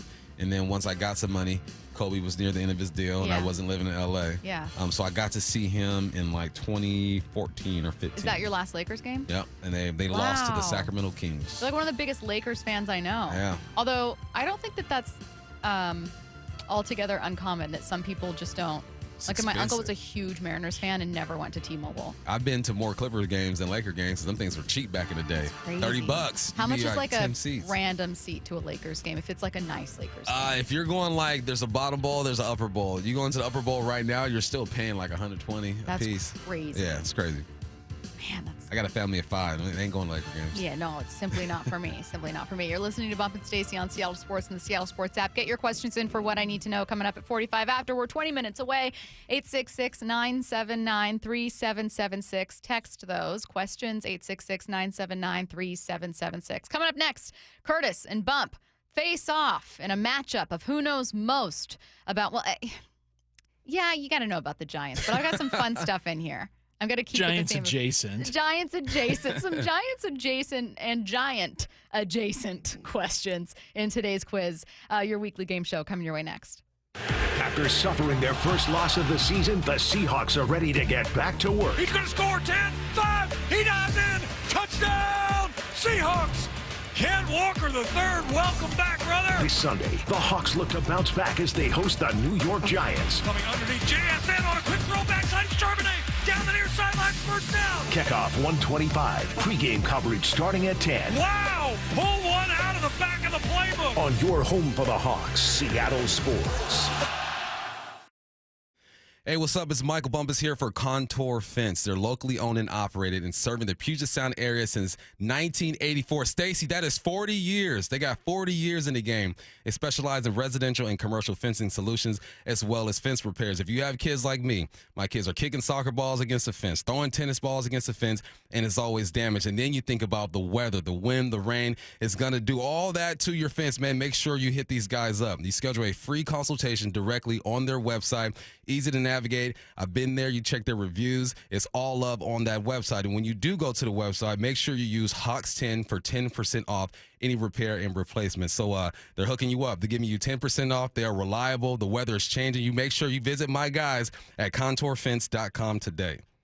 Well, this week's First Mark Challenge victory goes to Robert. Robert, why did you call First Mark Insurance? I heard an ad, and my wife and I had just got our policy renewals from our previous provider, and everything had gone up quite a bit, 30-40%, so I thought I'd give it a try.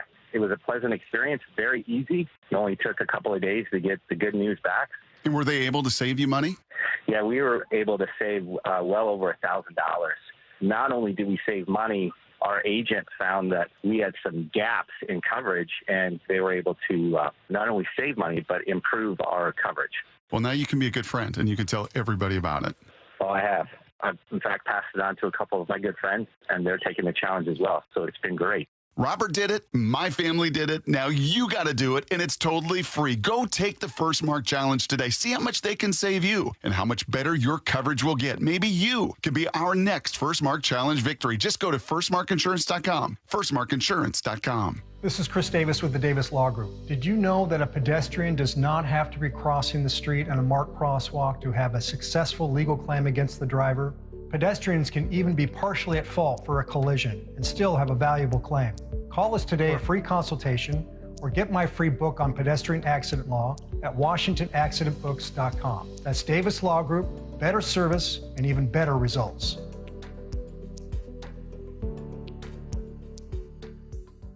At aimyourdigital.com, we'll help you target the right audience, build your leads, and crush your quota. Take your business to the next level. Our digital marketing strategies help grow awareness of your product or service, all while building trust in your business. Our approach involves leveraging multiple tools and strategies to deliver exceptional results that are customized to your unique business needs. Don't wait to run out of sales leads. Keep your business growing. Get started with aimyourdigital.com today. Have you tried the dining district at the Bellevue Collection? Grab lunch with friends, meet up for happy hour, and stay for dinner and beyond. You can sample international flavors and local favorites from talented chefs. Try a new cocktail on a rooftop bar or watch the game with friends and explore the lively nightlife scene. The dining district at the Bellevue Collection, where your taste adventure begins. Learn more at BellevueCollection.com/dining district. Seahawks Player Spotlight. Man, it felt good to go out there and be able to contribute. Exclusive interviews with your favorite Seahawks. You know, we got a genius as the head coach. Every day with Wyman and Bob.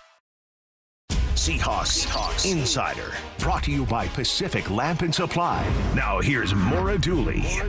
One of the more memorable moments of the Seahawks-Lions game on Monday night was the lateral from Jackson Smith and Jigba to Zach Charbonnet on 3rd and 16.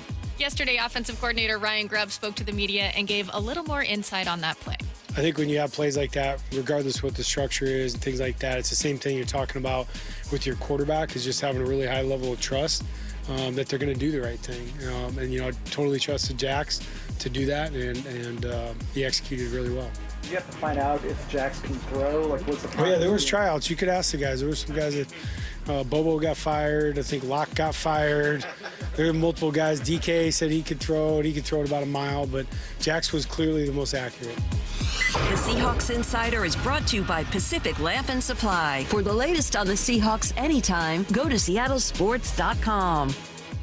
Prescriptions require an online consultation with a healthcare provider who will determine if appropriate. Restrictions apply. See website for details and important safety information. Subscription required. Price varies based on product and subscription plan. Hi, I'm Dr. Peter Stahl, board-certified urologist and senior vice president of men's sexual health at HIMSS. In my 12 years of practice as a reproductive urologist, I've helped many guys with ED, and it has never been more convenient to treat than it is right now, thanks to HIMSS. It really wasn't easy before. You had to take time out of your day, come to a physical office, and see a specialist like me in person. Now, through HIMSS.com, you can get world-class sexual health care and a full range of treatment options for ED through a 100% online process. It starts with a free assessment from a medical provider licensed in your state who can determine if ED treatment is right for you. If prescribed, your medication is shipped to you for free. So don't wait. Join the hundreds of thousands of guys who've gotten help for their ED through HIMSS. To start your free online visit and find ED treatment at up to 95% off brand name prices, go to hims.com/radio. That's hims.com/radio for your free online visit. At 65 years old, Brian has a rather demanding hobby. My biggest passion is snow skiing, and I ski between 70 and 80 days per year. And I ski instruct at a private resort in Montana. Needless to say, that can be a bit tough on the joints. When this knee started to bother me, I thought I'm doomed. That's when Brian decided to see Dr. Mark Wagner, MD, at Seattle Sports and Regenerative Medicine for stem cell therapy. If I did yard work or skied a few days in a row, I was fighting swelling and pain and no sleep and all sorts of problems, and that has absolutely gone away. So are you back on the slopes? I mean, I had a 14-day stretch with clients where I skied every day and had no problem. It was fine. It was just like, I felt like new. So I'm guessing you would recommend this to others. Oh, I already have. I've told everyone that'll listen. Whether it's a shoulder, hip, or knee, before you choose surgery, consider stem cell therapy with Dr. Mark Wagner, MD, at Seattle Sports and Regenerative Medicine. Schedule your consultation at drmarkwagnermd.com. It's really, truly a miracle. This hour is brought to you by Mazda of Everett. From the Quantum Fiber Studio. This is Bumpin' Stacy. Weekdays 10 to 2. On Seattle Sports and 97.3 FM HD2. Giants, Giants, Giants, Giants, Giants, Giants, Giants, Giants, Giants. Fee, fi, fo, fum. That's fun. It's Giants, Giants, Giants, Giants, the weekly game show that changes its name every single week based on the Seahawks opponent. We love consistency. This week, Bump and Curtis will face off in a series of questions. You guys will get 4 each. We'll go back and forth before we get to a tiebreaker if needed, where you guys are going to be tested on your knowledge of the Giants, of the Seahawks. And because this isn't a Giants sports station, it's not going to be like purely Giants history. Don't worry. The point is to get you ready for the game and create questions that listeners feel like they could answer too. You can chime in on the text line if you want. Bump and Curtis are not allowed to look at it. Okay, so I added rules from last week. So you guys get a double or nothing once during this game, okay? Woo. Each just double once. Or nothing question is related to the question you're answering, so make sure that you feel confident about that topic. If you do not get the double or nothing question correct, as one would assume from the title, you don't get any points for that question. Okay, so Bump, as always, you will get us started. Former Giants star turned TV host Michael Strahan set an NFL record in single-season sacks that was later tied by whom? Man, I should know this. Bob! I should know this. Later tied Go through by... possible answers in your mind. Yeah. What sounds right? Yeah, what sounds right? I should freaking know this. Curtis, do you know? Yes. I should freaking know yes, this. I do. Man, Golly, Michael LaRon Bumpus. Oh. 7th grade Bump is showing up right now. Oh, my God. I see him. Should we give him 10 more seconds? I see him. Yeah. Was it Watt? Which one? It was the one from the Texans. Really? JJ. No. Oh, it's It was TJ. Oh, my God. Did you see my eyes light up when you did it, too? Oh, no. No, it was TJ Watt with 22 and a half. Oh, no. Your double or nothing question was going to be in which round of the draft was TJ Watt selected? I'm good. Okay. Curtis Strahan was defensive player. I thought you would like this one. Okay. Strahan was defensive player of the year in 2001. Which two teams met in the Super Bowl that season and who won? 2001 season, that would have been the St. Louis Rams and the New England Patriots. And the New England Patriots won. Push those glasses up your nose, you nerd, because you got that one right. Do you want to go double or nothing? No, I'm gonna stand mean. pat. Okay, your double or nothing question was Yeah. going to be who was league MVP that year. Oh, was it Kurt Warner? It was Kurt Warner, okay. but you just get 1 point. Yeah, I'll take the lead. Bump. Malik Neighbors set a record for most receptions through a player's first 3 games. Since which fellow New York Giants receiver did it in 2014? Odell Beckham. Yes. Do you want your double or nothing question? It's related to that? It is. It could be anything. It is related to that topic, or maybe that player. Nah, it's related. I'll wait. Your double or nothing question would have been, which teams has Odell Beckham Jr. played Goodness for? All of them? Whoa, that's yeah, a you lot. had to. Can you list all of them? Yeah. The Ravens, the Giants, Cleveland, Miami, the Rams. The Rams. I'm missing one? Was he in Miami or just practice squad? He is with the He's with the Dolphins right now. Yeah. Okay. You would have gotten it, but Dang. you just get 1 point. Both you and Curtis would have gotten it. Curtis, former Giants quarterback Eli Manning, has 2 Super Bowl wins, both over Tom Brady. Congratulations to him. Not counting Eli. Name 4 quarterbacks who also have at least 2 Super Bowls. Peyton Manning, Tom Brady, Ben Roethlisberger, and Terry Bradshaw. All right. Do you want to go double or nothing? No. Easy street. Your double or nothing question would have been, how many Super Bowls did Brady lose? 3? Yes. Yeah. Bump. You got a bit of a 50-50 here. Okay. Do the Seahawks have a better or worse turnover differential than the Giants? Worse. Yes. Do you want to go double or nothing? No. Tied 2-2. Okay. What was it? What was Your it? double or nothing question was, the last takeaway by the Seahawks was by whom? Who was that? It was a fumble recovery, wasn't it? I don't know. Who was it? It was an interception, and it was Reek Woolen. Yeah, undercut. That was back in week 1. Yeah, so they Yeah. had 3 takeaways in week 1 and then haven't had a single takeaway since. Dang. So it's been a long time. Shouldn't have left you. That a girl. Curtis, Bump listed them in the open. Do you remember the 2 Giants receivers behind Malik Neighbors? Because we'll be seeing a lot more of them on Sunday. Is it Darius Slayton and Wandale Robinson? That is correct. Curtis, this is your my second to double- last chance to go yeah. double or nothing. Do you want to go double or nothing? I'm going to save it for my last one. Okay, so you just 3-2. get the 1 point. Your double Yeah. or nothing question would have been, which Giants receiver has had a pass attempt this year? I wouldn't have gotten that. Malik Neighbors. Mm-hmm. Bump. The Giants have 6 touchdowns in 4 games.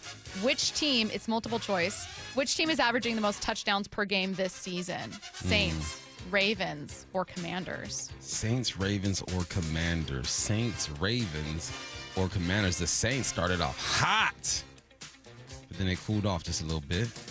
But with that hotness, keep that average up. I'm going Ravens. You're going Ravens? Yeah. It's not the Ravens. Dang it! It is the Saints. In fact, them and the Bills are both tied.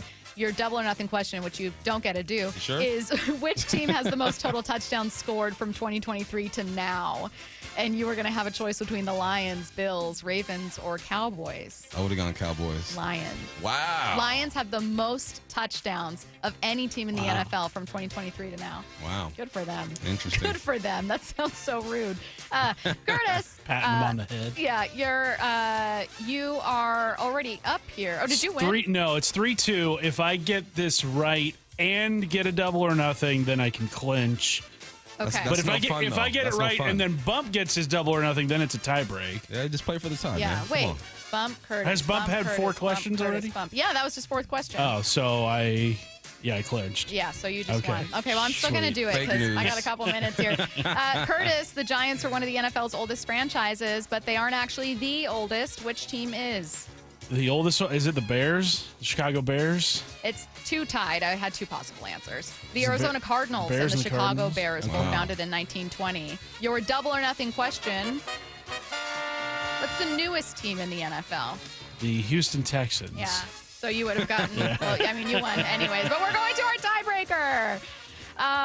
The tiebreaker round question to go back and forth. So I want to let you guys know, I kept it real simple. Initially, I was going to have you guess the over or under on a couple different giant things.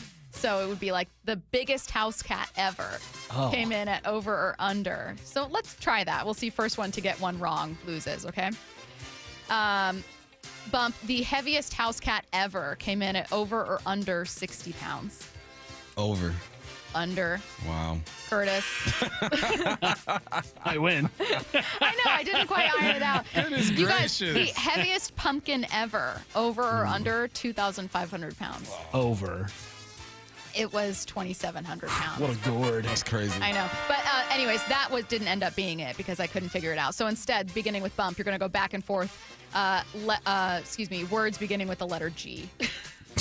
Giants. I mailed it in with that one. Great. Garage. Goober. Grape. Granimals. Bump wins. Bump. James and I always win the tiebreakers, you know? The real game, I'm garbage. James, for no points at all, James and the Giant Peach is a story of courage and friendship where a young British boy leaves his cruel aunts.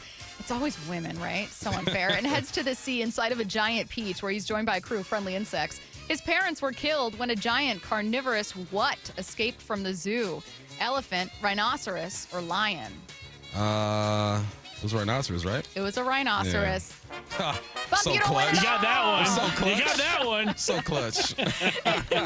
Someone said, can we start making Bump's points worth 5? Aw. No. We should. 425 says double or nothing is a fantastic wrinkle. It Thank is you a so great much. one. Yeah, I it think is. so too. It is a great one. Because it leads to games like last week when double or nothing could have immediately led to a win. It's just fun. Just really fun. All right, well, that was Giants.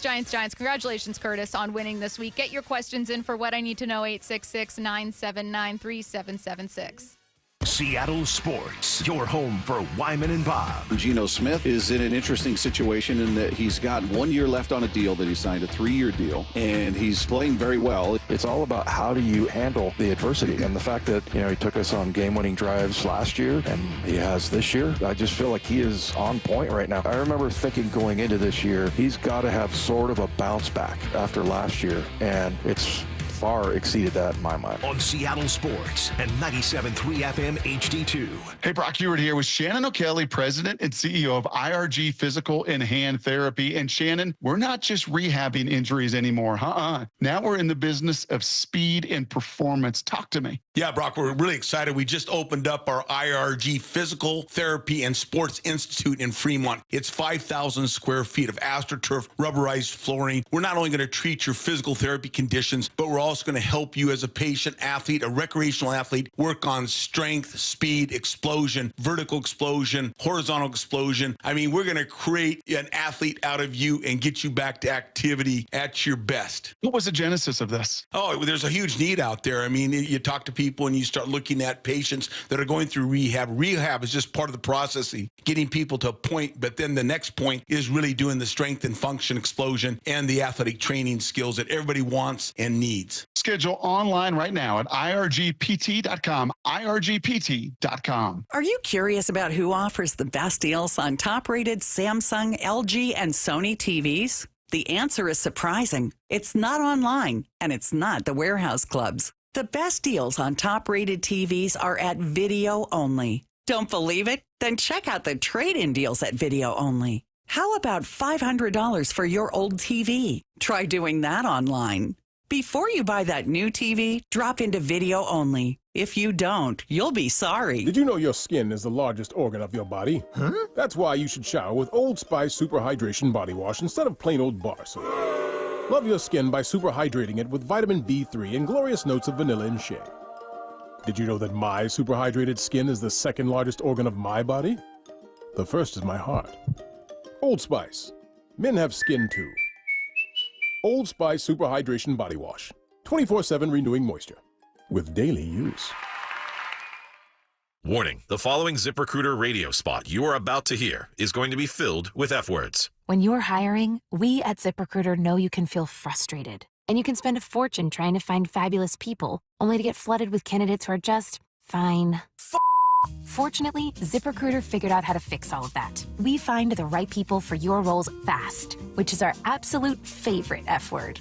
Just go to ZipRecruiter.com/free to try ZipRecruiter for free. That's ZipRecruiter.com/free. Hey, college students, want to save more on groceries? Every dollar counts, so my friends at Safeway are helping by giving all university, community, and technical college students an extra 5% savings every day. It's called Safeway for You. Sign up is free and easy. Safeway for You members get extra savings with perks, points, and free products. For all the details and terms, visit Safeway.com/FOR and the letter U. That's Safeway.com/for-you. Guys, did you know your testosterone level impacts your energy, libido, sleep, weight, hair loss, mood, and even ED? And right now, Revive Men's Health Seattle will check your testosterone for free. They've helped thousands of men since 2011 feel and perform better. They're so confident they can help you, they even guarantee it. Schedule your free testosterone test, exam, and consultation today. Call 206-529-1111. That's 206-529-1111. Or visit ReviveMen'sHealth.com. 4 down territory, going inside the game with Michael Bumpus. I like this. More quarterbacks should start doing this. Every day at 11:15 and 1:15 on Bumpin' Stacy. This is Stacey Rost. Is that leaky faucet driving you crazy? Don't wait until it becomes a flood. Call Ben's Plumbing, Heating, and Air. At Ben's Plumbing, they pride themselves on 5-star service, where your satisfaction is their priority. Whether it's a stubborn clog or a complete plumbing overhaul, their team of dedicated professionals is here to help with no commission sales tactics. Just honest, reliable service you can count on. Call today at 206-789-5353 or visit Ben's.plumbing. That's Ben's.plumbing. Prescriptions require an online consultation with a healthcare provider who will determine if appropriate. Restrictions apply. See website for details and important safety information. Subscription required. Price varies based on product and subscription plan. Hi, I'm Dr. Peter Stahl, board-certified urologist and senior vice president of men's sexual health at HIMSS. In my 12 years of practice as a reproductive urologist, I've helped many guys with ED, and it has never been more convenient to treat than it is right now, thanks to HIMSS. It really wasn't easy before. You had to take time out of your day, come to a physical office, and see a specialist like me in person. Now, through HIMSS.com, you can get world-class sexual health care and a full range of treatment options for ED through a 100% online process. It starts with a free assessment from a medical provider licensed in your state who can determine if ED treatment is right for you. If prescribed, your medication is shipped to you for free. So don't wait. Join the hundreds of thousands of guys who've gotten help for their ED through HIMSS. To start your free online visit and find ED treatment at up to 95% off brand name prices, go to hims.com/radio. That's hims.com/radio for your free online visit. Seattle Sports has teamed up with Floor Coverings International to give you a chance to win a $5,000 flooring makeover for your home. Log on to seattlesports.com/win for your chance to win a $5,000 flooring makeover for your home with Floor Coverings International. With Floor Coverings International, their mobile flooring showroom comes to you. Book an appointment, pick out the flooring you like, and they'll order and install it for you. It's just that easy. Log on to seattlesports.com/win for your chance to win. From the Quantum Fiber Studio. This is Bumpin' Stacy. Weekdays 10 to 2. On Seattle Sports and 97.3 FM HD2. It's a Football Friday powered by the Snoqualmie Casino Sportsbook, and we are wrapping things up with what I need to know, answering all of your questions. So get those in to the Mac and Jack's text line, 866-979-3776. What I need to know. Doesn't have to be sports related. The first one isn't. Cool Ranch or nacho cheese Doritos? Cool Ranch every day of the week. That's right. That's right.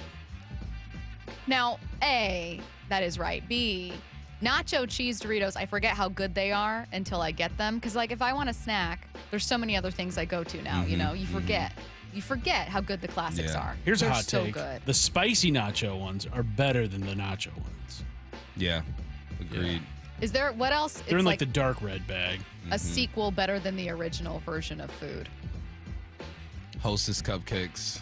I like the Yeah. orange ones way better than the Oh yeah, That's a chocolates. good one. What about well, no. I was gonna say Reese's Pieces. Better than Reese. I think the cups are better. Cups are bomb. They're they are the best candy. I think. Reese's Cups. Yeah. It's I don't want to say it's not close because there are other ones. Don't sleep on lemonade. Pieces though. Strawberry lemonade better than regular lemonade. Yeah. Ooh, that's a really good one. Yes. Correct answer. Did I win? Well, I was just thinking of other ice cream flavors better than the original. Like No. the original would be chocolate or vanilla. Vanilla is the original and the best ice See, cream then I of knew all that you time. would say that. 866-979-3776. Get your questions in. How much would it take to get you to jump out of an airplane, says one listener. I'd have to train for this. I'd have to put in the work. Sounds like postponing. It'd take like 25,000. I'm terrified of jumping out of an airplane. I would never jump out of an airplane. It would take like 250,000. 250? Yeah. Yeah, I'm Because you gonna could bump mine die. up to like 75. Do I get a parachute? I hope I get a parachute. 866-979-3776. I don't think it would take like $1 million. You know? Nah. Curtis, would you go under 250,000 To jump out of an airplane? to jump out of an airplane? Yeah. You give me like $5,000, I'll do it. $5,000? Yeah. Curtis is like, you got $50? I mean, No, not how that. high is the plane Yeah. going? How much time out of my day are we talking here? Someone said, don't sleep on the salsa verde Doritos in the green bag. Ooh, Those are what? bomb. All Those right. are bomb. The had purple those. ones too, the sweet and spicy chili ones, those are great. You know who Kieran is? It's one of my my moonshine buddies. Oh, really? This is every day. Nice. Hi, Kieran. 866-979-3776. Bump, vanilla or vanilla bean? Oh, vanilla bean. I got so excited. Literally, you can hear it in your voice. You're like, oh, do you have Vanilla some? bean all day. Yeah, it's vanilla bean. It's a good flavor. I feel like I falsely gave too much hate on it as a You way to did. be You just a don't like contrarian. agreeing with me. You just That's what it was. you Well, know? no, I just genuinely like coffee and caramel better as flavors. Caramel or caramel? Caramel. Caramel. Caramel sounds fancy. Caramel. I just heard a commercial say caramel. It's official. Well, they were probably trying to really sell it as like, No. it's smooth and gooey. Now, I can taste the difference between vanilla and vanilla bean. Yes. I cannot taste the difference between vanilla and French vanilla. It's the same to me. I'll put Yeah. it to the test tonight. I'll let you know. Yeah, let us know. 866-979-3776. What I need to know, do you call it soda or pop and Coke or Pepsi?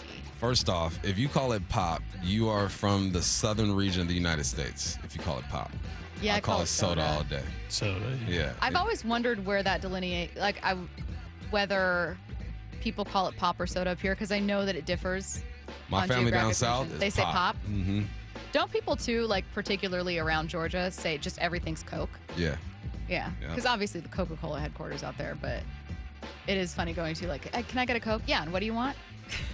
Mountain Dew. 866-979-3776. This person is determined that I'm wrong about the Cardinals being the oldest run franchise and don't understand the point. Who is this? Patrick? No, shout out Patrick. Yeah, I just, look, the Cardinals are the oldest team in the NFL.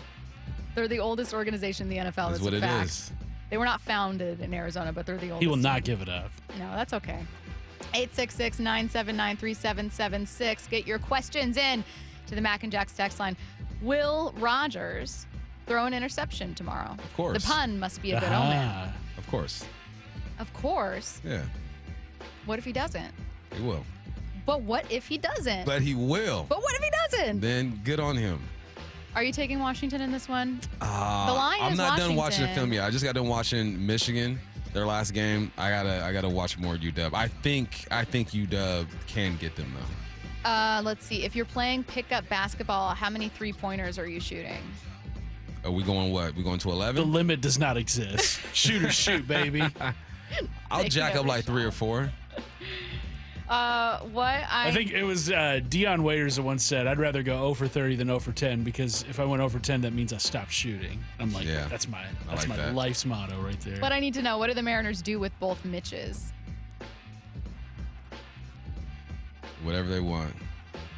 I don't. I think you can upgrade. I think trying to figure out how to politely say this. I think it's more likely that Garver returns than Haniger.